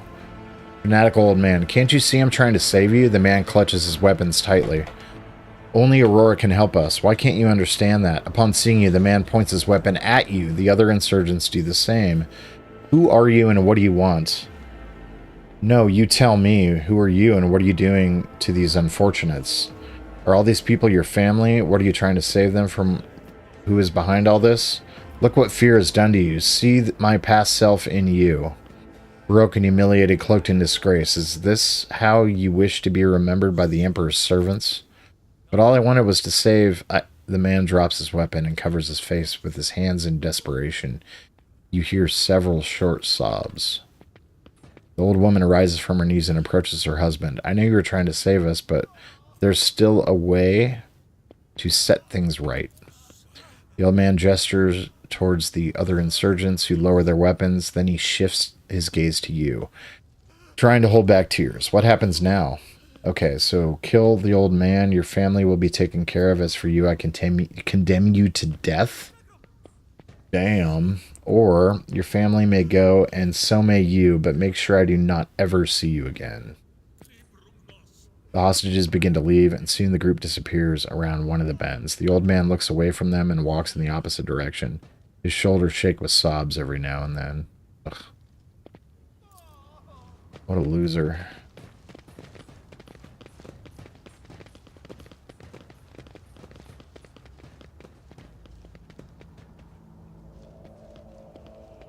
What an absolute loser.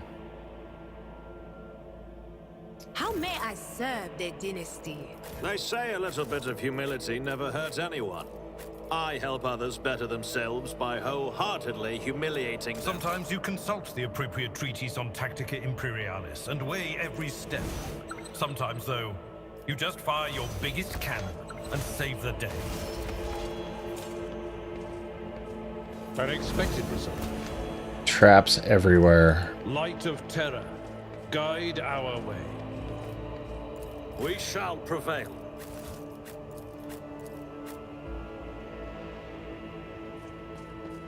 Victory awaits! This is as far as the map goes in this direction.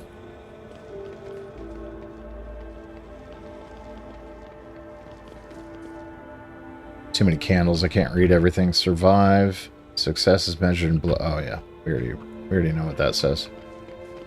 Success is measured in blood of you or your enemies. And your enemies. What's down here? That goes back down to the lower level. That's where we came from. I won't tolerate weakness.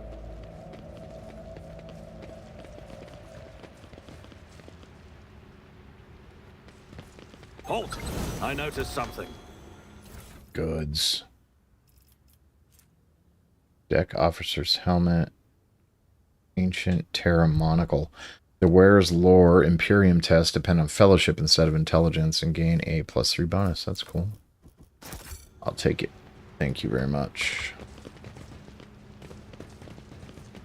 A new challenge for me. Would you look at that? What advice do you seek? Demolition We should charge. deal with this. Attention to detail is the key to success. Experience? Nothing matters more. I'm hoping that you have good demo Over there. abilities here. And that none of these blow up in your face, Nothing's buddy. impossible for this old officer. Unexpected result. Nothing but experience gains. Compared to naval service, that was barely a challenge. Nothing's impossible for this old officer. Experience. Nothing matters more. Clearly oblivious to your presence, the soldier mutters incoherently and does not react to anything around him. Well, I'll be taking his goods then.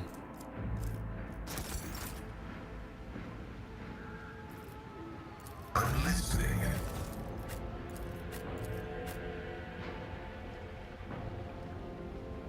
None shall stand in my way. Yeah, we already came up, or checked that area out, so. Go to the eastern side. Yes, on to the next. This area is actually pretty long. I'm actually kind of surprised.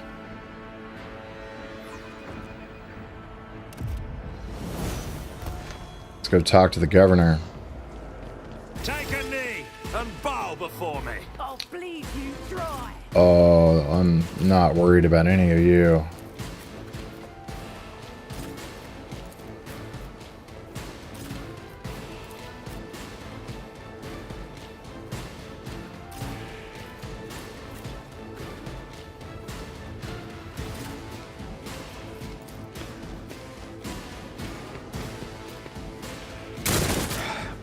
Just a minor setback. It's just a flesh wound. Stay vigilant. Out of my way. Let's make it quick. Man, they're everywhere. That's fine. I'm gonna run over here and hit you in the face with an axe. Bonk. Function successfully terminated.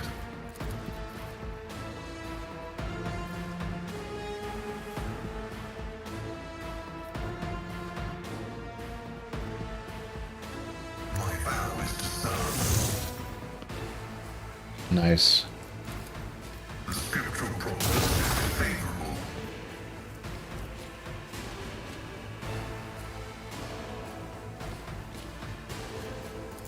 Hold on.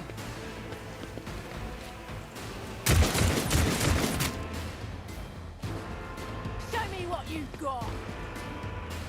Show me what you got. Not someone. Let's get to it. Let's get to it. Oh!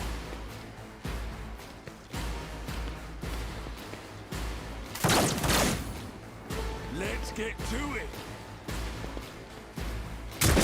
Damage to Volk. Alright, Argenta. Let's move you up here.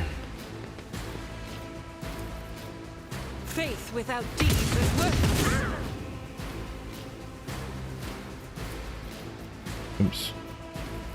As the Emperor commands, I act.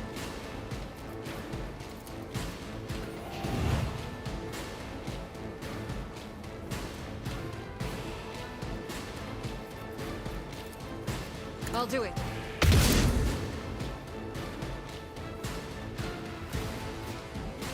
Doubt is for the weak.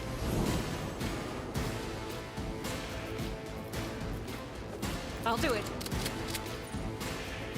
Might as well reload while I have the opportunity.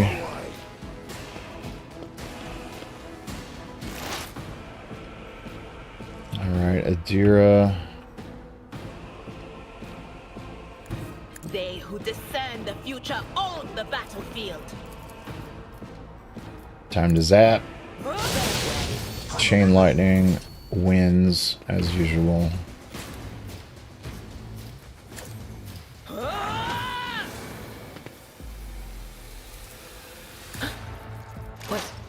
Was that you? Or will do?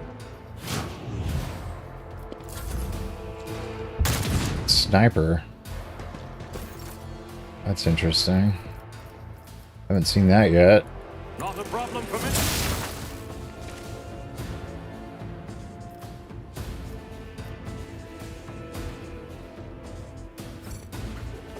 Suits my purposes.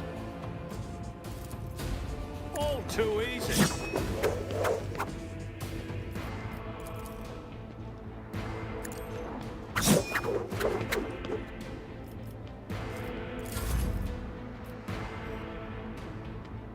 My place is at the fore. It will be done. One fewer target. Nice.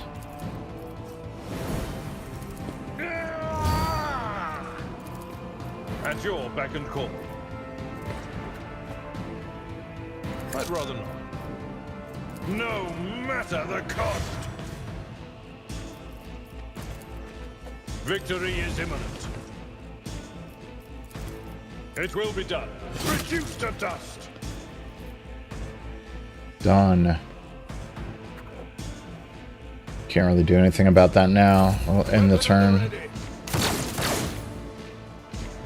Here we go. Hold on.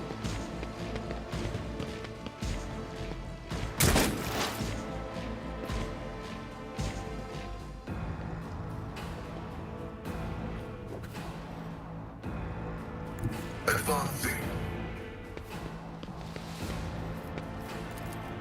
Running binary value. Nice.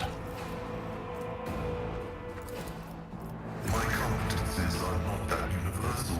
Yeah, that's really far. Let's get to it.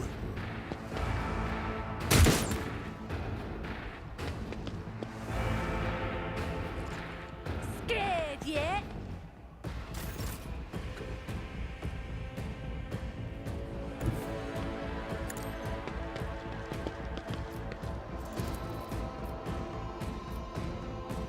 As the Emperor commands.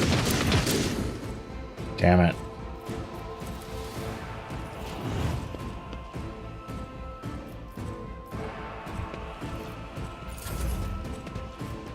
Let's get to it.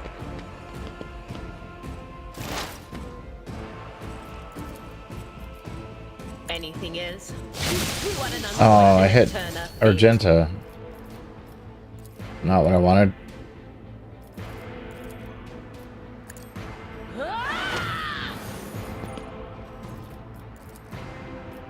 But of course. Was it you?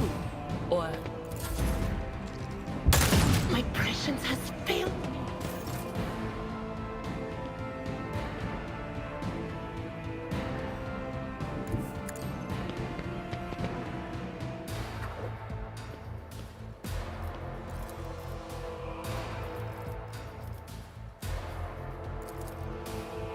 I don't have time for this. At your beck and call. Indeed. Oh, damn. I looked closer than it was. That sucks. Follow my lead. Out of my way. I've suffered worse. Let's make it quick.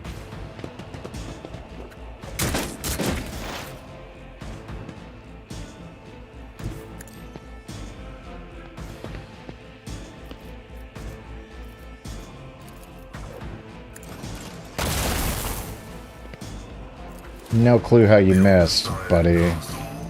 Comprehensible. Running binary override.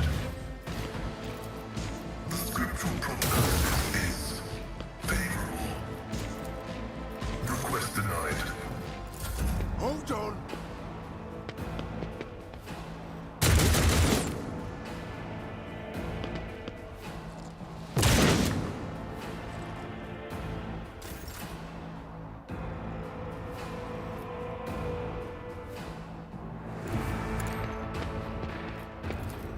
Faith without deed.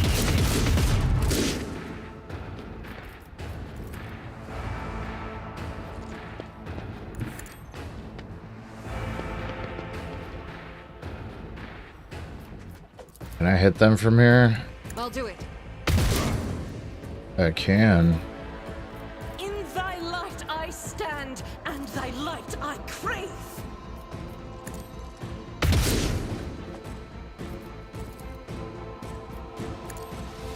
None can escape the Emperor's judgment. Nice. Another one over here. This is Can't reach it from here though. Let's get to it. Damage is negligible. Let's get to it.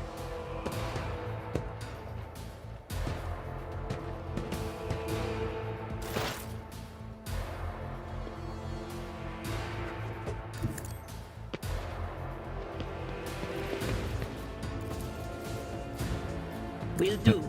I already had that one. Let's get to it.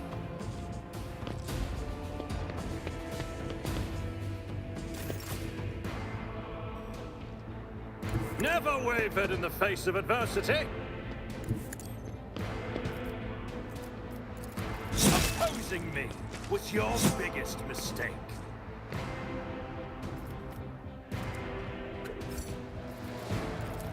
Nothing I can't do. Suits my purposes.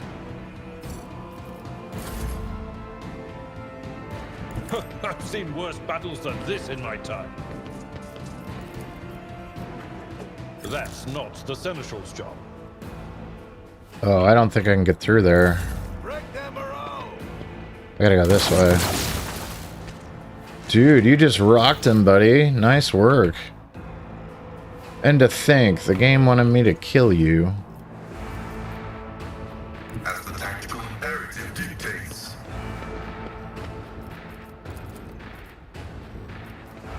My vow is to serve. Out my way.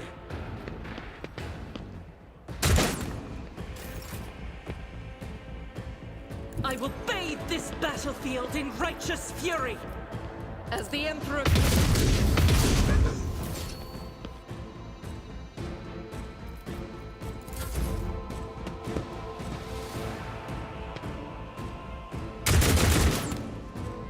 Here we go.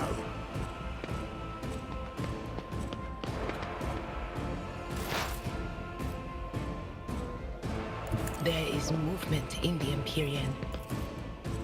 On it. Be gone! Let's make it quick.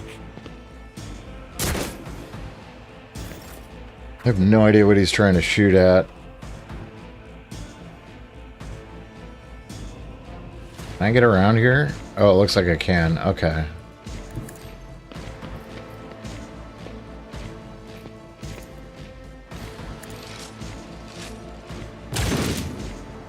Come on, man.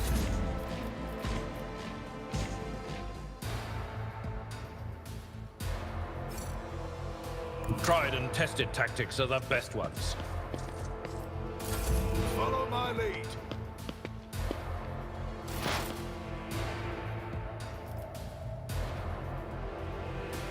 Explorers know one route. Forward.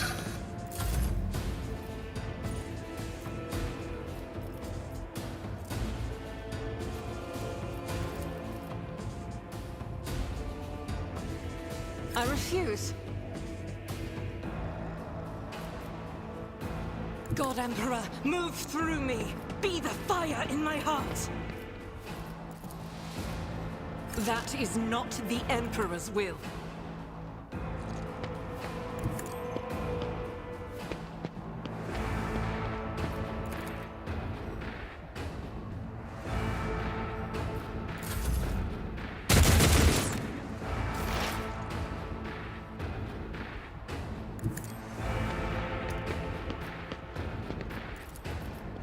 That is not my destiny.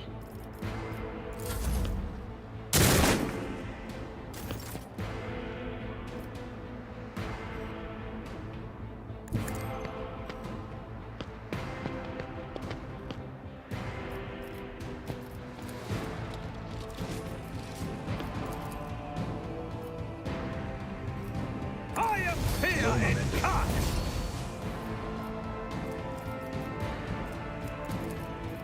Not my specialty. Not a problem for me. Didn't stand a chance. Done skis. It's two guys just hiding.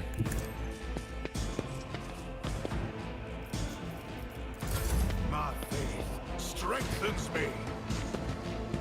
One left, right there. It's gonna end the turns. Can I throw a grenade in there? Yeah, let me just do that.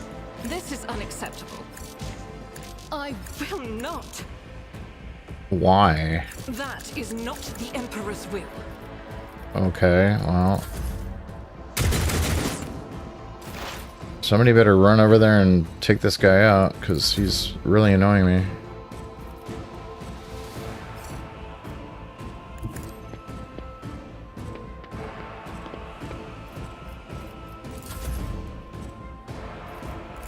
Stay vigilant. Private Camille's gonna make it happen. I refuse. Can't get anybody to reach her from there. Or him. I'm here, maggot. Her. Confirmed. No can do.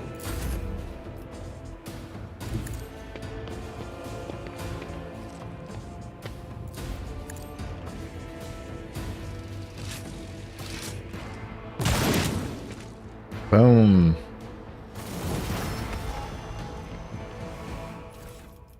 Give me your stuff. Follow my lead. There's so many of them. Damn. That took forever. Oh, I gotta... Before I We are the forget. spearhead of the Imperium. Disarm that trap. Unexpected result. If such is the Emperor's will.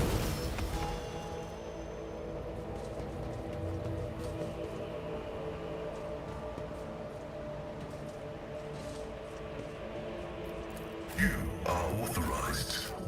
Duty go hand in...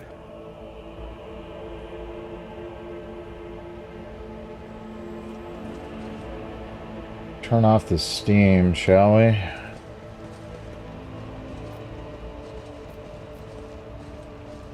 It's nothing. Oh, not good. The machine god grants me insight.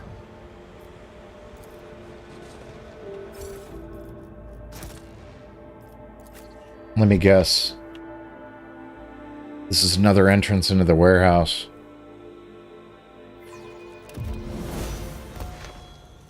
Oh, this is the door I couldn't get into.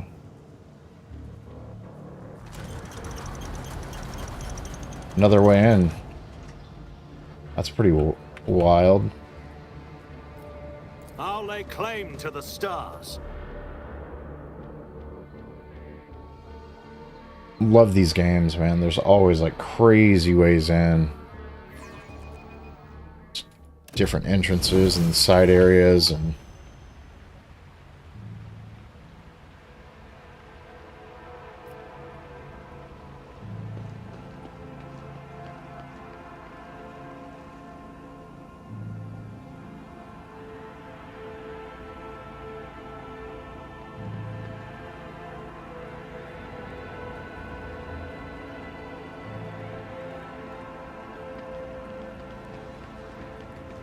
something of interest.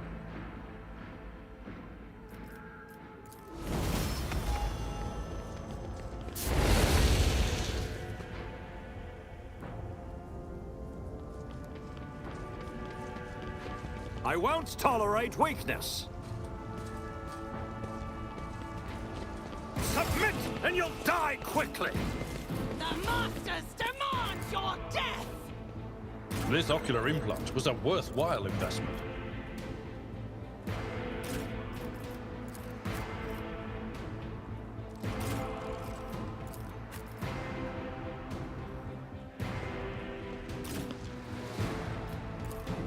I am your doom.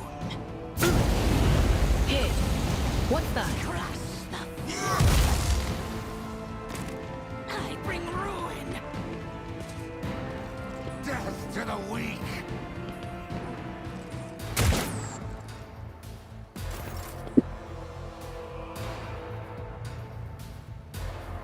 Oh, Argenta. Put you here. See? Right there. I'll do it. Eradicated. Run and gun.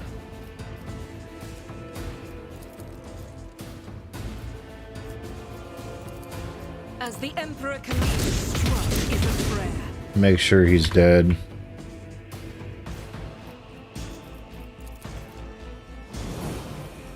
Chaos guides me! Not for long, I don't.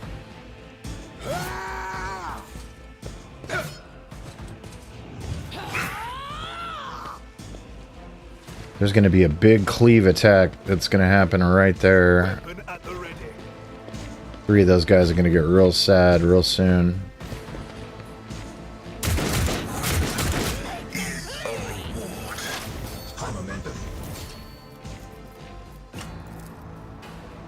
Will do. Can I fall back now? Zap them. But of course.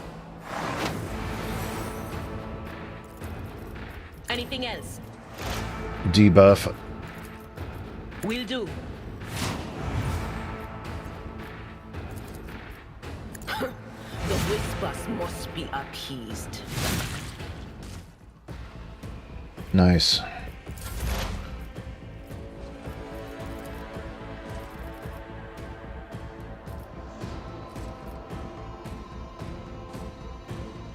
The Omniscient knows, comprehends all. Yeah, it does. Request approved.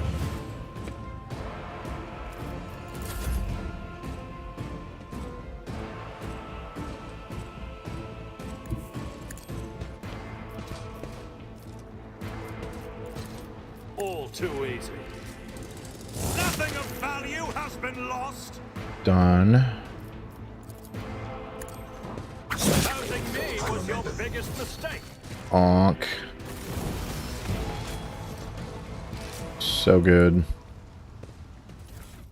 Give me all the stuff. Get another entryway over here. I'm assuming it's another pathway. But I don't know for sure. Look no further. The sooner we start. Compared to naval service, that was barely a challenge. Yep. Looks like that's exactly what that is another way in. We must act.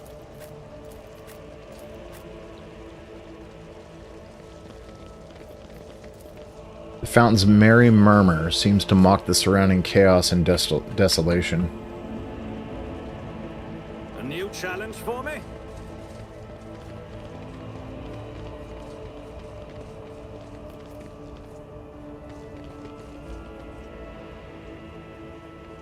We should Right. deal with this.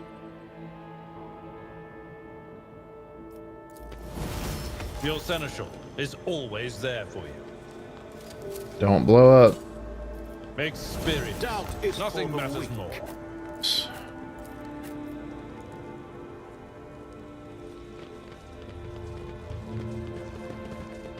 feel like I've been through this area already.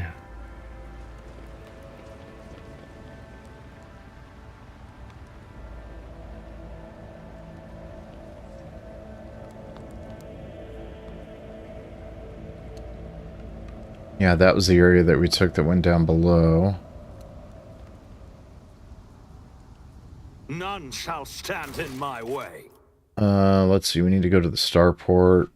I'm at the starport. Reach the command center. Governor Rykard Minoris is commanding the planetary forces from a fortified bunker.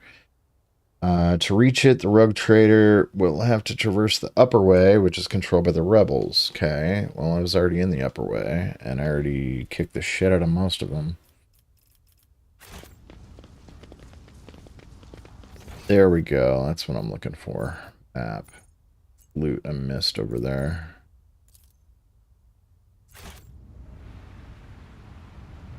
Grab that loot.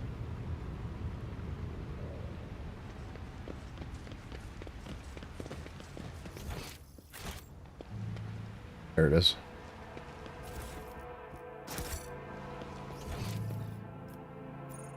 There's loot all over this place. I'm just missing all of it. I gotta remember to do this next time. Looks like it's in the building. Yep.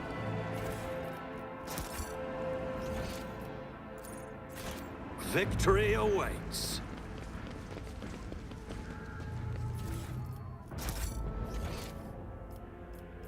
That's crazy how much of that is, like, kicking around in the level. Holy cows.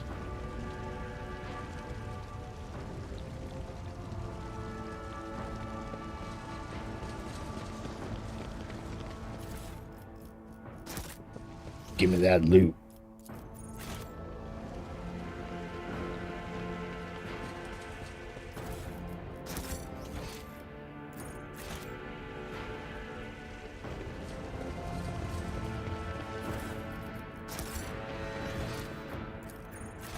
I won't tolerate weakness. That's a nice thing about clearing out almost the entire map, is that we could just walk around everywhere. That's what I thought.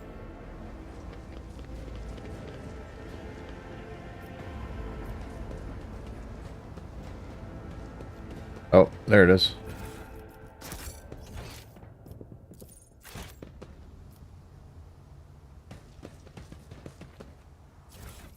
More goods.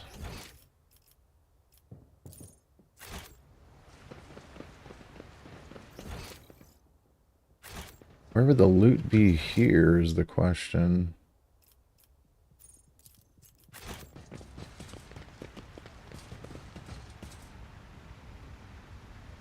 Underneath? Oh, yeah. Claim to the stars. There it is. Oh. So much loot.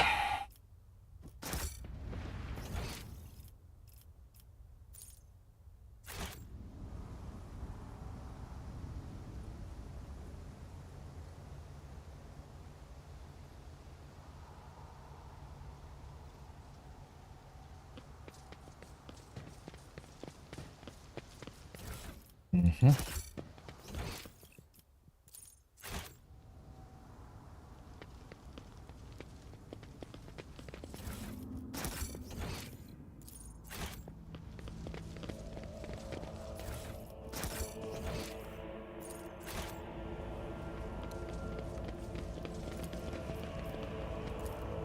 Man, having a tech priest in the party is awesome because I don't need to use any of my keys. Alright, western side, warehouse, go down to the starport. I don't think we need to go to the starport. I think we need to go down.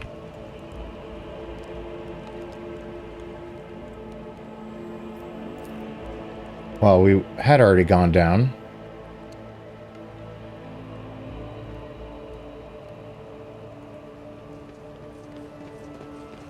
At least they walk fast.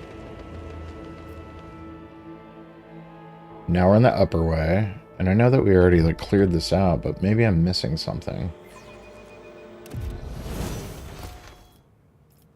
Missing a ton of loot, I can tell you that. Holy cows.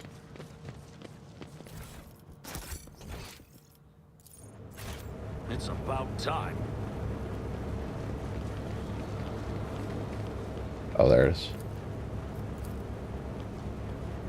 My success is an irrefutable certainty.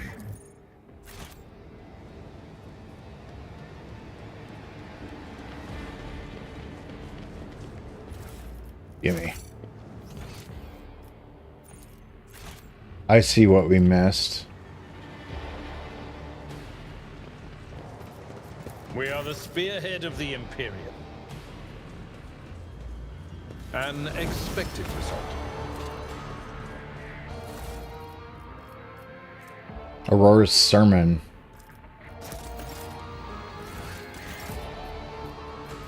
Heretics believe in the final dawn, a strange event that will soon bring doom to the world. Just this world or more? Yeah.